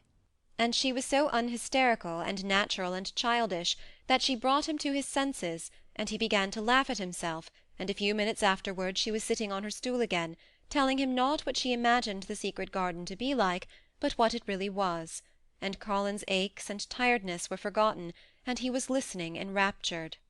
It is just what you thought it would be, he said at last. It sounds just as if you had really seen it. You know I said that when you told me first. Mary hesitated about 2 minutes, and then boldly spoke the truth. I had seen it, and I had been in, she said. I found the key and got in weeks ago, but I daren't tell you. I daren't because I was so afraid I couldn't trust you. For sure. End of chapter 18. Chapter 19. It has come. Of course Dr. Craven had been sent for the morning after Colin had had his tantrum. He was always sent for at once when such a thing occurred, and he always found, when he arrived, a white shaken boy lying on his bed, sulky and still, so hysterical that he was ready to break into fresh sobbing at the least word. In fact, Dr. Craven dreaded and detested the difficulties of these visits. On this occasion he was away from Misselthwaite Manor until afternoon. How is he? He asked Mrs. Medlock rather irritably when he arrived. He will break a blood vessel in one of those fits some day. The boy is half insane with hysteria and self-indulgence. Well, sir, answered Mrs. Medlock, you'll scarcely believe your eyes when you see him. That plain, sour-faced child that's almost as bad as himself has just bewitched him. How she's done it there's no telling. The Lord knows she's nothing to look at, and you scarcely ever hear her speak. But she did what none of us dare do. She just flew at him like a little cat last night, and stamped her feet and ordered him to stop screaming. And somehow she startled him enough so that he actually did stop. And this afternoon, well, just come up and see, sir, it's past crediting. The scene which Dr. Craven beheld when he entered his patient's room was indeed rather astonishing to him. As Mrs. Medlock opened the door, he heard laughing and chattering. Colin was on his sofa in his dressing-gown, and he was sitting up quite straight looking at a picture in one of the garden books, and talking to the plain child, who at that moment could scarcely be called plain at all, because her face was so glowing with enjoyment. Those long spires of blue ones, we'll have a lot of those, Colin was announcing. They're called delphiniums. Dickon says they're larkspurs made big and grand, cried Mistress Mary. There are clumps there already. Then they saw Dr. Craven and stopped. Mary became quite still, and Colin looked fretful. I am sorry to hear that you were ill last night, my boy, Dr. Craven said, a trifle nervously. He was rather a nervous man. I'm better now, much better, Colin answered, rather like a Rajah. I'm going out in my chair in a day or two, if it is fine. I want some fresh air. Dr. Craven sat down by him and felt his pulse and looked at him curiously. It must be a very fine day, he said, and you must be very careful not to tire yourself. Fresh air won't tire me, said the young Rajah. As there had been occasions when this same young gentleman had shrieked aloud with rage and had insisted that fresh air would give him cold and kill him, it is not to be wondered at that his doctor felt somewhat startled. I thought you did not like fresh air, he said. I don't when I am by myself, replied the Rajah. But my cousin is going out with me. And the nurse, of course, suggested Dr. Craven. No, I will not have the nurse. So magnificently that Mary could not help remembering how the young native prince had looked with his diamonds and emeralds and pearls stuck all over him, and the great rubies on the small dark hand he had waved to command his servants to approach with salaams and receive his orders. My cousin knows how to take care of me. I am always better when she is with me. She made me better last night. A very strong boy, I know, will push my carriage. Dr. Craven felt rather alarmed. If this tiresome, hysterical boy should chance to get well, he himself would lose all chance of inheriting Misselthwaite. But he was not an unscrupulous man, though he was a weak one, and he did not intend to let him run into actual danger. He must be a strong boy and a steady boy, he said. And I must know something about him. Who is he? What is his name? It's Dickon. Mary spoke up suddenly. She felt somehow that everybody who knew the moor must know Dickon. And she was right, too. She saw that in a moment Dr. Craven's serious face relaxed into a relieved smile. Oh, Dickon, he said. If it's Dickon, you will be safe enough. He's as strong as a moor pony, is Dickon. And he's trusty, said Mary. He's the trustiest lad of Yorkshire. She had been talking Yorkshire to Colin, and she forgot herself. Did Dickon teach you that? asked Dr. Craven, laughing outright. I'm learning it as if it was French, said Mary, rather coldly. It's like a native dialect in India. Very clever people try to learn them. I like it, and so does Colin. Well, well, he said. If it amuses you, perhaps it won't do you any harm. Did you take your bromide last night, Colin? No, Colin answered. I wouldn't take it at first, and after Mary made me quiet, she talked me to sleep, in a low voice, about the spring creeping into a garden. That sounds soothing, said Dr. Craven, more perplexed than ever, and glancing sideways at Mistress Mary sitting on her stool and looking down silently at the carpet. You are evidently better, but you must remember— I don't want to remember, interrupted the Rajah, appearing again. When I lie by myself and remember, I begin to have pains everywhere, and I think of things that make me begin to scream because I hate them so. If there was a doctor anywhere who could make you forget you were ill instead of remembering it, I would have him brought here. And he waved a thin hand, which ought really to have been covered with royal signet rings made of rubies. It is because my cousin makes me forget that she makes me better. Dr. Craven had never made such a short stay after a tantrum. Usually he was obliged to remain a very long time and do a great many things. This afternoon he did not give any medicine or leave any new orders, and he was spared any disagreeable scenes. When he went downstairs he looked very thoughtful, and when he talked to Mrs. Medlock in the library, she felt that he was a much puzzled man. "Well, sir," she ventured. "could you have believed it?" It is certainly a new state of affairs, said the doctor. And there's no denying it's better than the old one. "I believe Susan Sowerby's right to do that," said Mrs. Medlock.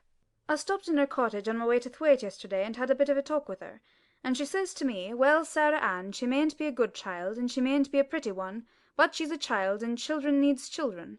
We went to school together, Susan Sowerby and me." She's the best sick nurse I know, said Dr. Craven. When I find her in a cottage, I know the chances are that I shall save my patient. Mrs. Medlock smiled. She was fond of Susan Sowerby. "She's got a way with her, has Susan," she went on quite volubly. "I've been thinking all morning of one thing she said yesterday. She says, 'Once when I was giving the children a bit of a preach after they'd been fighting, I says to them all, when I was at school my geography told us the world was shaped like an orange, and I found out before I was 10 that the whole orange doesn't belong to nobody. No one owns more than his bit of a quarter, and there's times it seems like there's not enough quarters to go around. But don't you, none of you, think as though you own the whole orange, or you'll find out you're mistaken, and you won't find it out without hard knocks. What children learns from children,' she says, 'is that there's no sense at grabbing at the whole orange, peel and all. If you do, you'll likely not even get the pips, and them's too bitter to eat.'" She's a shrewd woman, said Dr. Craven, putting on his coat. "Well, she's got a way of saying things," ended Mrs. Medlock, much pleased. "Sometimes I've said to her, 'Susan, if you was a different woman and didn't talk in such broad Yorkshire, I've seen the times when I would have said you was clever.'" That night Colin slept without once awakening, and when he opened his eyes in the morning, he lay still and smiled without knowing it, smiled because he felt so curiously comfortable. It was actually nice to be awake, and he turned over and stretched his limbs luxuriously. He felt as if tight strings which had held him had loosened themselves and let him go. He did not know that Dr. Craven would have said that his nerves had relaxed and rested themselves. Instead of lying and staring at the wall and wishing he had not awakened, his mind was full of the plans he and Mary had made yesterday, of pictures of the garden and of Dickon and his wild creatures. It was so nice to have things to think about. And he had not been awake more than 10 minutes when he heard feet running along the corridor, and Mary was at the door. The next minute she was in the room and had run across to his bed, bringing with her a waft of fresh air full of the scent of the morning. You've been out! You've been out! There's that nice smell of leaves. She had been running, and her hair was loose and blown, and she was bright with the air and pink-cheeked, though he could not see it. It's so beautiful, she said, a little breathless with her speed. You never saw anything so beautiful. It has come. I thought it had come that other morning, but it was only coming. It is here now. It has come, the spring. Dickon says so. Has it? Cried Colin, and though he really knew nothing about it, he felt his heart beat. He actually sat up in bed. Open the window, he added, laughing half with joyful excitement and half at his own fancy. Perhaps we may hear golden trumpets. And though he laughed, Mary was at the window in a moment, and in a moment more it was opened wide, and freshness and softness and scents and bird-songs were pouring through. That's fresh air, she said. Lie on your back and draw in long breaths of it. That's what Dickon does when he's lying on the moor. He says he feels it in his veins, and it makes him strong, and he feels as if he could live for ever and ever. Breathe it and breathe it. She was only repeating what Dickon had told her, but she caught Colin's fancy. For ever and ever. Does it make him feel like that? He said, and he did as she told him, drawing in long, deep breaths over and over again, until he felt that something quite new and delightful was happening to him. Mary was at his bedside again. Things are crowding up out of the earth, she ran on in a hurry. And there are flowers uncurling, and buds on everything, and the green veil has covered nearly all the grey, and the birds are in such a hurry about their nests for fear they may be too late, that some of them are even fighting for places in the secret garden. And the rose bushes look as wick can be, and there are primroses in the lanes and woods, and the seeds we planted are up, and Dickon has brought the fox and the crow and the squirrels and a newborn lamb. And then she paused for breath. The newborn lamb Dickon had found 3 days before lying by its dead mother among the gorse bushes on the moor. It was not the first motherless lamb he had found, and he knew what to do with it. He had taken it to the cottage wrapped in his jacket, and he had let it lie near the fire, and had fed it with warm milk. It was a soft thing with a darling, silly baby face, and legs rather long for its body. Dickon had carried it over the moor in his arms, and its feeding bottle was in his pocket with a squirrel, and when Mary had sat under a tree with its limp warmness huddled on her lap, she had felt as if she were too full of strange joy to speak. A lamb, a lamb, a living lamb who lay on your lap like a baby. She was describing it with great joy, and Colin was listening and drawing in long breaths of air when the nurse entered. She started a little at the sight of the open window. She had sat stifling in the room many a warm day, because her patient was sure that open windows gave people cold. "Are you sure you are not chilly, Master Colin?" she inquired. No, was the answer. I am breathing long breaths of fresh air. It makes you strong. I'm going to get up to the sofa for breakfast. My cousin will have breakfast with me. The nurse went away, concealing a smile, to give the order for 2 breakfasts. She found the servants' hall a more amusing place than the invalid's chamber, and just now everybody wanted to hear the news from upstairs. There was a great deal of joking about the unpopular young recluse, who, as the cook said, had found his master and good for him. The servants' hall had been very tired of the tantrums, and the butler, who was a man with a family, had more than once expressed his opinion that the invalid would be all the better for a good hiding. When Colin was on his sofa and the breakfast for 2 was put upon the table, he made an announcement to the nurse in his most Rajah-like manner. A boy, and a fox, and a crow, and 2 squirrels, and a new-born lamb are coming to see me this morning. I want them brought upstairs as soon as they come, he said. You are not to begin playing with the animals in the servants' hall and keep them there. I want them here. The nurse gave a slight gasp, and tried to conceal it with a cough. Yes, sir, she answered. I'll tell you what you can do, added Colin, waving his hand. You can tell Martha to bring them here. The boy is Martha's brother. His name is Dickon, and he is an animal charmer. I hope the animals won't bite, Master Colin, said the nurse. I told you he was a charmer, said Colin austerely. Charmers' animals never bite. There are snake charmers in India, said Mary. and they can put their snakes' heads in their mouths. Goodness, shuddered the nurse. They ate their breakfast with the morning air pouring in upon them. Colin's breakfast was a very good one, and Mary watched him with serious interest. You will begin to get fatter just as I did, she said. I never wanted my breakfast when I was in India, and now I always want it. I wanted mine this morning, said Colin. Perhaps it was the fresh air. When do you think Dickon will come? He was not long in coming. In about 10 minutes Mary held up her hand. Listen, she said. Did you hear a caw? Colin listened and heard it, the oddest sound in the world to hear inside a house, a hoarse caw, caw. Yes, he answered. That's soot, said Mary. Listen again. Do you hear a bleat, a tiny one? Oh, yes, said Colin, quite flushing. That's the newborn lamb, said Mary. He's coming. Dickon's moorland boots were thick and clumsy, and though he tried to walk quietly, they made a clumping sound as he walked through the long corridors. Mary and Colin heard him marching, until he passed through the tapestry door on to the soft carpet of Colin's own passage. "If you please, sir," announced Martha, opening the door. "If you please, sir, here's Dickon and his creatures." Dickon came in smiling his nicest wide smile. The newborn lamb was in his arms, and the little red fox trotted by his side.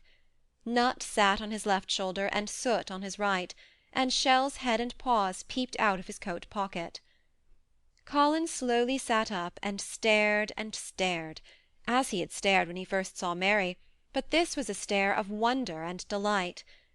The truth was that in spite of all he had heard, he had not in the least understood what this boy would be like, and that his fox and his crow and his squirrels and his lamb were so near to him, and his friendliness, that they seemed almost to be part of himself. Colin had never talked to a boy in his life, and he was so overwhelmed by his own pleasure and curiosity that he did not even think of speaking. But Dickon did not feel the least shy or awkward. He had not felt embarrassed because the crow had not known his language, and had only stared, and had not spoken to him the first time they met. Creatures were always like that until they found out about you. He walked over to Colin's sofa and put the newborn lamb quietly on his lap, and immediately the little creature turned to the warm velvet dressing-gown and began to nuzzle and nuzzle into its folds and butt its tight-curled head with soft impatience against his side. Of course no boy could have helped speaking then. What is it doing? cried Colin. What does it want? It wants its mother, said Dickon, smiling more and more. I brought it to thee a bit hungry, because I thought thou might want to see it feed. He knelt down by the sofa and took a feeding bottle from his pocket. Come on, little un, he said, turning the small woolly white head with a gentle brown hand. This is what thou's after. Thou'll get more out of this than thou will out of a silk velvet coat. There now. And he pushed the rubber tip of the bottle into the nuzzling mouth, and the lamb began to suck it with ravenous ecstasy. After that there was no wondering what to say. By the time the lamb fell asleep, questions poured forth, and Dickon answered them all. He told them how he had found the lamb just as the sun was rising 3 mornings ago. He had been standing on the moor listening to a skylark and watching him swing higher and higher into the sky, until he was only a speck in the heights of blue. I almost lost him but for his song, and I was wondering how a chap could hear it, when it seemed as if he'd get out of the world in a minute. And just then I heard something else far off among the gorse bushes. It was a weak bleating, and I knowed it was a new lamb as was hungry, and I knowed it wouldn't be hungry if it hadn't lost its mother somehow. So I set off searching. Hey, I did have a look for it. I went in and out among the gorse bushes and round, and always seemed to take the wrong turning. But at last I could see a bit of white on the rocks on top of the moor, and I climbed up and found the little one half dead with a cold and clemming. While he talked, Soot flew solemnly in and out of the open window, and cawed remarks about the scenery, while Nut and Shell made excursions into the big trees outside, and ran up and down trunks and explored branches. Captain curled up near Dickon, who sat on the hearth-rug from preference. They looked at the pictures in the gardening books, and Dickon knew all the flowers by their country names, and knew exactly which ones were already growing in the secret garden. I couldna say that their name, he said, pointing to one under which was written Aquilegia. but us calls that one there Columbine, and that one there's a snapdragon, and they both grow in the wild in the hedges. But these is garden ones, and they're bigger and grander. There's some big clumps of Columbine in the garden. They'll look like a bed of blue and white butterflies when they're out. I'm going to see them, cried Colin. I am going to see them. Aye, that the mun, said Mary quite seriously. and the munnot lose no time about it. End of chapter 19. Chapter 20. I shall live forever, and ever and ever. But they were obliged to wait more than a week, because first there came some very windy days, and then Colin was threatened with a cold, which two things happening one after the other would no doubt have thrown him into a rage, but that there was so much careful and mysterious planning to do, and almost every day Dickon came in, if only for a few minutes, to talk about what was happening on the moor, and in the lanes and hedges, and on the borders of streams. The things he had to tell about otters and badgers and water-rats' houses, not to mention birds' nests and field-mice and their burrows, were enough to make you almost tremble with excitement, when you heard all the intimate details from an animal charmer, and realized with what thrilling eagerness and anxiety the whole busy world was working. They're same as us, said Dickon. only they have to build their homes every year, and it keeps them so busy they fair scuffle to get them done. The most absorbing thing, however, was the preparations to be made before Colin could be transported with sufficient secrecy to the garden. No one must see the chair-carriage and Dickon and Mary after they turned a certain corner of the shrubbery, and entered upon the walk outside the ivied walls. As each day passed, Colin had become more and more fixed in his feeling that the mystery surrounding the garden was one of its greatest charms. Nothing must spoil that. No one must ever suspect that they had a secret.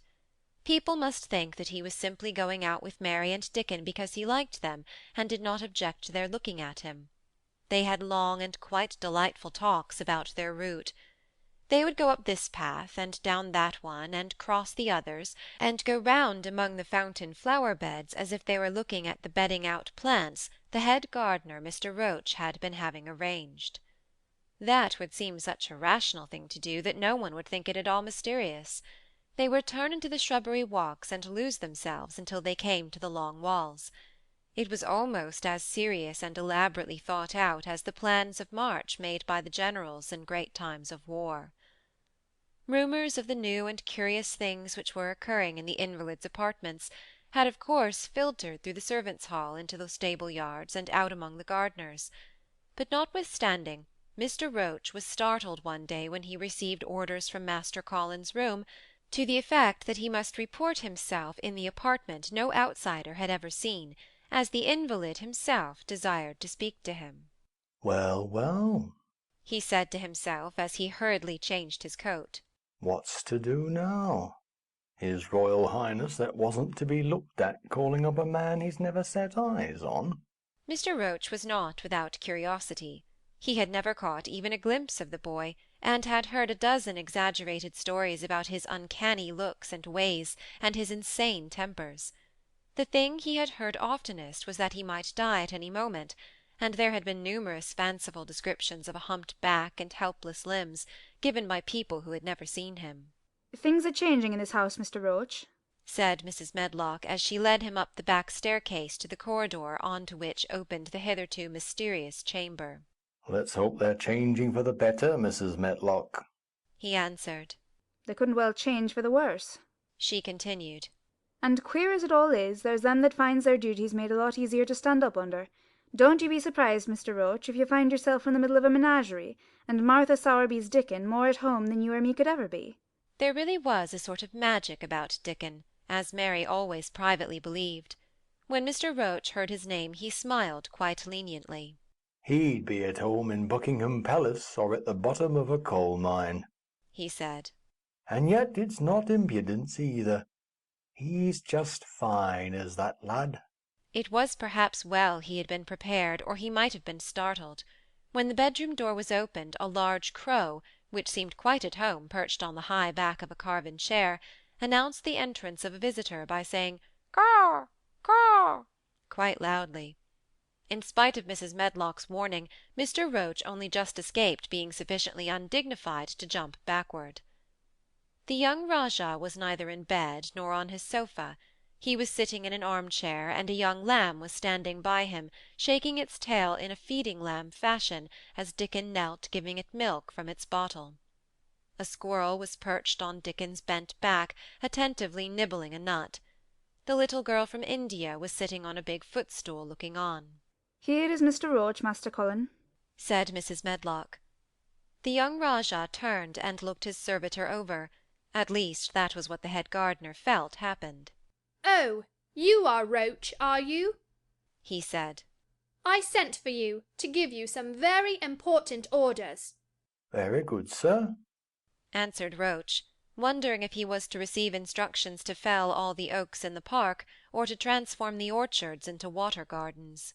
"I am going out in my chair this afternoon," said Colin. "If the fresh air agrees with me, I may go out every day. When I go, none of the gardeners are to be anywhere near the long walk by the garden walls. No one is to be there. I shall go out about 2 o'clock, and every one must keep away until I send word that they may go back to their work." very good, sir, replied Mr. Roach, much relieved to hear that the oaks might remain and that the orchards were safe. "Mary," said Colin, turning to her, "what is that thing you say in India, when you have finished talking and want people to go?" "You say, 'You have my permission to go,'" answered Mary. The Rajah waved his hand. "You have my permission to go, Roach," he said. "But remember, this is very important." "Caw, caw," remarked the crow hoarsely, but not impolitely. very good, sir, thank you, sir, said Mr. Roach, and Mrs. Medlock took him out of the room. Outside in the corridor, being a rather good-natured man, he smiled until he almost laughed. my word, he said. He's got a fine lordly way with him, hasn't he? You'd think he was a whole royal family rolled into one, prince consort and all. "Eh," protested Mrs. Medlock. "we've had to let him trample all over every one of us since he had feet, and he thinks that's what folks was born for." Perhaps he'll grow out of it, if he lives, suggested Mr. Roach.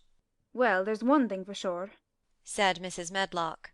"if he does live and that Indian child stays here, I warrant she teaches him that the whole orange does not belong to him, as Susan Sowerby says, and he'll be likely to find out the size of his own quarter." Inside the room, Colin was leaning back on his cushions. "It's all safe now," he said. "And this afternoon I shall see it. This afternoon I shall be in it." Dickon went back to the garden with his creatures, and Mary stayed with Colin. She did not think he looked tired, but he was very quiet before their lunch came, and he was quiet while they were eating it. She wondered why, and asked him about it. "What big eyes you've got, Colin," she said. "When you are thinking, they get as big as saucers. What are you thinking about now?" "I can't help thinking about what it will look like," he answered. "The garden?" asked Mary. "The springtime," he said. "I was thinking that I've really never seen it before. I scarcely ever went out, and when I did go, I never looked at it. I didn't even think about it." "I never saw it in India because there wasn't any," said Mary. Shut in and morbid as his life had been, Colin had more imagination than she had, and at least he had spent a good deal of time looking at wonderful books and pictures. "That morning when you ran in and said, 'It's come, it's come,' you made me feel quite queer. It sounded as if things were coming with a great procession, and big bursts and wafts of music. I've a picture like it in one of my books. Crowds of lovely people, and children with garlands and branches with blossoms on them, everyone laughing and dancing and crowding and playing on pipes. That was why I said, perhaps we shall hear golden trumpets, and told you to throw open the window. How funny, said Mary. That's really just what it feels like. And if all the flowers and leaves and green things and birds and wild creatures danced past at once, what a crowd it would be. I'm sure they'd dance and sing and flute, and that would be the wafts of music. They both laughed, but it was not because the idea was laughable, but because they both so liked it. A little later the nurse made Colin ready. She noticed that instead of lying like a log while his clothes were put on, he sat up and made some effort to help himself, and he talked and laughed with Mary all the time. "This is one of his good days, sir," she said to Dr. Craven, who dropped in to inspect him. "He's in such good spirits that it makes him stronger." I'll call again later in the afternoon, after he's come in, said Dr. Craven. I must see how the going out agrees with him. I wish, in a very low voice, that he would let you go with him. "I'd rather give up the case this moment, sir, than even stay here while it's suggested," answered the nurse, with sudden firmness. I hadn't really decided to suggest it, said the doctor, with his slight nervousness. We'll try the experiment. Dickon's a lad I'd trust with a newborn child. The strongest footman in the house carried Colin downstairs and put him in his wheeled chair, near which Dickon waited outside. After the manservant had arranged his rugs and cushions, the Rajah waved his hand to him and to the nurse. You have my permission to go, he said, and they both dispersed quickly, and it must be confessed giggled when they were safely inside the house. Dickon began to push the wheeled chair slowly and steadily. Mistress Mary walked beside it, and Colin leaned back and lifted his face to the sky. The arch of it looked very high, and the small snowy clouds seemed like white birds floating on outspread wings below its crystal blueness. The wind swept in soft big breaths down from the moor, and was strange with a wild clear scented sweetness. Colin kept lifting his thin chest to draw it in, and his big eyes looked as if it were they which were listening instead of his ears. There are many sounds of singing and humming and calling out, he said. What is that scent the puffs of wind bring? It's gorse on some more that's opening out, answered Dickon. The bees are at it wonderfully to-day. Not a human creature was to be caught sight of in the paths they took. In fact, every gardener or gardener's lad had been witched away. But they wound in and out among the shrubbery, and out and round the fountain beds, following their carefully planned route for the mere mysterious pleasure of it. But when at last they turned into the long walk by the ivied walls, the excited sense of an approaching thrill made them, for some curious reason they could not have explained, begin to speak in whispers. This is it, breathed Mary. This is where I used to walk up and down and wonder and wonder. Is it? cried Colin, and his eyes began to search the ivy with eager curiousness. But I can see nothing, he whispered. There is no door. That's what I thought, said Mary. Then there was a lovely breathless silence, and the chair wheeled on. That is the garden where Ben Weatherstaff works, said Mary. Is it? said Colin. A few more yards, and Mary whispered again. This is where the robin flew over the wall, she said. Is it? cried Colin. Oh, I wish he'd come again. And that, said Mary with solemn delight, pointing under a big lilac bush, is where he perched on the little heap of earth and showed me the key. Then Colin sat up. Where? Where? There? he cried, and his eyes were as big as the wolf's in Red Riding Hood, when Red Riding Hood felt called upon to remark on them. Dickon stood still, and the wheeled chair stopped. And this, said Mary, stepping on to the bed close to the ivy, is where I went to talk to him when he chirped at me from the top of the wall, and this is the ivy the wind blew back. And she took hold of the hanging green curtain. Oh, is it? Is it? gasped Colin. And here is the handle, and here is the door. Dickon, push him in quickly. And Dickon did it with one strong, steady, splendid push. But Colin had actually dropped back against his cushions, even though he gasped with delight, and he had covered his eyes with his hands and held them there, shutting out everything, until they were inside and the chair stopped as if by magic and the door was closed. Not till then did he take them away, and look round and round and round, as Dickon and Mary had done. And over walls and earth and trees, and swinging sprays and tendrils, the fair green veil of tender little leaves had crept, and in the grass under the trees, and the grey urns in the alcoves, and here and there everywhere were touches or splashes of gold and purple and white, and the trees were showing pink and snow above his head, and there were fluttering of wings and faint sweet pipes and humming and scents and scents. And the sun fell warm upon his face like a hand with a lovely touch. And in wonder Mary and Dickon stood and stared at him. He looked so strange and different, because a pink glow of colour had actually crept all over him, ivory face and neck and hands and all. I shall get well! I shall get well! He cried out. Mary! Dickon! I shall get well! And I shall live for ever and ever and ever. End of chapter 20. Chapter 21. Ben Weatherstaff. One of the strange things about living in the world is that it is only now and then one is quite sure one is going to live for ever and ever and ever.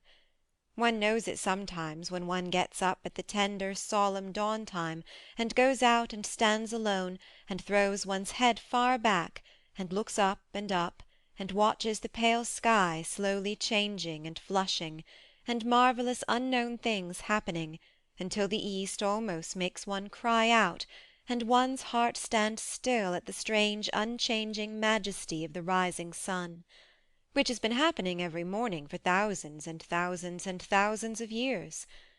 One knows it then for a moment or so. And one knows it sometimes when one stands by oneself in a wood at sunset, and the mysterious deep gold stillness slanting through and under the branches seems to be saying slowly again and again something one cannot quite hear, however much one tries. Then sometimes the immense quiet of the dark blue at night with millions of stars waiting and watching makes one sure, and sometimes a sound of far-off music makes it true, and sometimes a look in someone's eyes. And it was like that with Colin when he first saw and heard and felt the springtime inside the 4 high walls of a hidden garden. That afternoon the whole world seemed to devote itself to being perfect and radiantly beautiful and kind to one boy. Perhaps out of pure heavenly goodness the spring came and crowned everything it possibly could into that one place. More than once Dickon paused in what he was doing, and stood still with a sort of growing wonder in his eyes, shaking his head softly. It is gaidily, he said. I'm 12 going on 13, and there's a lot of afternoons in 13 years, but it seems to me like I never seed one as gaidily as this year. Aye, it is a gradely one, said Mary, and she sighed for mere joy. I'll warrant it's the gradeliest one as ever was in this world. Does thou think, said Colin with dreamy carefulness, as happen it was made like this, all o' purpose, for me? My word, cried Mary admiringly. That there is a bit of good Yorkshire. That's shapen first rate, that thou art. And delight reigned. They drew the chair under the plum tree, which was snow white with blossoms and musical with bees. It was like a king's canopy, a fairy king's. There were flowering cherry trees near, and apple trees whose buds were pink and white, and here and there one had burst wide open. Between the blossoming branches of the canopy bits of blue sky looked down like wonderful eyes. Mary and Dickon worked a little here and there, and Colin watched them. They brought him things to look at: buds which were opening, buds which were tight closed, bits of twig whose leaves were just showing green, the feather of a woodpecker which had dropped on the grass, the empty shell of some bird early hatched. Dickon pushed the chair slowly round and round the garden, stopping every other moment to let him look at wonders springing out of the earth or trailing down from trees. It was like being taken in state round the country of a magic king and queen, and shown all the mysterious riches it contained. I wonder if we shall see the robin, said Colin. They'll see him oftener now after a bit, answered Dickon. When the eggs hatch and out the little chap hops, he'll be kept so busy he'll make his head swim. They'll see him flying backwards and forwards, and carrying worms nigh as big as himself, and that much noise going in the nest, when he gets there in fair flusters, him so as scarce knows which big mouth drops the first piece in, and gaping beaks and squawks on every side. Mother says that when she sees the work a robin has to keep him gaping beaks filled, she feels like she's a lady and nothing to do. She says she's seen the little chaps, when it seems like the sweat must be dropping off them, though folks can't see it. This made them giggle so delightedly that they were obliged to cover their mouths with their hands, remembering that they must not be heard. Colin had been instructed as to the law of whispers and low voices several days before. He liked the mysteriousness of it, and did his best, but in the midst of excited enjoyment it is rather difficult never to laugh above a whisper. Every moment of the afternoon was full of new things, and every hour the sunshine grew more golden. The wheeled chair had been drawn back under the canopy, and Dickon had sat down on the grass, and had just drawn out his pipe, when Colin saw something he had not had time to notice before. "That's a very old tree over there, isn't it?" he said. Dickon looked across the grass at the tree, and Mary looked, and there was a brief moment of stillness. "Yes," answered Dickon, after it, and his low voice had a very gentle sound. Mary gazed at the tree and thought. "The branches are quite grey, and there's not a single leaf anywhere." Colin went on. "It's quite dead, isn't it?" "Aye," admitted Dickon. "but them roses has climbed all over it, and it'll near hide every bit of dead wood when they're full of leaves and flowers. It won't look dead then. It'll be the prettiest thing of all." Mary still gazed at the tree and thought. "It looks as if a big branch had been broken off," said Colin. "I wonder how it was done." "It's been done many a year," answered Dickon. "Eh," with a sudden relieved start, and laying his hand on Colin. "look at that robin. There he is. He's been foraging for his mate." Colin was almost too late, but just caught the sight of him, the flash of red-breasted bird with something in his beak. He darted through the greenness and into the close-grown corner, and was out of sight. Colin leaned back on his cushion again, laughing a little. "He's taking her tea to her. Perhaps it's 5 o'clock. I think I'd like some tea myself." And so they were safe. "It was magic which sent the robin," said Mary secretly to Dickon afterward. "I know it was magic." For both she and Dickon had been afraid Colin might ask something about the tree whose branch had broken off 10 years ago, and they had talked it over together, and Dickon had stood and rubbed his head in a troubled way. "We mun look as if there was no difference between other trees," he had said. "We couldn't never tell him how it broke, poor lad. If he says anything about it, we mun try to look cheerful." "Aye, that we mun," had answered Mary. But she had not felt as if she looked cheerful when she gazed at the tree. She wondered and wondered in those few moments if there was any reality in that other thing Dickon had said. He had gone on rubbing his rust-red hair in a puzzled way, but a nice comforted look had begun to grow in his blue eyes. "Mrs. Craven was a very lovely young lady," he had gone on rather hesitatingly. "and mother thinks maybe she's about Misselthwaite many a time looking after Mester Craven, same as all mothers do when they're taken out of the world. They have to come back, thou sees. Happen she's been in the garden, and happen it was her who set us to work, and told us to bring him here." Mary had thought that he meant something about magic. She was a great believer in magic. Secretly she quite believed that Dickon worked magic, of course good magic, on everything near him, and that was why people liked him so much, and wild creatures knew he was their friend. She wondered indeed if it were not possible that his gift had brought the robin just at the right moment when Colin asked that dangerous question. She felt that his magic was working all the afternoon, and making Colin look like an entirely different boy. It did not seem possible that he could be the crazy creature who had screamed and beaten and bitten his pillow. Even his ivory whiteness seemed to change. The faint glow of colour which had shone on his face and neck and hands when he first got inside the garden never really quite died away. He looked as if he were made of flesh instead of ivory or of wax. They saw the robin carry food to his mate 2 or 3 times, and it was so suggestive of afternoon tea that Colin felt they must have some. Go and make one of the men servants bring some in a basket to the rhododendron walk, he said. And then you and Dickon can bring it here. It was an agreeable idea, easily carried out, and when the white cloth was spread upon the grass, with hot tea and buttered toast and crumpets, a delightfully hungry meal was eaten, and several birds on domestic errands paused to inquire what was going on, and were led into investigating crumbs with great activity. Nut and Shell whisked up trees with pieces of cake, and Soot took the entire half of a buttered crumpet into a corner, and pecked at and examined and turned it over, and made hoarse remarks about it, until he decided to swallow it all joyfully in one gulp. The afternoon was dragging towards its mellow hour. The sun was deepening the gold of its lances, the bees were going home, and the birds were flying past less often. Dickon and Mary were sitting on the grass, the tea-basket was repacked ready to be taken back to the house, and Colin was lying against his cushions with his heavy locks pushed back from his forehead, and his face looking quite a natural colour.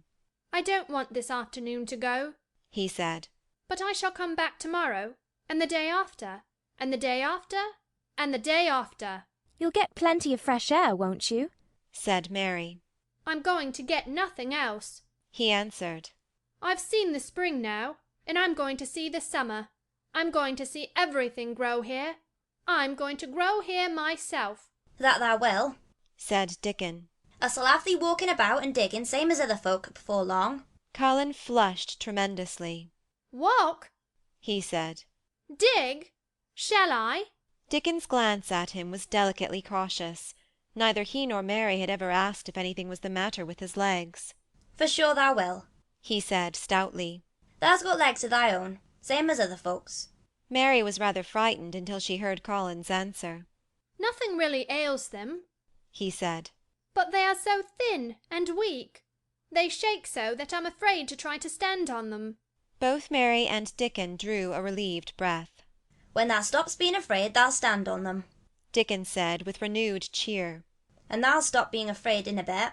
I shall, said Colin, and he lay still as if he were wondering about things. They were really very quiet for a little while. The sun was dropping lower. It was that hour when everything stills itself, and they really had a busy and exciting afternoon. Colin looked as if he were resting luxuriously. Even the creatures had ceased moving about, and had drawn together and were resting near them. Soot had perched on a low branch, and drawn up one leg, and dropped the grey film drowsily over his eyes. Mary privately thought he looked as if he might snore in a minute. In the midst of all this stillness it was rather startling when Colin half lifted his head and exclaimed in a loud, suddenly alarmed whisper, Who is that man? Dickon and Mary scrambled to their feet. Man! Man! They both cried in low, quick voices. Colin pointed to the wall. Look! He whispered excitedly. Just look! Mary and Dickon wheeled about and looked. There was Ben Weatherstaff's indignant face glaring at them over the wall from the top of a ladder. He actually shook his fist at Mary. If I wasn't a bachelor, and thou was a wench of mine, he cried, I'd give thee a hiding. He mounted another step threateningly, as if it were his energetic intention to jump down and deal with her, but as she came toward him he evidently thought better of it and stood on the top step of his ladder, shaking his fist down at her. I never thought much of thee, he harangued. I couldn't abide thee the first time I set eyes on thee, a scrawny, buttermilk-faced young besom, allus asking questions and poking thy nose when it wasna wanted. I never knowed how thou got so thick wi' me. If it hadn't been for the robin, drat him. Ben Weatherstaff? Called out Mary, finding her breath. She stood below him and called up to him with a sort of gasp. Ben Weatherstaff? It was the robin who showed me the way. Then it did seem as if Ben really would scramble down on her side of the wall, he was so outraged. Thou young bad un, he called down at her. Laying thy badness on a robin? Not but what he's impudent enough for anything. Him showing it away. Him! Hey, thou young nowt. She could see his next words burst out because he was overpowered by curiosity. However in this world did thou get in? It was the robin who showed me the way. She protested obstinately. He didn't know he was doing it, but he did. And I can't tell you from here while you're shaking your fist at me. He stopped shaking his fist very suddenly at that very moment, and his jaw actually dropped as he stared over her head at something he saw coming over the grass toward him. At the first sound of his torrent of words, Colin had been so surprised that he had only sat up and listened as if he were spellbound. But in the midst of it he had recovered himself and beckoned imperiously to Dickon. "Wheel me over there," he commanded. "Wheel me quite close, and stop right in front of him." And this, if you please, this is what Ben Weatherstaff beheld, and which made his jaw drop. A wheeled chair with luxurious cushions and robes, which came toward him looking rather like some sort of state coach, because a young Rajah leaned back in it with royal command in his great black-rimmed eyes, and a thin white hand extended haughtily toward him. And it stopped right under Ben Weatherstaff's nose. It was really no wonder his mouth dropped open. "Do you know who I am?" demanded the Rajah. How Ben Weatherstaff stared! His red old eyes fixed themselves on what was before him as if he were seeing a ghost. He gazed and gulped a lump down his throat, and did not say a word. "Do you know who I am?" demanded Colin, still more imperiously. "Answer!"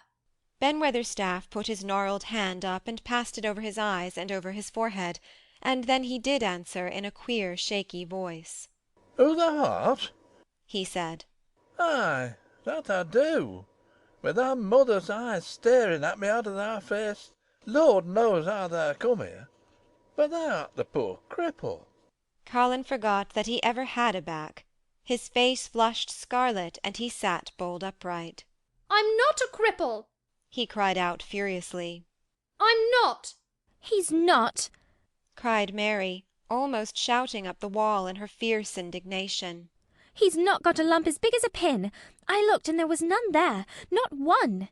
Ben Weatherstaff passed his hand over his forehead again, and gazed as if he could never gaze enough. His hand shook, and his mouth shook, and his voice shook. He was an ignorant old man, and a tactless old man, and he could only remember the things he had heard. Thou hasn't got a crooked back?" he said hoarsely. "No!" shouted Colin. "Thou hasn't got crooked legs?" quavered Ben more hoarsely yet. It was too much. The strength which Colin usually threw into his tantrums rushed through him now in a new way. Never yet had he been accused of crooked legs, even in whispers, and the perfectly simple belief in their existence which was revealed by Ben Weatherstaff's voice was more than Rajah flesh and blood could endure. His anger and insulted pride made him forget everything but this one moment, and filled him with a power he had never known before, an almost unnatural strength. "Come here!" he shouted to Dickon, and he actually began to tear off the coverings from his lower limbs and disentangle himself. "Come here! Come here! This minute!" Dickon was by his side in a minute. Mary caught her breath in a short gasp and felt herself turn pale. "He can do it! He can do it! He can do it! He can!" she gabbled over to herself under her breath as fast as ever she could.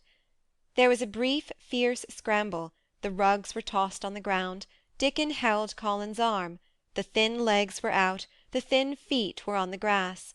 Colin was standing upright, as straight as an arrow, and looking strangely tall, his head thrown back and his strange eyes flashing lightning. "Look at me!"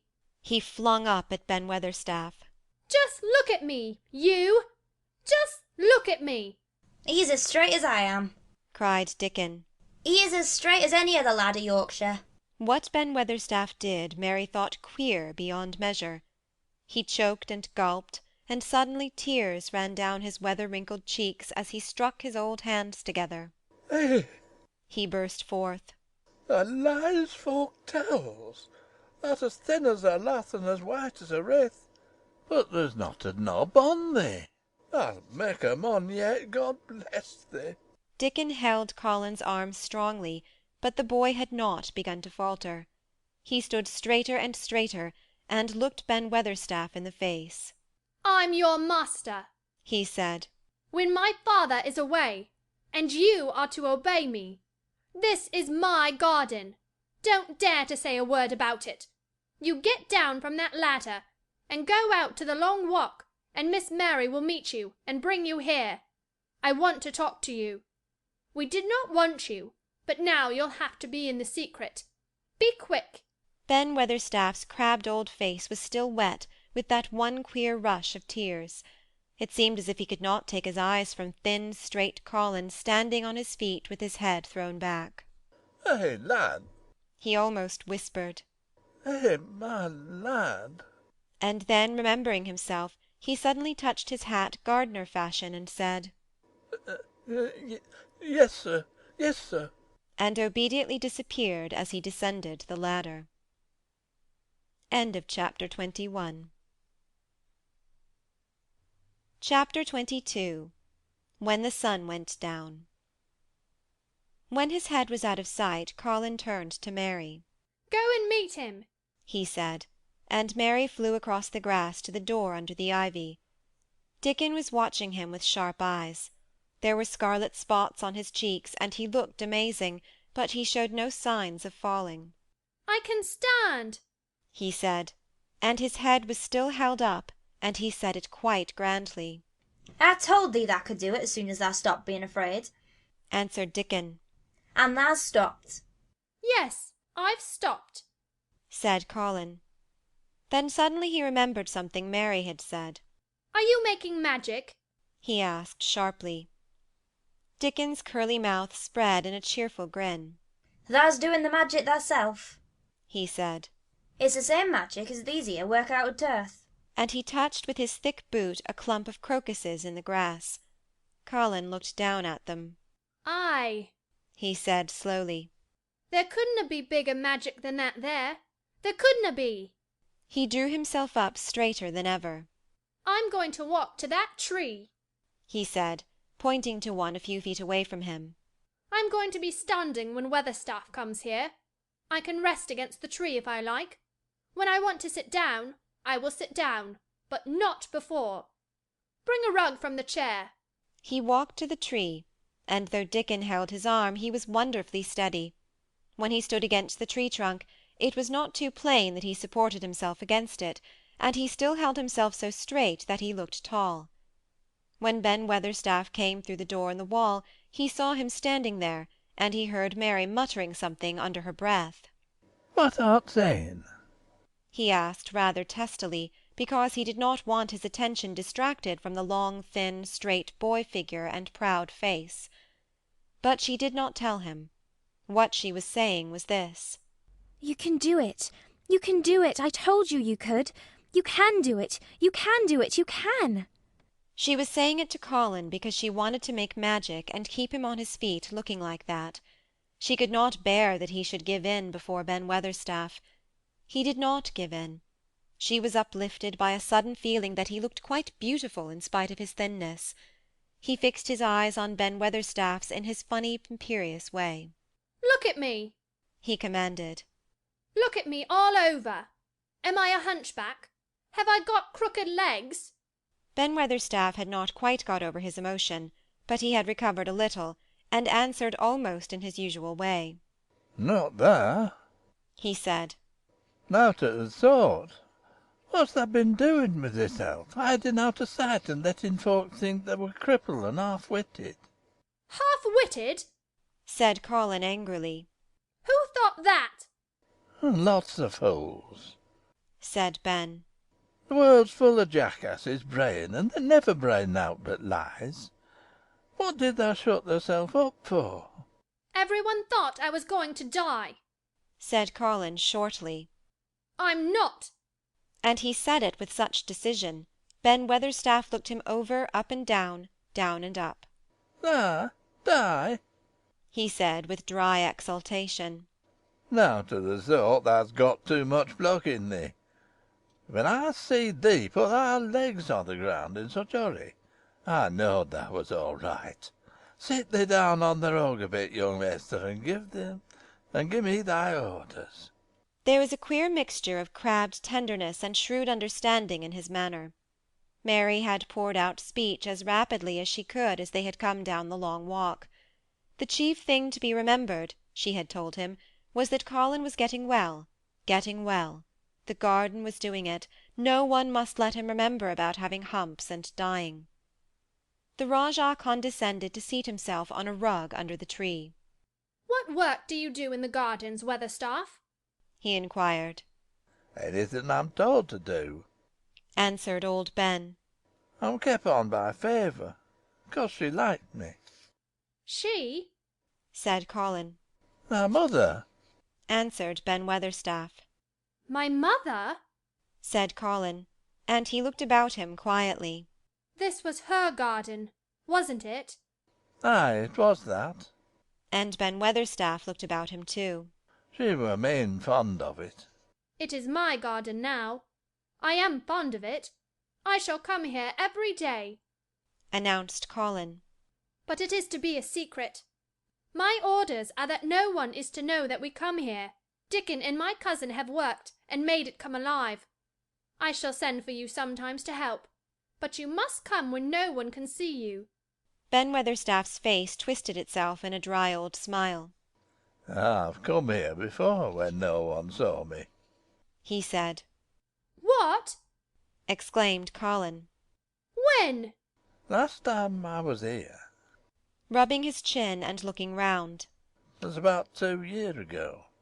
But no one has been in it for 10 years, cried Colin. There was no door. I'm no one, said old Ben dryly. And I didn't come through the door, I came over the wall. The rheumatics held me back these last 2 years. That come and did a bit of pruning, cried Dickon. I couldn't make out how it had been done. She was so fond of it, she was, said Ben Weatherstaff slowly. And she was such a pretty young thing. She says to me once, Ben, she says, laughing, if ever I'm ill or I go away, you must take care of my roses. When she did go away, the orders was no one was ever to come nigh. But I come. With grumpy obstinacy. Over the wall I come, till the rheumatics stopped me, and I did a bit of work once a year. She gave her order first. It wouldn't have been as wick as it is if thou hadn't done it, said Dickon. I did wonder. I'm glad you did it, Weatherstaff, said Colin. You'll know how to keep the secret. Aye, I'll know, sir, answered Ben. And it'll be easier for a man with rheumatics to come in at the door. On the grass near the tree, Mary had dropped her trowel. Colin stretched out his hand and took it up. An odd expression came into his face, and he began to scratch at the earth. His thin hand was weak enough, but presently, as they watched him, Mary with quite breathless interest, he drove the end of the trowel into the soil and turned some over. You can do it. You can do it, said Mary to herself. I tell you, you can. Dickon's round eyes were full of eager curiousness, but he said not a word. Ben Weatherstaff looked on with interested face. Colin persevered. After he had turned a few trowelfuls of soil, he spoke exultantly to Dickon in his best Yorkshire. Thou said as they'd have me walking about here, same as other folk, and thou said thou'd have me digging. I thought thou was just leeing to please me. This is only the first day, and I've walked, and here I am digging.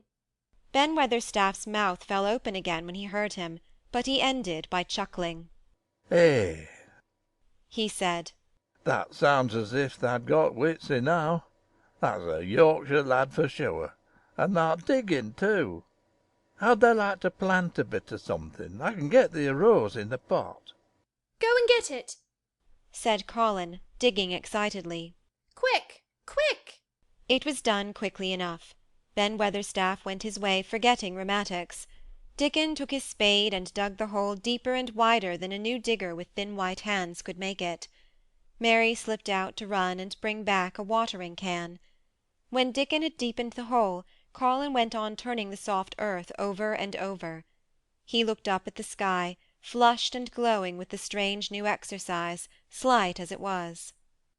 I want to do it before the sun goes quite down, he said. Mary thought that perhaps the sun held back a few minutes just on purpose. Ben Weatherstaff brought the rose in its pot from the greenhouse. He hobbled over the grass as fast as he could. He had begun to be excited too. He knelt down by the hole and broke the pot from the mould. "Here, lad," he said, handing the plant to Colin. "set it in the earth thyself, same as the king does when he goes to a new place." The thin white hand shook a little, and Colin's flush grew deeper as he set the rose in the mould, and held it while old Ben made firm the earth. It was filled in and pressed down and made steady. Mary was leaning forward on her hands and knees. Soot had flown down and marched forward to see what was being done. Nut and Shell chattered about it from a cherry tree. "It's planted," said Colin at last. "and the sun is only slipping over the edge.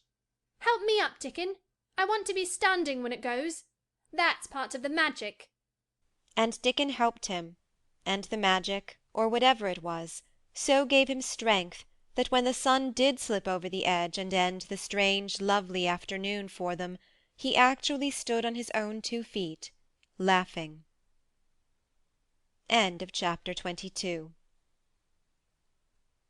Chapter 23. Magic. Dr. Craven had been waiting some time at the house when they returned to it. He had indeed begun to wonder if it might not be wise to send some one out to explore the garden paths. When Colin was brought back to his room, the poor man looked him over seriously. "You should not have stayed so long," he said. "You must not overexert yourself." "I am not tired at all," said Colin. "It has made me well. Tomorrow I'm going out in the morning as well as in the afternoon." "I am not sure that I can allow it," answered Dr. Craven. "I am afraid it would not be wise." "It would not be wise to try to stop me," said Colin quite seriously. "I am going."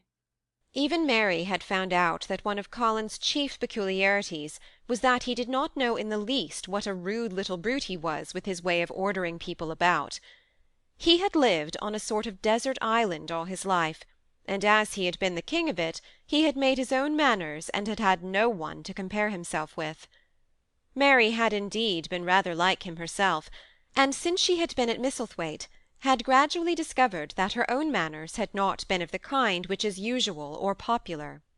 Having made this discovery, she naturally thought it of enough interest to communicate to Colin.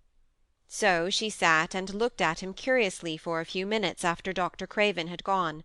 She wanted to make him ask her why she was doing it, and of course she did. "What are you looking at me for?" he said. "I'm thinking that I am rather sorry for Dr. Craven." "So am I," said Colin calmly, but not without an air of some satisfaction. "He won't get Misselthwaite at all now I'm not going to die." "I'm sorry for him because of that, of course," said Mary. "but I was thinking just then that it must have been very horrid to have had to be polite for 10 years to a boy who was always rude. I would never have done it." "Am I rude?" Colin inquired undisturbedly. "If you had been his own boy, and he had been a slapping sort of man," said Mary. "he would have slapped you." "But he daren't," said Colin. "No, he daren't," answered Mistress Mary, thinking the thing out quite without prejudice. "Nobody ever dared to do anything you didn't like, because you were going to die and things like that. You were such a poor thing." "But," announced Colin stubbornly, "I am not going to be a poor thing. I won't let people think I'm one. I stood on my feet this afternoon." "It is always having your own way that has made you so queer," Mary went on, thinking aloud. Colin turned his head, frowning. "Am I queer?" he demanded. "Yes," answered Mary. "Very. But you needn't be cross," she added impartially, "because so am I queer, and so is Ben Weatherstaff. But I am not as queer as I was before I began to like people and before I found the garden." "I don't want to be queer," said Colin. "I am not going to be." And he frowned again with determination. He was a very proud boy.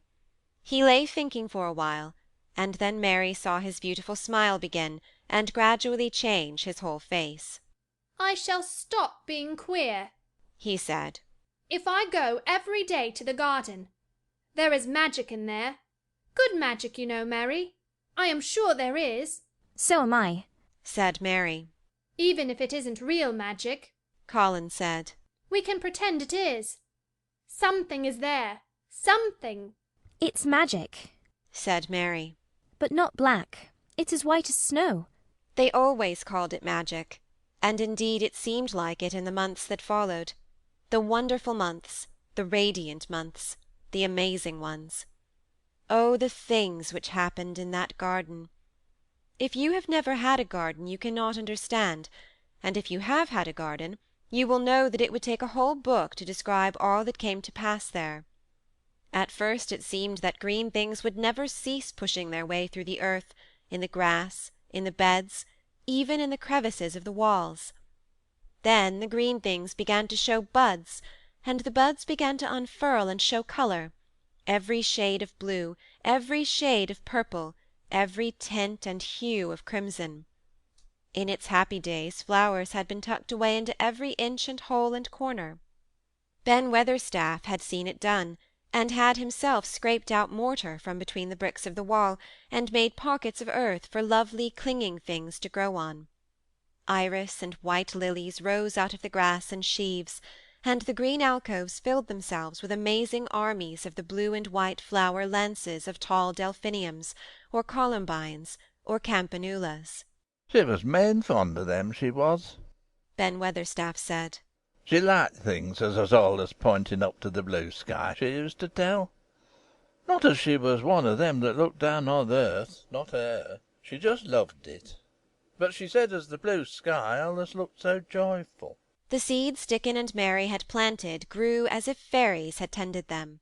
Satiny poppies of all tints danced in the breeze by the score, gaily defying flowers which had lived in the garden for years, and which, it might be confessed, seemed rather to wonder how such new people had got there. And the roses, rising out of the grass, tangled round the sundial, wreathing the tree trunks and hanging from their branches, climbing up the walls and spreading over them with long garlands falling in cascades. They came alive day by day, hour by hour. Fair fresh leaves, and buds, tiny at first, but swelling and working magic until they burst and uncurled into cups of scent, delicately spilling themselves over their brims and filling the garden air. Colin saw it all, watching each change as it took place. Every morning he was brought out, and every hour of each day when it didn't rain he spent in the garden. Even grey days pleased him. He would lie on the grass. Watching things growing, he said. If you watched long enough, he declared, you could see buds unsheathe themselves. Also, if you could make the acquaintance of strange, busy insect things running on about various unknown but evidently serious errands, sometimes carrying tiny scraps of straw or feather or food, or climbing blades of grass as if they were trees, from whose tops one could look out to explore the country. A mole throwing up its mound at the end of its burrow and making its way out at last with the long nailed paws which looked so like elfish hands, had absorbed him one whole morning. Ants' ways, beetles' ways, bees' ways, frogs' ways, birds' ways, plants' ways, gave him a new world to explore, and when Dickon revealed them all, and added foxes' ways, otters' ways, ferrets' ways, squirrels' ways, and trout and water-rats and badgers' ways, there was no end to the things to talk about and think over. And this was not half the magic. The fact that he had really once stood on his feet and had set Colin thinking tremendously, and when Mary told him of the spell she had worked, he was excited and approved of it greatly. He talked of it constantly. Of course, there must be lots of magic in the world, he said wisely one day. But people don't know what it is like, or how to make it. Perhaps the beginning is just to say nice things are going to happen, until you make them happen. I am going to try an experiment. The next morning, when they went to the secret garden, he sent at once for Ben Weatherstaff. Ben came as quickly as he could, and found the Rajah standing on his feet under a tree, and looking very grand, but also very beautifully smiling. "Good morning, Ben Weatherstaff," he said. "I want you and Dickon and Miss Mary to stand in a row and listen to me, because I'm going to tell you something very important." "Aye, aye, sir," answered Ben Weatherstaff, touching his forehead. One of the long-concealed charms of Ben Weatherstaff was that in his boyhood he had once run away to sea and had made voyages. So he could reply like a sailor. "I am going to try a scientific experiment," explained the Rajah. "When I grow up, I am going to make great scientific discoveries, and I'm going to begin now with this experiment." "Aye, aye, sir," said Ben Weatherstaff promptly, though this was the first time he had heard of great scientific discoveries. It was the first time Mary had heard of them either, but even at this stage she had begun to realize that, queer as he was, Colin had read about a great many singular things, and was somehow a very convincing sort of boy. When he held up his head and fixed his strange eyes on you, it seemed as if you believed him almost in spite of yourself, though he was only 10 years old, going on 11. At this moment he was especially convincing, because he suddenly felt the fascination of actually making a sort of speech like a grown-up person. "The great scientific discoveries I am going to make," he went on, "will be about magic. Magic is a great thing, and scarcely anyone knows anything about it, except a few people in old books, and Mary a little, because she was born in India, where there are fakirs. I believe Dickon knows some magic, but perhaps he doesn't know he knows it. He charms animals and people. I would never have let him come to see me if he had not been an animal charmer, which is a boy charmer too, because a boy is an animal. I am sure there is magic in everything, only we have not sense enough to get hold of it and make it do things for us, like electricity and horses and steam." This sounded so imposing that Ben Weatherstaff became quite excited, and really could not keep still. "Aye, aye, sir," he said, and he began to stand up quite straight. "When Mary found this garden, it looked quite dead," the orator proceeded. "Then something began pushing things up out of the soil and making things out of nothing. One day things weren't there, and another they were. I had never watched things before, and it made me feel very curious. Scientific people are always curious, and I am going to be scientific. I keep saying to myself, 'What is it? What is it?' It's something. It can't be nothing. I don't know its name, so I call it magic. I have never seen the sun rise, but Mary and Dickon have, and from what they tell me, I am sure that is magic too. Something pushes it up and draws it. Sometimes since I've been in the garden, I've looked up through the trees at the sky, and I have had a strange feeling of being happy, as if something were pushing and drawing in my chest and making me breathe fast. Magic is always pushing and drawing and making things out of nothing. Everything is made out of magic. Leaves and trees, flowers and birds, badgers and foxes and squirrels and people. So it must be all around us, in this garden, in all the places. The magic in this garden has made me stand up and know I am going to live to be a man. I am going to make the scientific experiment of trying to get some and put it in myself and make it push and draw me and make me strong. I don't know how to do it, but I think that if you keep thinking about it and calling it, perhaps it will come. Perhaps that is the first baby way to get it. When I was going to try to stand that first time, Mary kept saying to herself as fast as she could, 'You can do it! You can do it!' And I did. I had to try myself at the same time, of course, but her magic helped me, and so did Dickon's. Every morning and evening, and as often in the daytime as I can remember, I am going to say, 'Magic is in me. Magic is making me well.' I am going to be as strong as Dickon, as strong as Dickon. And you must all do it too. That is my experiment. Will you help, Ben Weatherstaff?" "Aye, aye, sir," said Ben Weatherstaff. "Aye, aye." "If you keep doing it every day, as regularly as soldiers going through drill, We shall see what will happen, and find out if the experiment succeeds. You learn things by saying them over and over and thinking about them until they stay in your mind forever. And I think it will be the same with magic.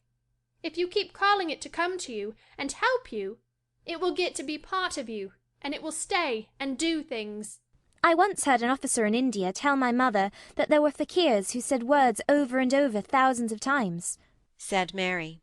I've heard Jem Fettleworth's wife say the same thing over thousands of times, calling Jem a drunken brute, said Ben Weatherstaff dryly.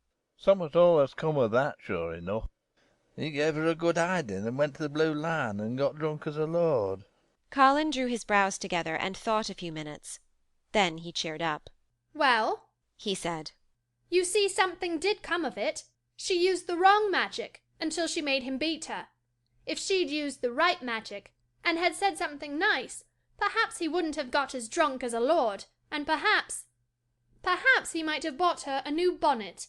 Ben Weatherstaff chuckled, and there was shrewd admiration in his little old eyes. Thou'rt a clever lad as well as a straight-legged one, Mr. Colin, he said. Next time I see Bess Fiddleworth, I'll give her a bit of a hint of what magic'll do for her. She'd be rare pleased, and pleased if the scientific experiment worked, and so did Jem. Dickon had stood listening to the lecture, his round eyes shining with curious delight. Nut and Shell were on his shoulders, and he held a long-eared white rabbit in his arm, and stroked it softly, while it laid its ears along its back and enjoyed itself. Do you think the experiment will work? Colin asked him, wondering what he was thinking. He so often wondered what Dickon was thinking when he saw him looking at him or at one of his creatures with his happy wide smile. He smiled now, and his smile was wider than usual. Aye, he answered. That I do. It'll work same as the seeds opening when the sun comes out to shine on 'em. It'll work for sure. Shall us begin it now? Colin was delighted, and so was Mary. Fired by recollections of fakirs and devotees and illustrations, Colin suggested that they should all sit cross-legged under the tree which made a canopy. It will be like sitting in a sort of temple, said Colin. I'm rather tired, and I want to sit down. Hey, said Dickon. Thou mustn't begin by saying that tired. Thou might spoil t' magic. Colin turned and looked at him, into his innocent round eyes. That's true, he said slowly. I must only think of the magic. It all seemed most majestic and mysterious when they sat down in their circle. Ben Weatherstaff felt as if he had somehow been led into appearing at a prayer-meeting. Ordinarily he was very fixed in being what he called again prayer-meetings. But this being the Rajah's affair, he did not resent it, and was indeed inclined to be gratified at being called upon to assist. Mistress Mary felt solemnly enraptured. Dickon held his rabbit in his arm, and perhaps he made some charmer's signal no one heard, for when he sat down, cross-legged like the rest, the crow, the fox, the squirrels, and the lamb slowly drew near and made part of the circle, settling each into a place of rest, as if of their own desire. The creatures have come, said Colin gravely. They want to help us. Colin really looked quite beautiful, Mary thought. He held his head high as if he felt like a sort of priest, and his strange eyes had a wonderful look in them. The light shone on him through the tree canopy. Now we will begin, he said. Shall we sway backward and forward, Mary, as if we were dervishes? I canna do no swaying backward and forward, said Ben Weatherstaff. I got the rheumatics. The magic will take them away, said Colin in a high priest tone. But we won't sway until it has done it. We will only chant. I canna do no chanting, said Ben Weatherstaff a trifle testily. They turned me out of the church choir the only time I ever tried it. No one smiled. They were all too much in earnest. Colin's face was not even crossed by a shadow. He was thinking only of the magic. Then I will chant, he said. And he began, looking like a strange boy spirit. The sun is shining. The sun is shining. That is the magic. The flowers are growing. The roots are stirring. That is the magic. Being alive is the magic. Being strong is the magic. The magic is in me. The magic is in me. It is in me. It is in me. It's in every one of us. It's in Ben Weatherstaff's back. Magic! Magic! Come and help!" He said it a great many times. Not 1,000 times, but quite a goodly number. Mary listened entranced. She felt as if it were at once queer and beautiful, and she wanted him to go on and on. Ben Weatherstaff began to feel soothed into a sort of dream which was quite agreeable. The humming of the bees in the blossoms mingled with the chanting voice, and drowsily melted into a doze. Dickon sat cross-legged with his rabbit asleep on his arm, and a hand resting on the lamb's back. Soot had pushed away a squirrel, and huddled close to him on his shoulder, the grey film dropped over his eyes. At last Colin stopped. "Now I am going to walk round the garden," he announced. Ben Weatherstaff's head had just dropped forward, and he lifted it with a jerk. "You have been asleep," said Colin. "Thou'rt at thought," mumbled Ben. "The sermon was good enough, but I'm bound to get out afore the collection." He was not quite awake yet. "You're not in church," said Colin. "Not me," said Ben, straightening himself. "Who said I were? I heard every bit of it. You said the magic was in my back. The doctor calls it rheumatics." The Rajah waved his hand. "That was the wrong magic," he said. "You will get better. You have my permission to go to your work. But come back to-morrow." "I'd like to see thee walk round the garden," grunted Ben. It was not an unfriendly grunt, but it was a grunt. In fact, being a stubborn old party, and not having entire faith in magic, he had made up his mind that if he were sent away, he would climb his ladder and look over the wall, so that he might be ready to hobble back if there were any stumbling. The Rajah did not object to his staying, and so the procession was formed. It really did look like a procession. Colin was at its head, with Dickon on one side and Mary on the other. Ben Weatherstaff walked behind, and the creatures trailed after them, the lamb and the fox cub keeping close to Dickon, the white rabbit hopping along or stopping to nibble, and Soot following with the solemnity of a person who felt himself in charge. It was a procession which moved slowly but with dignity. Every few yards it stopped to rest. Colin leaned on Dickon's arm, and privately Ben Weatherstaff kept a sharp look-out, but now and then Colin took his hand from its support and walked a few steps alone. His head was held up all the time, and he looked very grand. "The magic is in me," he kept saying. "The magic is making me strong. I can feel it. I can feel it." It seemed very certain that something was upholding and uplifting him. He sat on the seats in the alcoves, and once or twice he sat down on the grass, and several times he paused in the path and leaned on Dickon, but he would not give up until he had gone all round the garden. When he returned to the canopy tree, his cheeks were flushed, and he looked triumphant. "I did it! The magic worked!" he cried. "That is my first scientific discovery." "What will Dr. Craven say?" broke out Mary. "He won't say anything," Colin answered.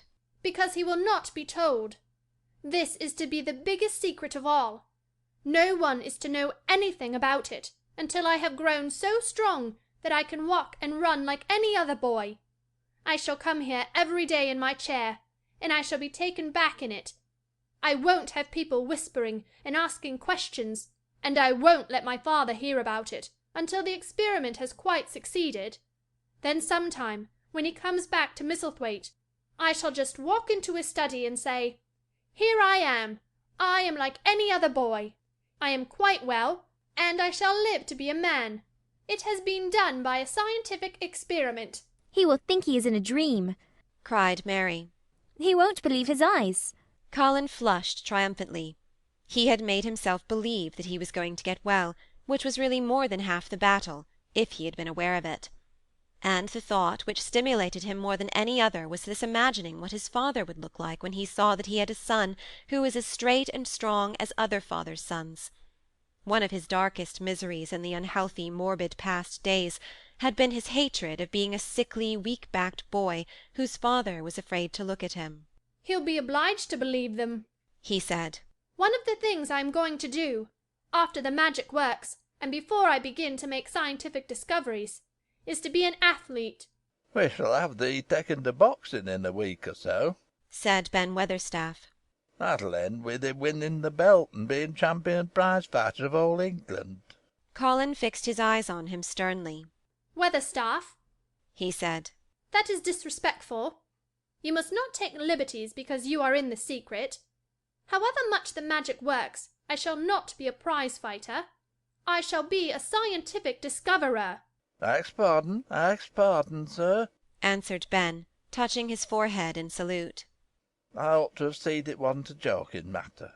But his eyes twinkled, and secretly he was immensely pleased.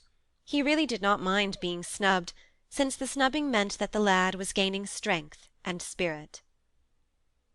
End of chapter 23. Chapter 24. Let them laugh.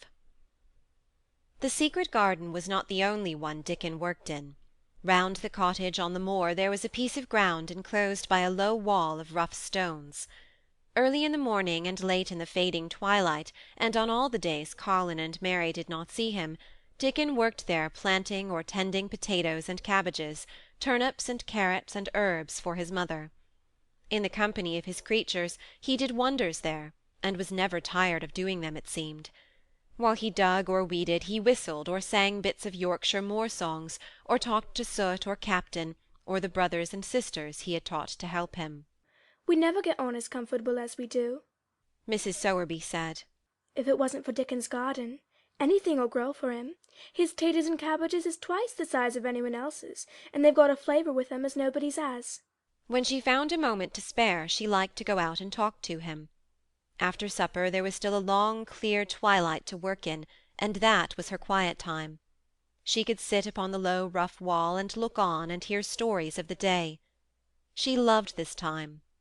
There were not only vegetables in the garden. Dickon had bought penny packages of flower seeds now and then, and sown bright sweet-scented things among gooseberry bushes, and even cabbages, and he grew borders of mignonette and pinks and pansies, and things whose seeds he could save year after year, or whose roots would bloom each spring and spread in time into fine clumps. The low wall was one of the prettiest things in Yorkshire, because he had tucked moorland foxgloves and ferns and rock-cress and hedgerow flowers into every crevice, until only here and there glimpses of the stones were to be seen. All's a chap's got to do to make 'em thrive, mother, he would say, is to be friends with 'em for sure. They're just like the creatures. If they're thirsty, give 'em drink, and if they're hungry, give 'em a bit of food. They want to live the same as we do. If they died, I should feel as if I'd been a bad lad, and somehow treated them heartless. It was in these twilight hours that Mrs. Sowerby heard of all that happened at Misselthwaite Manor. At first she was only told that Master Colin had taken a fancy to going out into the grounds with Miss Mary, and that it was doing him good. But it was not long before it was agreed between the two children that Dickon's mother might come into the secret. Somehow it was not doubted that she was safe for sure. So one beautiful still evening Dickon told the whole story, with all the thrilling details of the buried key and the robin and the grey haze, which had seemed like deadness, and the secret Mistress Mary had planned never to reveal. The coming of Dickon and how it had been told to him, the doubt of Master Colin and the final drama of his introduction to the hidden domain, combined with the incident of Ben Weatherstaff's angry face peering over the wall, and Master Colin's sudden indignant strength, made Mrs. Sowerby's nice-looking face change colour several times. My word, she said. It was a good thing that little lass came to the manor. It's been the making of her and the saving of him, standing on his feet, and us all thinking it was a poor half-witted lad with not a straight bone in him. She asked a great many questions, and her blue eyes were full of deep thinking. What do they make of it at the manor, him being so well and cheerful and never complaining? She inquired. They don't know what to make of it, answered Dickon. Every day as comes round his face looks different. It's filling out and doesn't look so sharp, and the waxy colour is going, but he has to do his bit of complaining. With a highly entertained grin. What for, in mercy's name? asked Mrs. Sowerby. Dickon chuckled. He does it to keep him from guessing what's happening. If the doctors knew he'd find out he could stand on his feet, he'd likely to write and tell Mr. Craven. Master Colin's saving the secret to tell himself. He's going to practise his magic on his legs every day till his father comes back, and he's going to march into his room and show him he's as straight as other lads. But him and Miss Mary think it's best plan to do a bit of groaning and fretting now, and then to throw folks off the scent. Mrs. Sowerby was laughing a low, comfortable laugh long before he had finished his last sentence. She said. That pair's enjoying theirselves, I'll warrant. They'll get a good bit of acting out of it, and there's nothing children likes as much as play acting. Let's hear what they do, Dickon lad. Dickon stopped weeding and sat up on his heels to tell her. His eyes were twinkling with fun. Mr. Colin is carried down on his chair every time he goes out, he explained. And he flies out at John the footman for not carrying him careful enough. He makes himself as helpless looking as he can, and never lifts his head until we're out of sight of the house. And he grunts and frets a good bit when he's settling into his chair. Him and Miss Mary both got to enjoy it, and when he groans and complains, she says, "Poor Colin, does it hurt that much? Are you so weak as that, poor Colin?" But the trouble is that sometimes they can scarce keep off bursting into laughter. When we get safe into the garden, they laugh till there's no breath left to laugh with, and they have to stuff their faces into Mr. Colin's cushions, to keep the gardeners from hearing, if any of them's about. The more they laugh, the better for 'em, said Mrs. Sowerby, still laughing herself. Good healthy child laughing's better than pills any day of the year. That pair'll plump up for sure. They're plumping up, said Dickon. They're that hungry they don't know how to get enough to eat without making talk. Mr. Colin says that if he keeps sending for more food, they won't believe he's an invalid at all. Miss Mary says she'll let him eat her share. He says if she goes hungry, she'll go thin, and they mun both get fat at once. Mrs. Sowerby laughed so heartily at the revelation of this difficulty that she quite rocked backward and forward in her blue cloak, and Dickon laughed with her. I'll tell thee what, lad, Mrs. Sowerby said when she could speak. I've thought of a way to help 'em. When thou goes to 'em in the mornings, thou shalt take a pail of good new milk, and I'll bake 'em a crusty cottage loaf, or some buns with currants in 'em, same as you children like. Nothing's so good as fresh milk and bread. Then they could take off the edge of their hunger while they were in the garden, and the fine food they get indoors 'ud polish off the corners. "Hey, mother," said Dickon admiringly. "What a wonder that! Thou always sees the way out of things. They was quite in a pother yesterday. They didn't see how they was to manage without ordering up more food. They felt that empty inside." They're two young uns growing fast, and health's coming back to both of 'em. Children like that feels like young wolves, and food's flesh and blood to 'em, said Mrs. Sowerby. Then she smiled Dickon's own curving smile. But they're enjoying theirselves for sure, she said. She was quite right, the comfortable, wonderful mother creature, and she had never been more so than when she said their play-acting would be their joy. Colin and Mary found it one of their most thrilling sources of entertainment. The idea of protecting themselves from suspicion had been unconsciously suggested to them, first by the puzzled nurse, and then by Dr. Craven himself. "Your appetite is improving very much, Master Colin," the nurse had said one day. "You used to eat nothing, and so many things disagreed with you." Nothing disagrees with me now, replied Colin. And then, seeing the nurse looking at him curiously, he suddenly remembered that perhaps he ought not to appear too well just yet. At least, things don't so often disagree with me. It's the fresh air. "Perhaps it is," said the nurse, still looking at him with a mystified expression. "But I must talk to Dr. Craven about it." How she stared at you, said Mary when she went away. As if she thought there must be something to find out. I won't have her finding out things, said Colin. No one must begin to find out yet. When Dr. Craven came that morning he seemed puzzled also.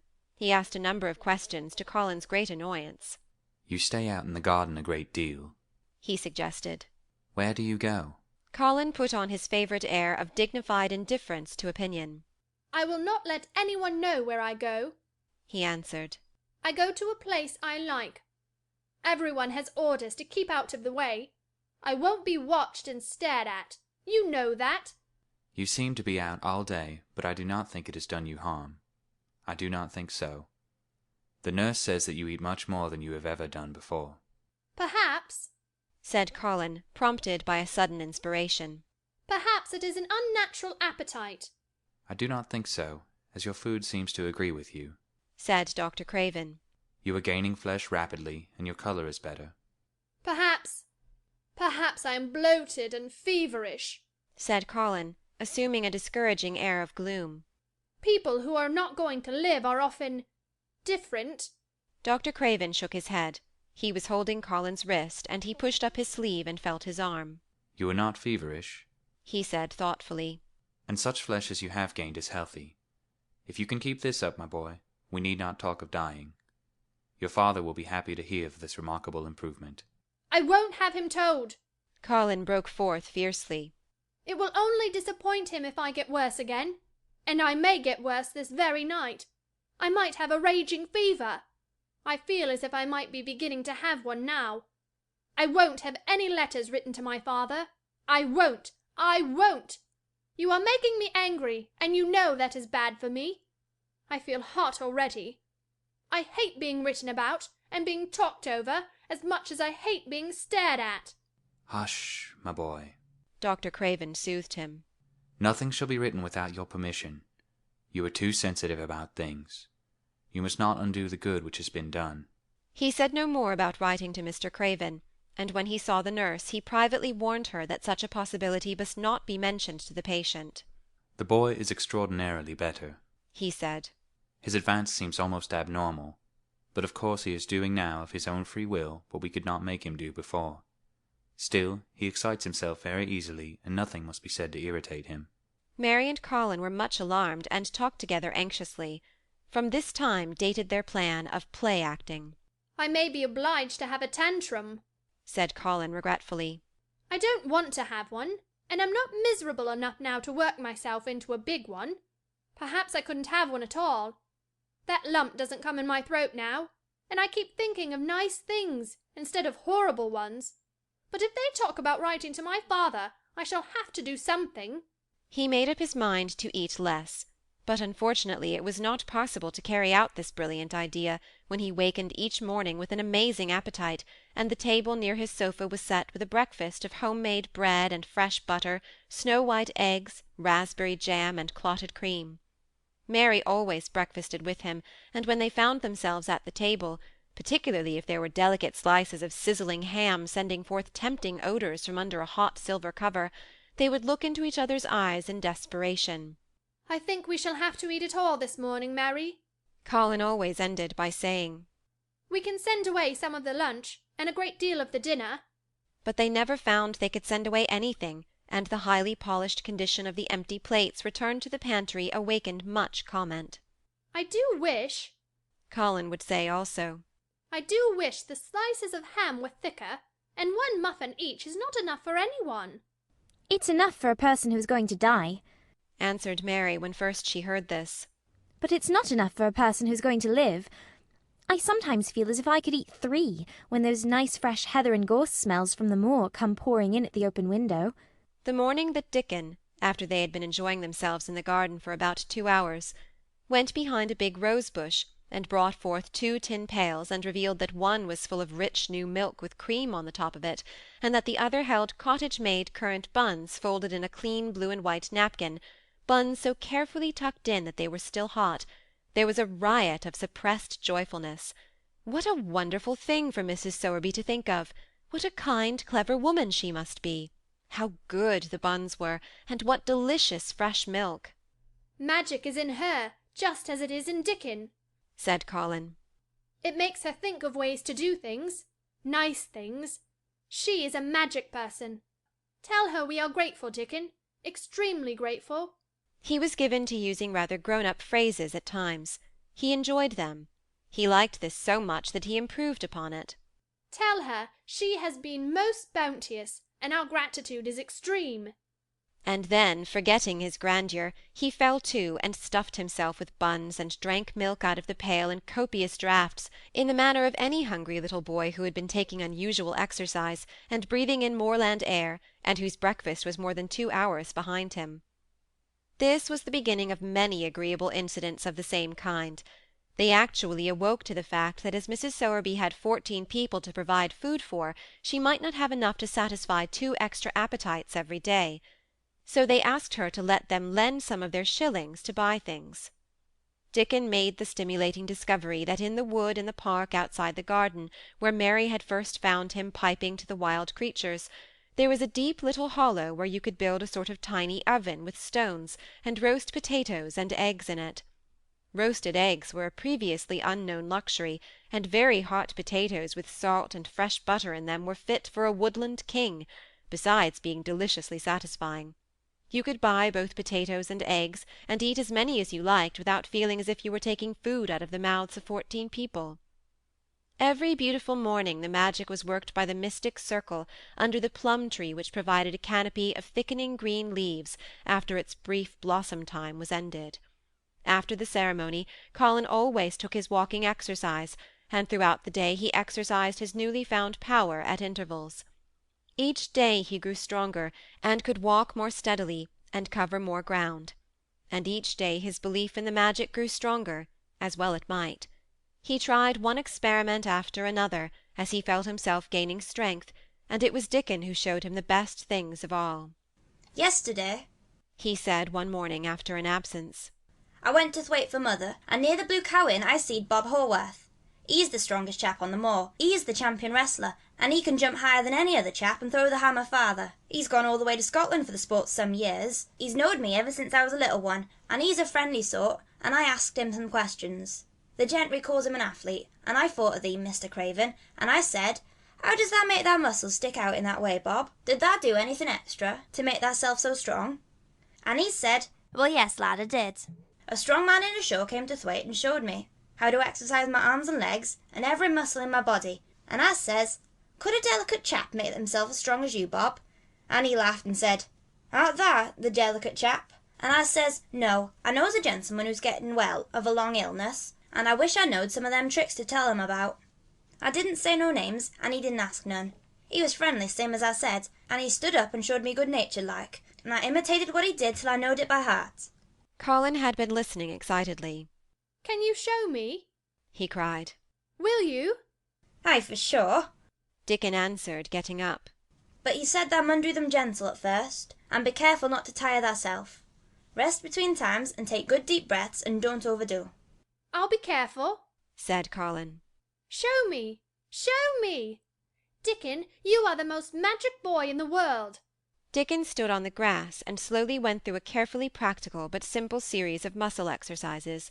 Colin watched them with widening eyes. He could do a few while he was sitting down. Presently he did a few gently while he stood upon his already steadied feet. Mary began to do them also.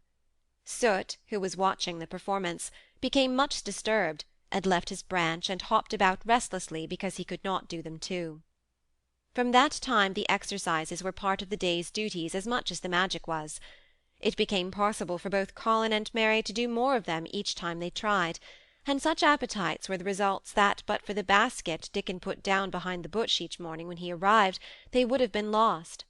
But the little oven in the hollow and Mrs. Sowerby's bounties were so satisfying that Mrs. Medlock and the nurse and Dr. Craven became mystified again. You can trifle with your breakfast and seem to disdain your dinner if you are full to the brim with roasted eggs and potatoes, and richly frothed new milk and oatcakes and buns and heather honey and clotted cream. They are eating next to nothing, said the nurse. They'll die of starvation if they can't be persuaded to take some nourishment, and yet see how they look. Look, exclaimed Mrs. Medlock indignantly. I'm mothering to death with 'em. They're a pair of young Satans, bursting their jackets one day and turning up their noses at the best meals cook can tempt them with. Not a mouthful of that lovely young fowl and bread sauce did they set a fork into yesterday, and the poor woman invented a pudding for them, and back it's sent. She almost cried. I'm afraid she'll be blamed if they starve themselves into their graves. Dr. Craven came and looked at Colin long and carefully. He wore an extremely worried expression when the nurse talked with him and showed him the almost untouched tray of breakfast she had saved for him to look at, but it was even more worried when he sat down by Colin's sofa and examined him. He had been called to London on business, and had not seen the boy for nearly 2 weeks. When young things begin to gain health, they gain it rapidly. The waxen tinge had left Colin's skin, and a warm rose showed through it. His beautiful eyes were clear, and the hollows under them and in his cheeks and temples had filled out. His once dark, heavy locks had begun to look as if they sprang healthily from his forehead, and were soft and warm with life. His lips were fuller and of a normal colour. In fact, as an imitation of a boy who was a confirmed invalid, he was a disgraceful sight. Dr. Craven held his chin in his hand and thought him over. I am sorry to hear that you do not eat anything, he said. That will not do. You will lose all you have gained, and you have gained amazingly. You ate so well a short time ago. I told you it was an unnatural appetite, answered Colin. Mary was sitting on her stool near by, and she suddenly made a very queer sound which she tried so violently to repress that she ended by almost choking. What is the matter? said Dr. Craven, turning to look at her. Mary became quite severe in her manner. It was something between a sneeze and a cough, she replied with reproachful dignity. And it got into my throat. But, she afterward said to Colin, I couldn't stop myself. It just burst out because all at once I couldn't help remembering that last big potato you ate, and the way your mouth stretched when you bit through that thick lovely crust with jam and clotted cream on it. Is there any way in which those children can get food secretly? Dr. Craven inquired of Mrs. Medlock. There's no way, unless they dig it out of the earth or pick it off the trees, Mrs. Medlock answered. They stay out in the grounds all day and see no one but each other, and if they want anything different to eat from what's sent up to them, they need only ask for it. Well, said Dr. Craven, so long as going without food agrees with them, we need not disturb ourselves. The boy is a new creature. So is the girl, said Mrs. Medlock. She's begun to be downright pretty since she filled out and lost her ugly little sour look. Her hair's grown thick and healthy looking, and she's got a bright colour, the glummest ill-natured little thing she used to be, and now her and Master Colin laugh together like a crazy pair of young ones. Perhaps they're growing fat on that. Perhaps they are, said Dr. Craven. Let them laugh. End of chapter 24. Chapter 25. The Curtain. And the secret garden bloomed and bloomed, and every morning revealed new miracles. In the robin's nest there were eggs, and the robin's mate sat upon them, keeping them warm with her feathery little breast and careful wings. At first she was very nervous, and the robin himself was indignantly watchful. Even Dickon did not go near the close-grown corner in those days, but waited until, by the quiet working of some mysterious spell he seemed to have conveyed to the soul of the little pair, that in the garden there was nothing which was not quite like themselves, nothing which did not understand the wonderfulness of what was happening to them, the immense, tender, terrible, heart-breaking beauty and solemnity of eggs. If there had been one person in that garden who had not known through all his or her innermost being that if an egg were taken away or hurt, the whole world would whirl around and crash through space and come to an end, if there had been even one who did not feel it and act accordingly, there could have been no happiness even in that golden springtime air. But they all knew it and felt it, and the robin and his mate knew they knew it. At first the robin watched Mary and Colin with sharp anxiety. For some mysterious reason he knew he need not watch Dickon. The first moment he set his bright black eye on Dickon, he knew he was not a stranger, but a sort of robin without beak or feathers. He could speak robin, which is a quite distinct language not to be mistaken for any other. To speak robin to a robin is like speaking French to a Frenchman. Dickon always spoke it to the robin himself, so the queer gibberish he used when he spoke to humans did not matter in the least. The robin thought he spoke this gibberish to them because they were not intelligent enough to understand feathered speech. His movements also were robin. They never startled one by being sudden enough to seem dangerous or threatening. Any robin could understand Dickon, so his presence was not even disturbing. But at the outset it seemed necessary to be on guard against the other two. In the first place, the boy creature did not come into the garden on his legs. He was pushed in on a thing with wheels, and the skins of wild animals were thrown over him. That in itself was doubtful. Then, when he began to stand up and move about, he did it in a queer, unaccustomed way, and the others seemed to have to help him. The robin used to secret himself in a bush and watch this anxiously, his head tilted first on one side and then on the other. He thought that the slow movements might mean that he was preparing to pounce, as cats do. When cats are preparing to pounce, they creep over the ground very slowly. The robin talked this over with his mate a great deal for a few days, but after that he decided not to speak of the subject, because her terror was so great that he was afraid it might be injurious to the eggs. When the boy began to walk by himself, and even to move more quickly, it was an immense relief. But for a long time, or it seemed a long time to the robin, he was a source of some anxiety. He did not act as the other humans did. He seemed very fond of walking, but he had a way of sitting or lying down for a while, and then getting up in a disconcerting manner to begin again. One day the robin remembered that when he himself had been made to learn to fly by his parents, he had done much the same sort of thing. He had taken short flights of a few yards, and then had been obliged to rest. So it occurred to him that this boy was learning to fly, or rather to walk. He mentioned this to his mate, and when he told her that the eggs would probably conduct themselves in the same way after they were fledged, she was quite comforted, and even became eagerly interested, and derived great pleasure from watching the boy over the edge of her nest, though she always thought that the eggs would be much cleverer and learn more quickly. But then she said indulgently that humans were always more clumsy and slow than eggs, and most of them never seemed really to learn to fly at all. You never met them in the air or on tree-tops. After a while the boy began to move about as the others did, but all three of the children at times did unusual things. They would stand under the trees and move their arms and legs and heads about in a way which was neither walking nor running nor sitting down.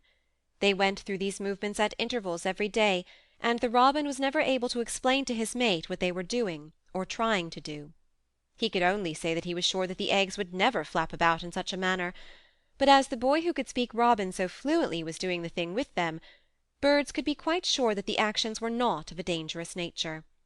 Of course neither the robin nor his mate had ever heard of the champion wrestler, Bob Hayworth, and his exercises for making the muscles stand out like lumps. Robins are not like human beings. Their muscles are always exercised from the first, and so they develop themselves in a natural manner. If you have to fly about to find every meal you eat, your muscles do not become atrophied. Atrophied means wasted away through want of use. When the boy was walking and running about and digging and weeding like the others, the nest in the corner was brooded over by a great peace and content. Fears for the eggs became things of the past. Knowing that your eggs were safe as if they were locked in a bank vault, and the fact that you could watch so many curious things going on, made setting a most entertaining occupation. On wet days the eggs' mother sometimes felt even a little dull because the children did not come into the garden. But on wet days it could not be said that Mary and Colin were dull. One morning when the rain streamed down unceasingly, and Colin was beginning to feel a little restive, as he was obliged to remain on his sofa because it was not safe to get up and walk about, Mary had an inspiration. "Now that I am a real boy," Colin had said, "my legs and arms and all my body are so full of magic that I can't keep them still. They want to be doing things all the time. Do you know that when I waken in the morning, Mary, when it's quite early, and the birds are just shouting outside, and everything seems just shouting for joy, even the trees and things we can't really hear, I feel as if I must jump out of bed and shout myself. If I did it, just think what would happen." Mary giggled inordinately. The nurse would come running, and Mrs. Medlock would come running, and they would be sure you had gone crazy, and they'd send for the doctor, she said. Colin giggled himself. He could see how they would all look, how horrified by his outbreak, and how amazed to see him standing upright. "I wish my father would come home," he said. "I want to tell him myself. I'm always thinking about it. But we couldn't go on like this much longer. I can't stand lying still and pretending. And besides, I look too different. I wish it wasn't raining today." It was then Mistress Mary had her inspiration. "Colin," she began mysteriously, "do you know how many rooms there are in this house?" "About 1,000, I suppose," he answered. "There's about 100 no one ever goes into," said Mary. "And one rainy day I went and looked into ever so many of them. No one ever knew, though Mrs. Medlock nearly found me out. I lost my way when I was coming back, and I stopped at the end of your corridor. That was the second time I heard you crying." Colin started up on his sofa. 100 rooms no one goes into, he said. "It sounds almost like a secret garden. Suppose we go and look at them. Wheel me in my chair, and nobody would know we went." "That's what I was thinking," said Mary. "No one would dare to follow us. There are galleries where you could run. We could do our exercises. There is a little Indian room where there is a cabinet full of ivory elephants. There are all sorts of rooms." "Ring the bell," said Colin. When the nurse came in, he gave his orders. "I want my chair," he said. "Miss Mary and I are going to look at the part of the house which is not used. John can push me as far as the picture gallery, because there are some stairs. Then he must go away and leave us alone until I send for him again. Rainy days lost their terrors that morning. When the footman had wheeled the chair into the picture gallery and left the two together in obedience to orders, Colin and Mary looked at each other quite delighted. As soon as Mary had made sure that John was really on his way back to his own quarters below stairs, Colin got out of his chair. I am going to run from one end of the gallery to the other, he said. And then I am going to jump, and then we will do Bob Hayworth's exercises. And they did all these things, and many others. They looked at the portraits and found the plain little girl dressed in green brocade and holding the parrot on her finger. All these, said Colin, must be my relations. They lived a long time ago. That parrot one, I believe, is one of my great aunts. She looks rather like you, Mary. Not as you look now, but as you looked when you came here. Now you are a great deal fatter and better looking. So are you, said Mary, and they both laughed. They went to the Indian room and amused themselves with the ivory elephants. They found the rose-colour brocade boudoir, and the hole in the cushion the mouse had left, but the mice had grown up and run away, and the hole was empty. They saw more rooms and made more discoveries than Mary had made on her first pilgrimage. They found new corridors and corners and flights of steps, and new old pictures they liked, and weird old things they did not know the use of. It was a curiously entertaining morning, and the feeling of wandering about in the same house with other people, but at the same time feeling as if one were miles away from them, was a fascinating thing. I'm glad we came, Colin said. I never knew I lived in such a big, queer old place. I like it. We will ramble about every rainy day. We shall always be finding new queer corners and things.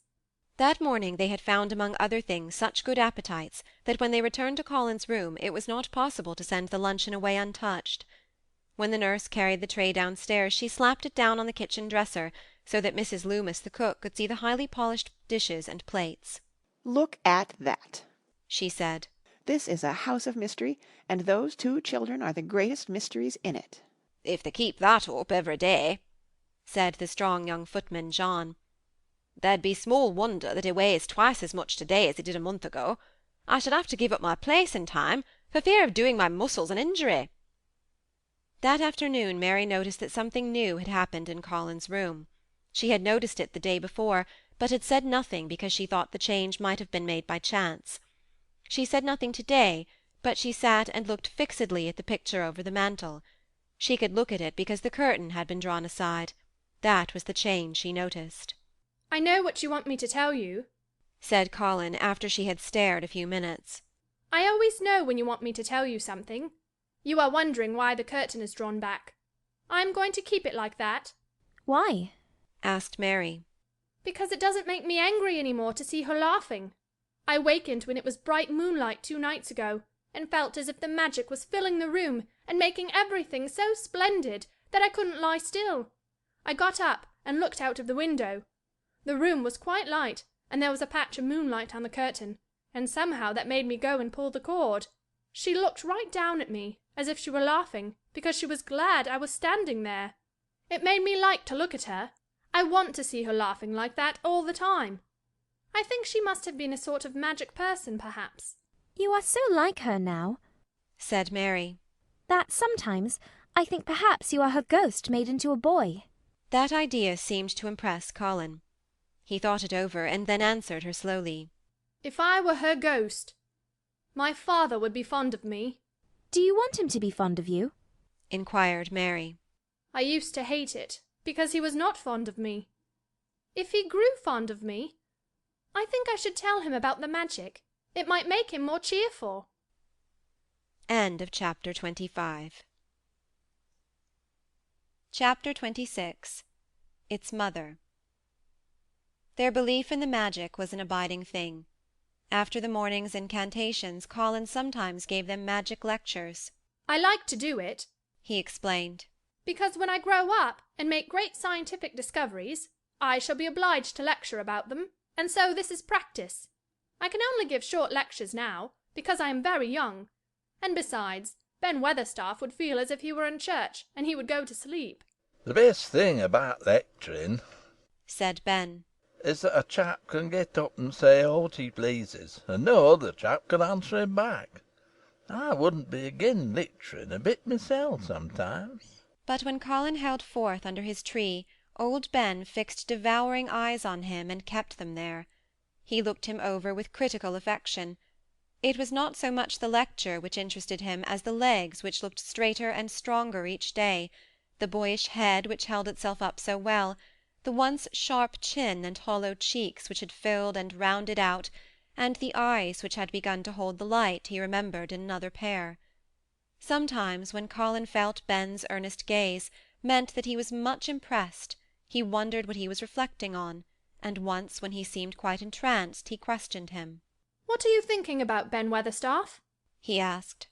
I was thinking, answered Ben, as I'd warrant thou's gone up 3 or 4 pound this week. I was looking at thy calves and thy shoulders. I should like to get thee on a pair of scales. "It's the magic, and Mrs. Sowerby's buns and milk and things," said Colin. "You see, the scientific experiment has succeeded."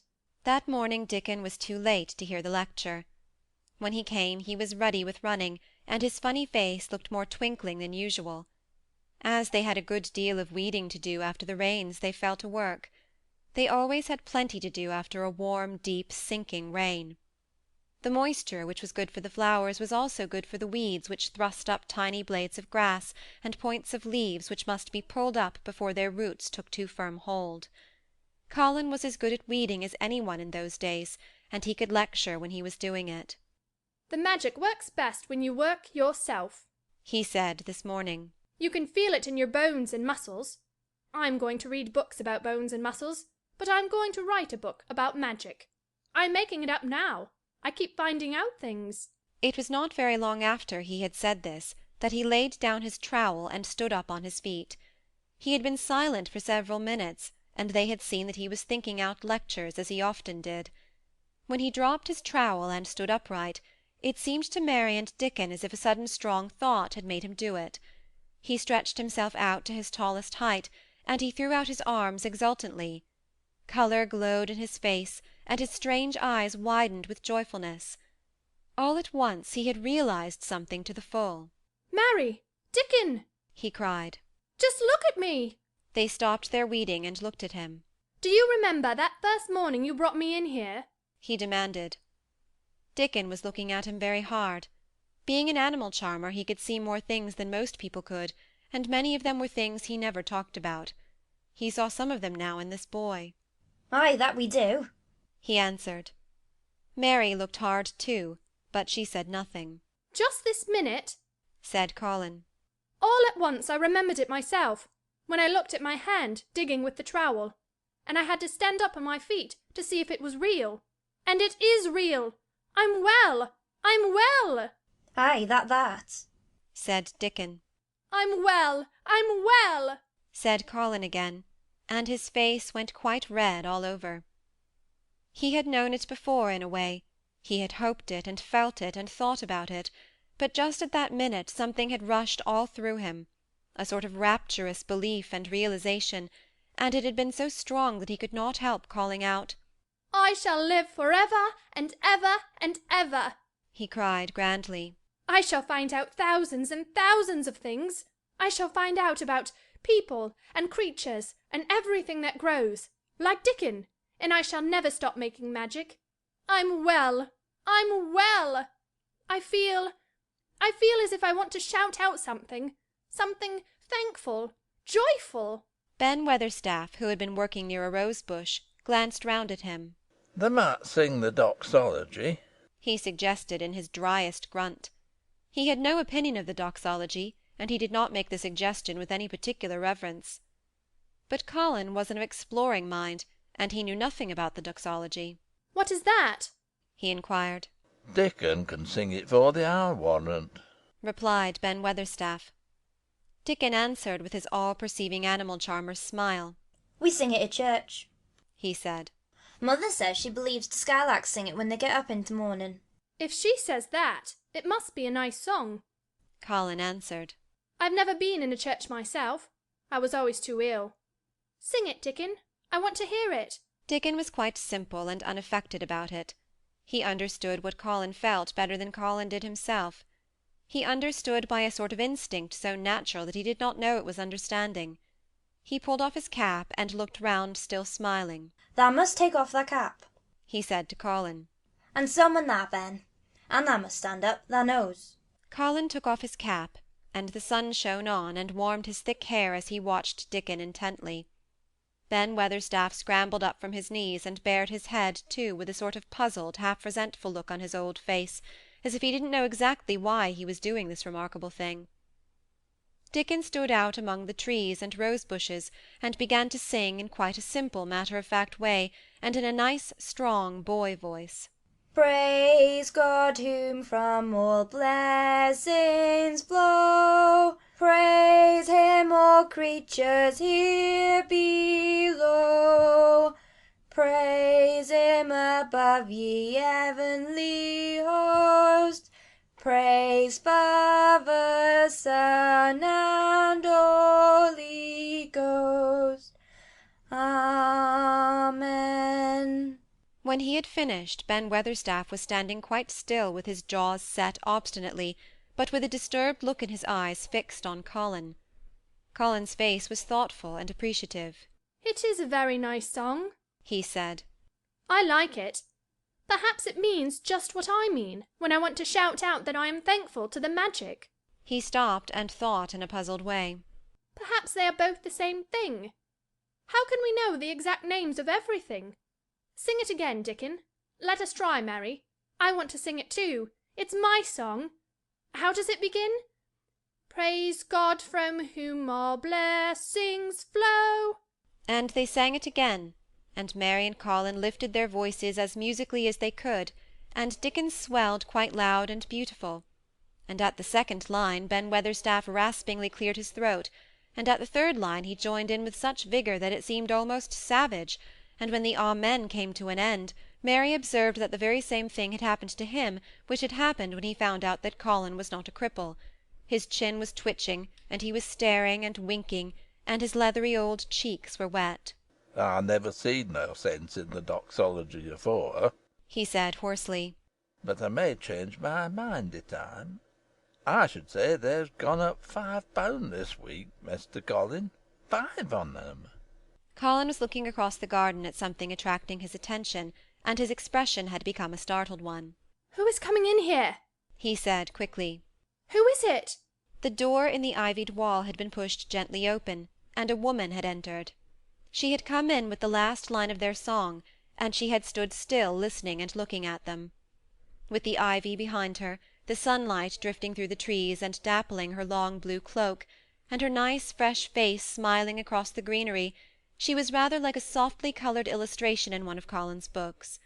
She had wonderful affectionate eyes which seemed to take everything in, all of them, even Ben Weatherstaff and the creatures, and every flower that was in bloom. Unexpectedly as she had appeared, not one of them felt that she was an intruder at all.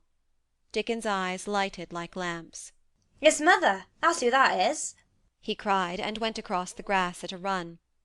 Colin began to move toward her too, and Mary went with him. They both felt their pulses beat faster. It's mother, Dickon said again when they met half-way. I know thou wanted to see her, and I told her where t' door was hid. Colin held out his hand with a sort of flushed royal shyness, but his eyes quite devoured her face.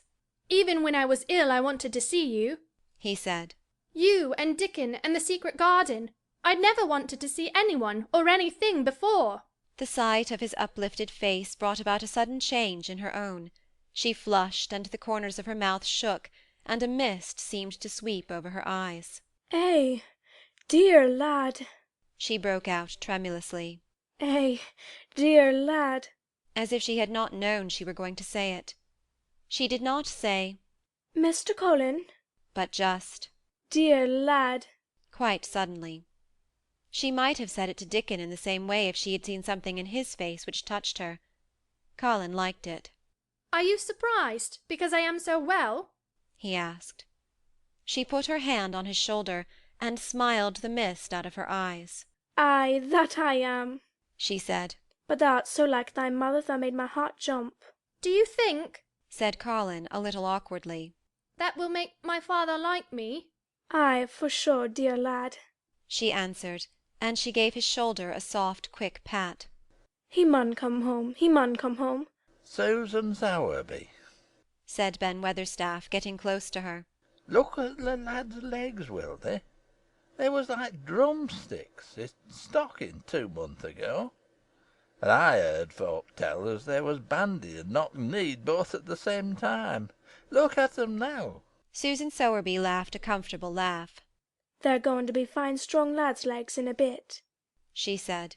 Let him go on playing and working in the garden and eating hearty and drinking plenty of good sweet milk, and there'll not be a finer pair of Yorkshire, thank God for it. She put both hands on Mistress Mary's shoulders, and looked her little face over in a motherly fashion. And thee too, she said. Thou'rt grown near as hearty as our Lisbeth Ellen. I'll warrant thou'rt like thy mother too. Our Martha told me as Mrs. Medlock heard she was a pretty woman. Thou'lt be like a blush rose when thou grows up, my little lass, bless thee. She did not mention that when Martha came home on her day out and described the plain sallow child, she had said that she had no confidence whatever in what Mrs. Medlock had heard. It doesn't stand to reason that a pretty woman could be the mother of such a foul little lass, she had added obstinately. Mary had not had time to pay much attention to her changing face. She had only known that she looked different, and seemed to have a great deal more hair, and that it was growing very fast. But remembering her pleasure in looking at the Mem Sahib in the past, she was glad to hear that she might some day look like her. Susan Sowerby went round their garden with them, and was told the whole story of it, and shown every bush and tree which had come alive. Colin walked on one side of her, and Mary on the other. Each of them kept looking up at her comfortable rosy face, secretly curious about the delightful feeling she gave them, a sort of warm, supported feeling. It seemed as if she understood them as Dickon understood his creatures.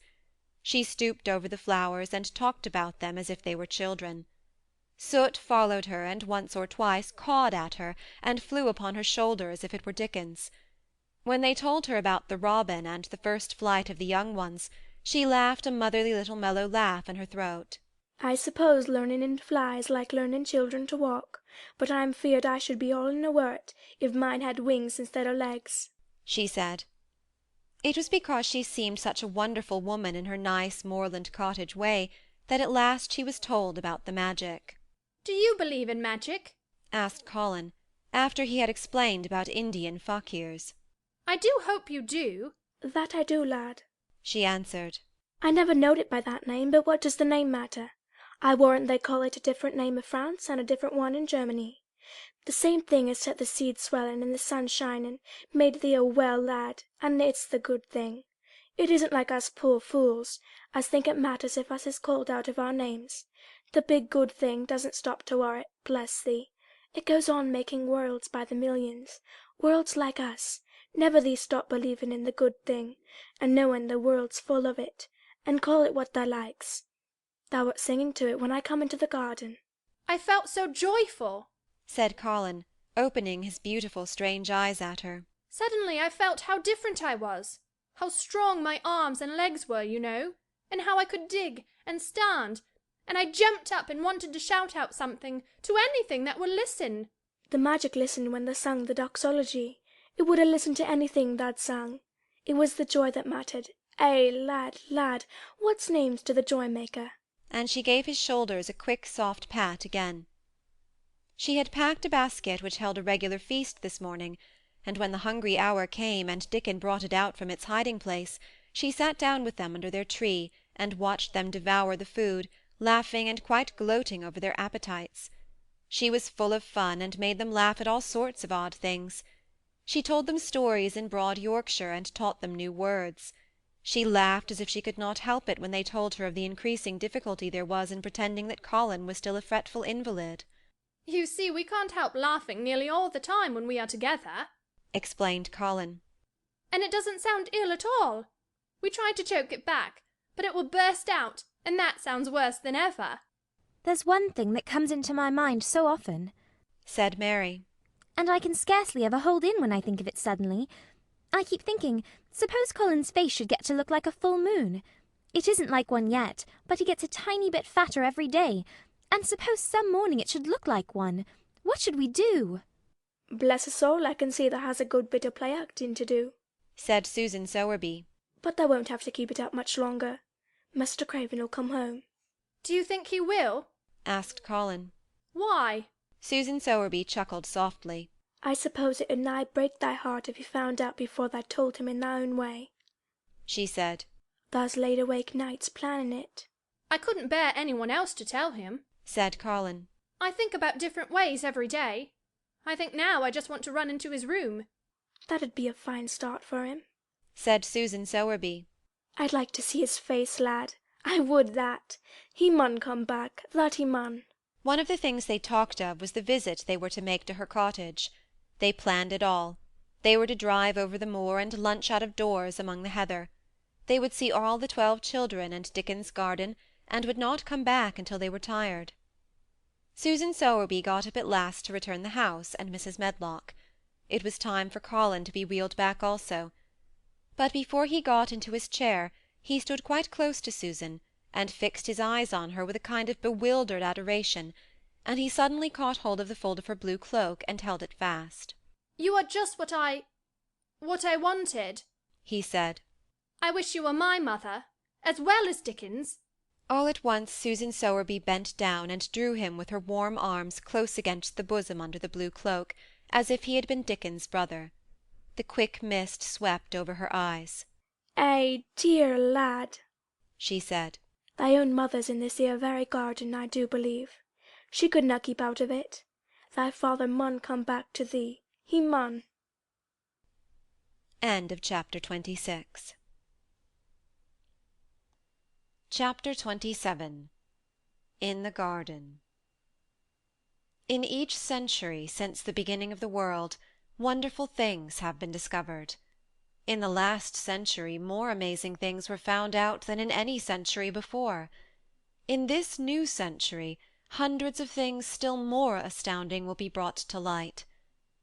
At first people refuse to believe that a strange new thing can be done. Then they begin to hope it can be done. Then they see it can be done. Then it is done, and all the world wonders why it was not done centuries ago. One of the new things people began to find out in the last century was that thoughts, just mere thoughts, are as powerful as electric batteries, as good for one as sunlight is, or as bad for one as poison. To let a sad thought or a bad one get into your mind is as dangerous as letting a scarlet fever germ get into your body. If you let it stay there after it has got in, you may never get over it as long as you live. So long as Mistress Mary's mind was full of disagreeable thoughts about her dislikes and sour opinions of people, and her determination not to be pleased by or interested in anything, she was a yellow-faced, sickly, bored, and wretched child. Circumstances, however, were very kind to her, though she was not at all aware of it. They began to push her about for her own good.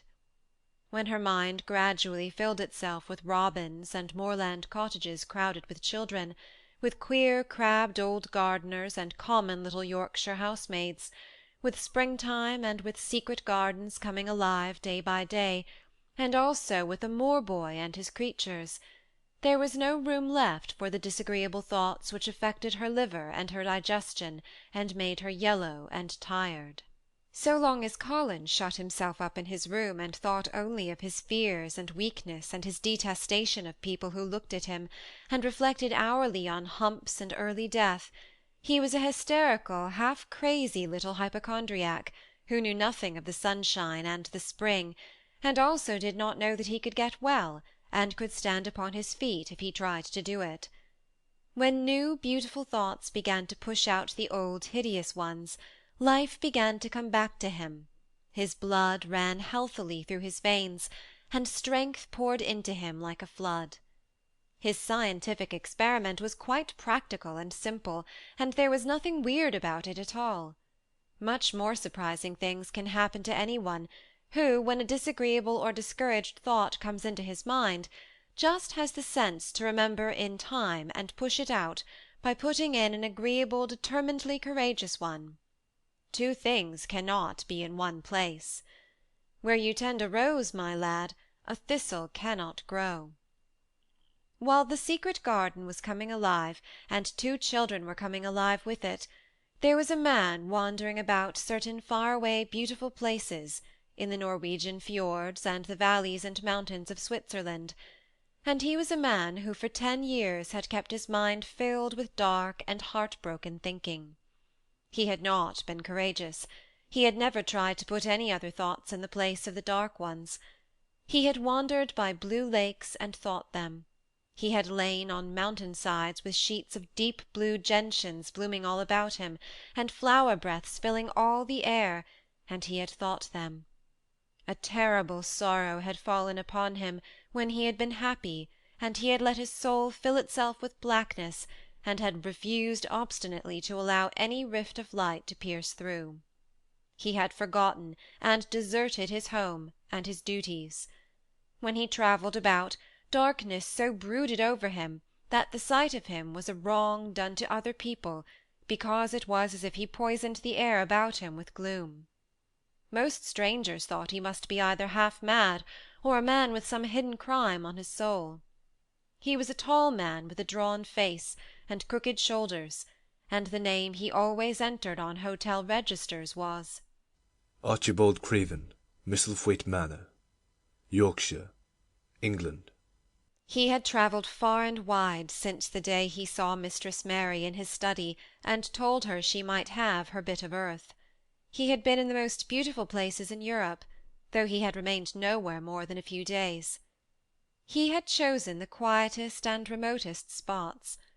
He had been on the tops of mountains whose heads were in the clouds, and had looked down on other mountains when the sun rose and touched them with such light as it made it seem as if the world were just being born.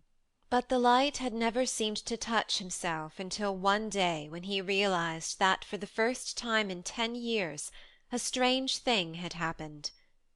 He was in a wonderful valley in the Austrian Tyrol, and he had been walking alone through such beauty as might have lifted any man's soul out of shadow. He had walked a long way, and it had not lifted his. But at last he had felt tired, and had thrown himself down to rest on a carpet of moss by a stream. It was a clear little stream, which ran quite merrily along on its narrow way through the luscious damp greenness. Sometimes it made a sound rather like very low laughter as it bubbled over around stones. He saw birds come and dip their heads to drink in it, and then flick their wings and fly away. It seemed like a thing alive, and yet its tiny voice made the stillness seem deeper.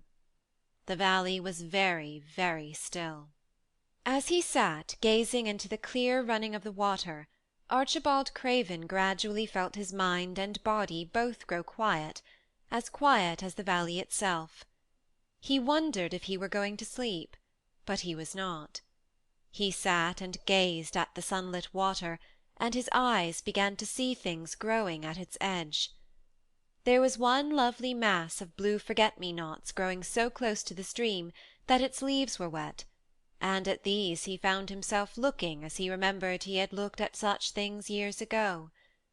He was actually thinking tenderly how lovely it was, and what wonders of blue its hundreds of little blossoms were. He did not know that just that simple thought was slowly filling his mind, filling and filling it, until other things were softly pushed aside. It was as if a sweet clear spring had begun to rise in a stagnant pool, and had risen and risen until at last it swept the dark water away. But of course he did not think of this himself. He only knew that the valley seemed to grow quieter and quieter as he sat and stared at the bright delicate blueness. He did not know how long he sat there or what was happening to him, but at last he moved as if he were awakening, and he got up slowly and stood on the moss carpet, drawing a long deep soft breath and wondering at himself. Something seemed to have been unbound and released in him, very quietly. What is it? He said, almost in a whisper, and he passed his hand over his forehead. I almost feel as if I were alive. I do not know enough about the wonderfulness of undiscovered things to be able to explain how this had happened to him. Neither does anyone else yet. He did not understand it all himself, but he remembered this strange hour months afterward when he was at Misselthwaite again, and he found out quite by accident that on this very day Colin had cried out as he went into the secret garden, I am going to live for ever and ever and ever. The singular calmness remained with him the rest of the evening, and he slept a new reposeful sleep, but it was not with him very long. He did not know that it could be kept. By the next night he had opened the doors wide to his dark thoughts, and they had come trooping and rushing back. He left the valley and went on his wandering way again. But strange as it seemed to him, there were minutes, sometimes half hours, when, without his knowing why, the black burden seemed to lift itself again, and he knew he was a living man and not a dead one. Slowly, slowly, for no reason that he knew of, he was coming alive with the garden. As the golden summer changed into the deep golden autumn, he went to the lake of Como. There he found the loveliness of a dream. He spent his days upon the crystal blueness of the lake, or he walked back into the soft thick verdure of the hills, and tramped until he was tired, so that he might sleep. But by this time he had begun to sleep better. He knew, and his dreams had ceased to be a terror to him. Perhaps, he thought, my body is growing stronger. It was growing stronger, but, because of the rare peaceful hours when his thoughts were changed, his soul was slowly growing stronger too. He began to think of Misselthwaite, and wonder if he should not go home. Now and then he wondered vaguely about his boy, and asked himself what he should feel when he went and stood by the carved four-posted bed again, and looked down at the sharply chiselled ivory-white face while it slept, and the black lashes rimmed so startlingly the close-shut eyes. He shrank from it. One marvel of a day he had walked so far that when he returned the moon was high and full, and all the world was purple shadow and silver. The stillness of lake and shore and wood was so wonderful that he did not go into the villa he lived in. He walked down to a little bowered terrace at the water's edge, and sat upon a seat, and breathed in all the heavenly scents of the night. He felt the strange calmness stealing over him, and it grew deeper and deeper until he fell asleep. He did not know when he fell asleep and when he began to dream. His dream was so real that he did not feel as if he were dreaming. He remembered afterward how intensely wide awake and alert he had thought he was. He thought that as he sat and breathed in the scent of the late roses, and listened to the lapping of the water at his feet, he heard a voice calling. It was a sweet and clear and happy and far away. It seemed very far, but he heard it as distinctly as if it had been at his very side. Archie! Archie! Archie! It said, and then again, sweeter and clearer than before. Archie! Archie! He thought he sprang to his feet, not even startled. It was such a real voice, and it seemed so natural that he should hear it. Lilias, Lilias, he answered. Lilias, where are you? In the garden. It came back like a sound from a golden flute. In the garden. And then the dream ended. But he did not awaken. He slept soundly and sweetly all through the lovely night. When he did awake at last, it was brilliant morning, and a servant was standing staring at him. He was an Italian servant, and was accustomed, as all the servants of the villa were, to accepting without question any strange thing his foreign master might do. No one ever knew when he would go out or come in, or where he would choose to sleep, or if he would roam about the garden or lie in the boat on the lake all night. The man held a salver with some letters on it, and he waited quietly until Mr. Craven took them. When he had gone away, Mr. Craven sat a few moments holding them in his hand and looking at the lake. His strange calm was still upon him, and something more, a lightness, as if the cruel thing which had been done had not happened as he thought, as if something had been changed. He was remembering the dream, the real dream. In the garden? He said, wondering at himself. In the garden? But the door is locked and the key is buried deep. When he glanced at the letters a few minutes later, he saw that the one lying at the top of the rest was an English letter and came from Yorkshire. It was directed in a plain woman's hand, but it was not a hand he knew. He opened it, scarcely thinking of the writer, but the first words attracted his attention at once. Dear Sir, I am Susan Sowerby, that made bold to speak to you once on the moor. It was about Miss Mary I spoke. I will make bold to speak again. Please, sir, I would come home if I was you. I think you would be glad to come, and, if you will excuse me, sir, I think your lady would ask you to come if she was here. Your obedient servant, Susan Sowerby. Mr. Craven read the letter twice before he put it back in its envelope. He kept thinking about the dream. I will go back to Misselthwaite, he said. Yes, I'll go at once. And he went through the garden to the villa, and ordered Pitcher to prepare for his return to England. In a few days he was in Yorkshire again, and on his long railroad journey he found himself thinking of his boy as he had never thought in all the 10 years past. During those years he had only wished to forget him. Now, though he did not intend to think about him, memories of him constantly drifted into his mind. He remembered the black days when he had raved like a madman because the child was alive and the mother was dead. He had refused to see it, and when he had gone to look at it, at last it had been such a weak wretched thing that every one had been sure it would die in a few days. But, to the surprise of those who took care of it, the days passed, and it lived, and then every one believed it would be a deformed and crippled creature. He had not meant to be a bad father, but he had not felt like a father at all. He had supplied doctors and nurses and luxuries, but he had shrunk from the mere thought of the boy, and had buried himself in his own misery.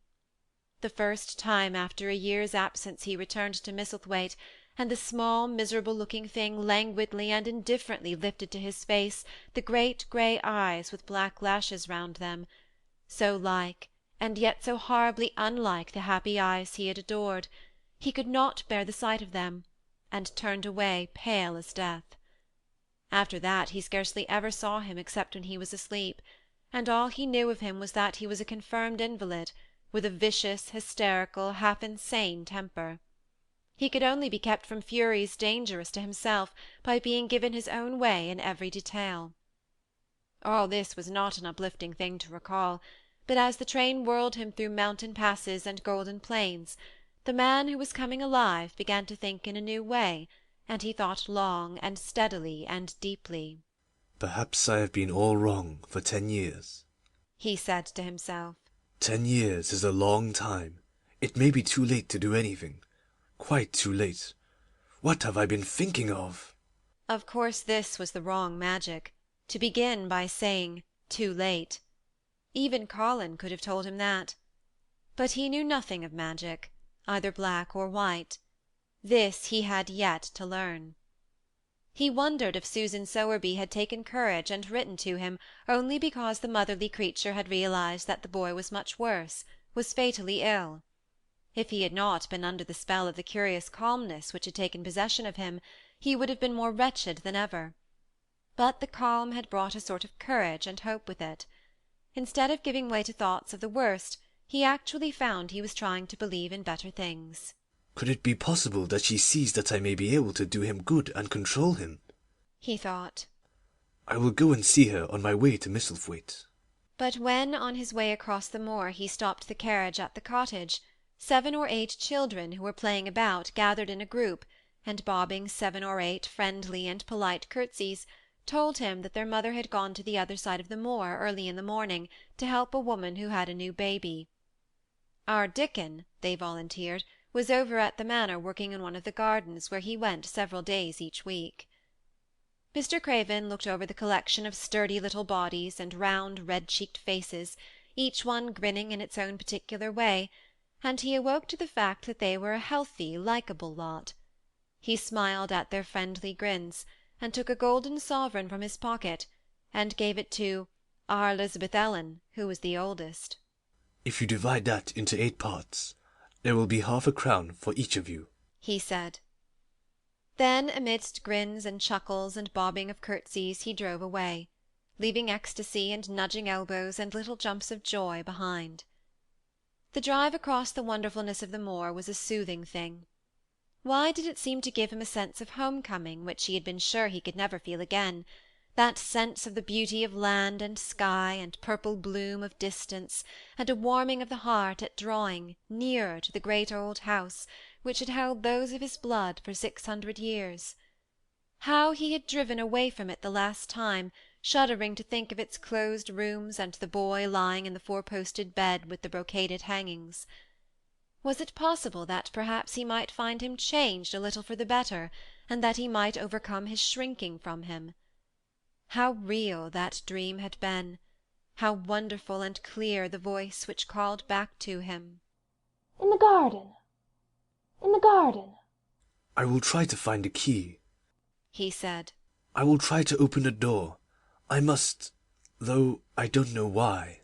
When he arrived at the manor, the servants who received him with the usual ceremony noticed that he looked better, and that he did not go to the remote rooms where he usually lived attended by Pitcher. He went into the library and sent for Mrs. Medlock. She came to him somewhat excited and curious and flustered. How is Master Colin, Medlock? he inquired. Well, sir, Mrs. Medlock answered. He's different in a manner of speaking. Worse? he suggested. Mrs. Medlock really was flushed. Well, you see, sir, she tried to explain. Neither Dr. Craven nor the nurse nor me can exactly make him out. Why is that? To tell the truth, sir, Master Colin might be better, and he might be changing for the worse. His appetite, sir, is past understanding, and his ways— Has he become more peculiar? her master asked, knitting his brows anxiously. That's it, sir. He's growing very peculiar. When you compare him to what he used to be, he used to eat nothing, and then suddenly he began to eat something enormous. And then he stopped again all at once, and his meals were sent back just as they used to be. You never knew, sir, perhaps, that the out of doors he would never let himself be taken. The things we've gone through to get him to go out in his chair would leave a body trembling like a leaf. He'd throw himself into such a state that Dr. Craven said he couldn't be responsible for forcing him. Well, sir, just without warning, not long after one of his worst tantrums, he suddenly insisted on being taken out every day by Miss Mary and Susan Sowerby's boy Dickon that could push his chair. He took a fancy both to Miss Mary and Dickon brought his tame animals, and if you'll credit it, sir, out of doors he will stay from morning till night. How does he look? Was the next question. If he took his food natural, sir, you'd think he was putting on flesh, but we're afraid it may be a sort of bloat. He laughs sometimes in a queer way when he's alone with Miss Mary. He never used to laugh at all. Dr. Craven is coming to see you at once, if you'll allow him. He was never as puzzled in his life. Where is Master Colin now? Mr. Craven asked. In the garden, sir. He's always in the garden. Not a human creature is allowed to go near for fear they'll look at him. Mr. Craven scarcely heard her last words. In the garden, he said, and after he had sent Mrs. Medlock away, he stood and repeated it again and again. In the garden! He had to make an effort to bring himself back to the place he was standing in, and when he felt he was on earth again, he turned and went out of the room. He took his way, as Mary had done, through the door in the shrubbery, and among the laurels and the fountain beds. The fountain was playing now, and was encircled by beds of brilliant autumn flowers. He crossed the lawn and turned into the long walk by the ivied walls. He did not walk quickly, but slowly, and his eyes were on the path. He felt as if he were being drawn back to the place he had so long forsaken, and he did not know why. As he drew near to it, his step became still more slow. He knew where the door was, even though the ivy hung thick over it, but he did not know exactly where it lay, that buried key. So he stopped and stood still, looking about him, and almost the moment after he had paused he started and listened, asking himself if he were walking in a dream. The ivy hung thick over the door, the key was buried under the shrubs. No human being had passed that portal for 10 lonely years. And yet inside the garden there were sounds. They were the sounds of running, scuffling feet, seeming to chase round and round under the trees. They were strange sounds of lowered, suppressed voices, exclamations and smothered, joyous cries. It seemed actually like the laughter of young things, the uncontrollable laughter of children who were trying not to be heard, but who in a moment or so, as their excitement mounted, would burst forth. What in heaven's name was he dreaming of? What in heaven's name did he hear? Was he losing his reason, and thinking he heard things which were not for human ears?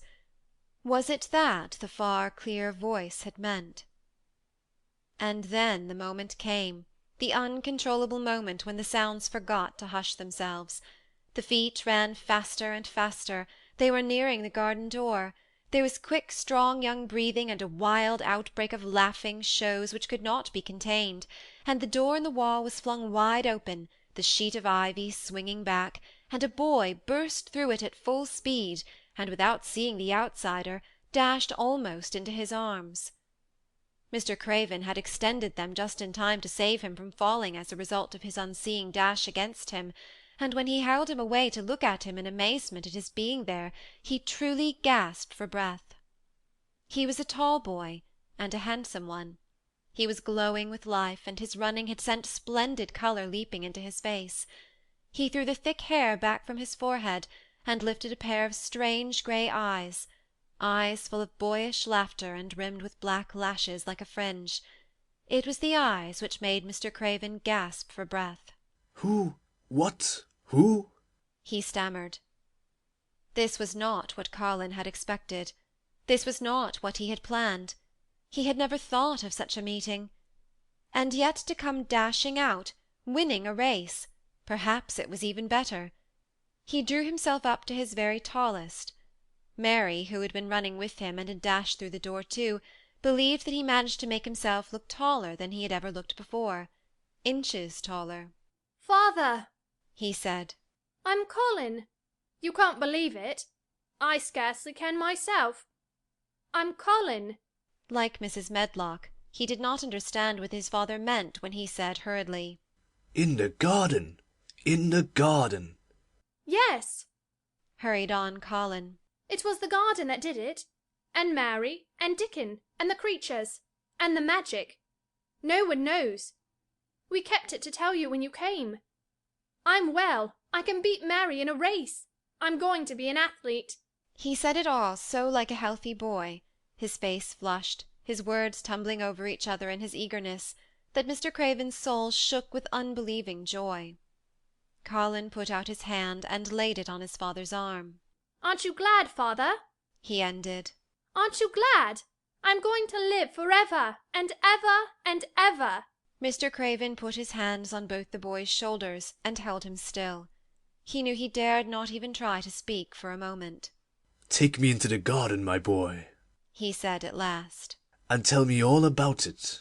And so they led him in.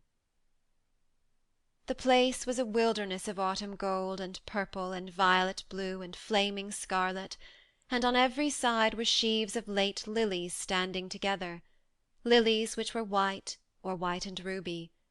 He remembered well when the first of them had been planted that just at this season of the year their late glories should reveal themselves.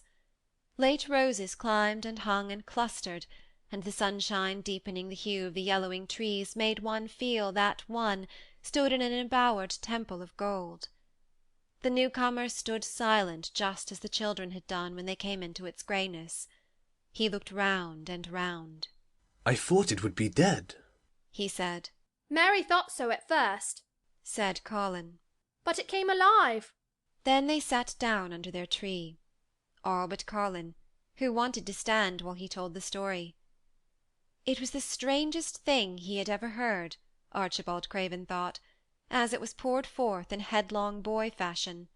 Mystery and magic and wild creatures, the weird midnight meeting, the coming of the spring, the passion of insulted pride which had dragged the young Rajah to his feet to defy old Ben Weatherstaff to his face. The odd companionship, the play-acting, the great secret so carefully kept. The listener laughed until tears came into his eyes, and sometimes tears came into his eyes when he was not laughing. The athlete, the lecturer, the scientific discoverer, was a laughable, lovable, healthy young human thing. Now, he said at the end of the story, it need not be a secret any more. I dare say it will frighten them nearly into fits when they see me, but I am never going to get into the chair again. I shall walk back with you, father, to the house. Ben Weatherstaff's duties rarely took him away from the gardens, but on this occasion he made an excuse to carry some vegetables to the kitchen, and being invited into the servants' hall by Mrs. Medlock to drink a glass of beer, he was on the spot, as he had hoped to be, when the most dramatic event Misselthwaite Manor had ever seen during the present generation actually took place. One of the windows looking upon the courtyard gave also a glimpse of the lawn. Mrs. Medlock, knowing Ben had come from the gardens, hoped that he might have caught sight of his master, and even by chance of his meeting with Master Colin. "Did you see either of them, Weatherstaff?" she asked. Ben took his beer mug from his mouth and wiped his lips with the back of his hand. Ah, that I did, he answered with a shrewdly significant air. "Both of them," suggested Mrs. Medlock. both of 'em. Returned Ben Weatherstaff. Thank ye kindly, ma'am. I could sup another mug of it. "Together?" said Mrs. Medlock, hastily overfilling his beer mug in the excitement. Together, ma'am. And Ben gulped down half of his new mug at one gulp. "Where is Master Colin? How did he look? What did they say to each other?" I didn't hear that. said Ben. Along I've only been on the step ladder looking over the wall. But I tell thee this, there's been things going on outside as you house people knows nought about. And what they'll find out soon. And it was not 2 minutes before he swallowed the last of his beer, and waved his mug solemnly toward the window which took in through the shrubbery a piece of the lawn.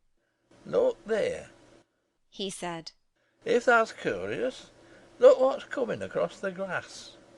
When Mrs. Medlock looked, she threw up her hands and gave a little shriek, and every man and woman servant within hearing bolted across the servants' hall and stood looking through the window with their eyes almost starting out of their heads. Across the lawn came the master of Misselthwaite, and he looked as many of them had never seen him. And by his side, with his head up in the air and his eyes full of laughter, walked as strongly and steadily as any boy in Yorkshire, Master Colin. End of chapter 27. End of The Secret Garden by Frances Hodgson Burnett.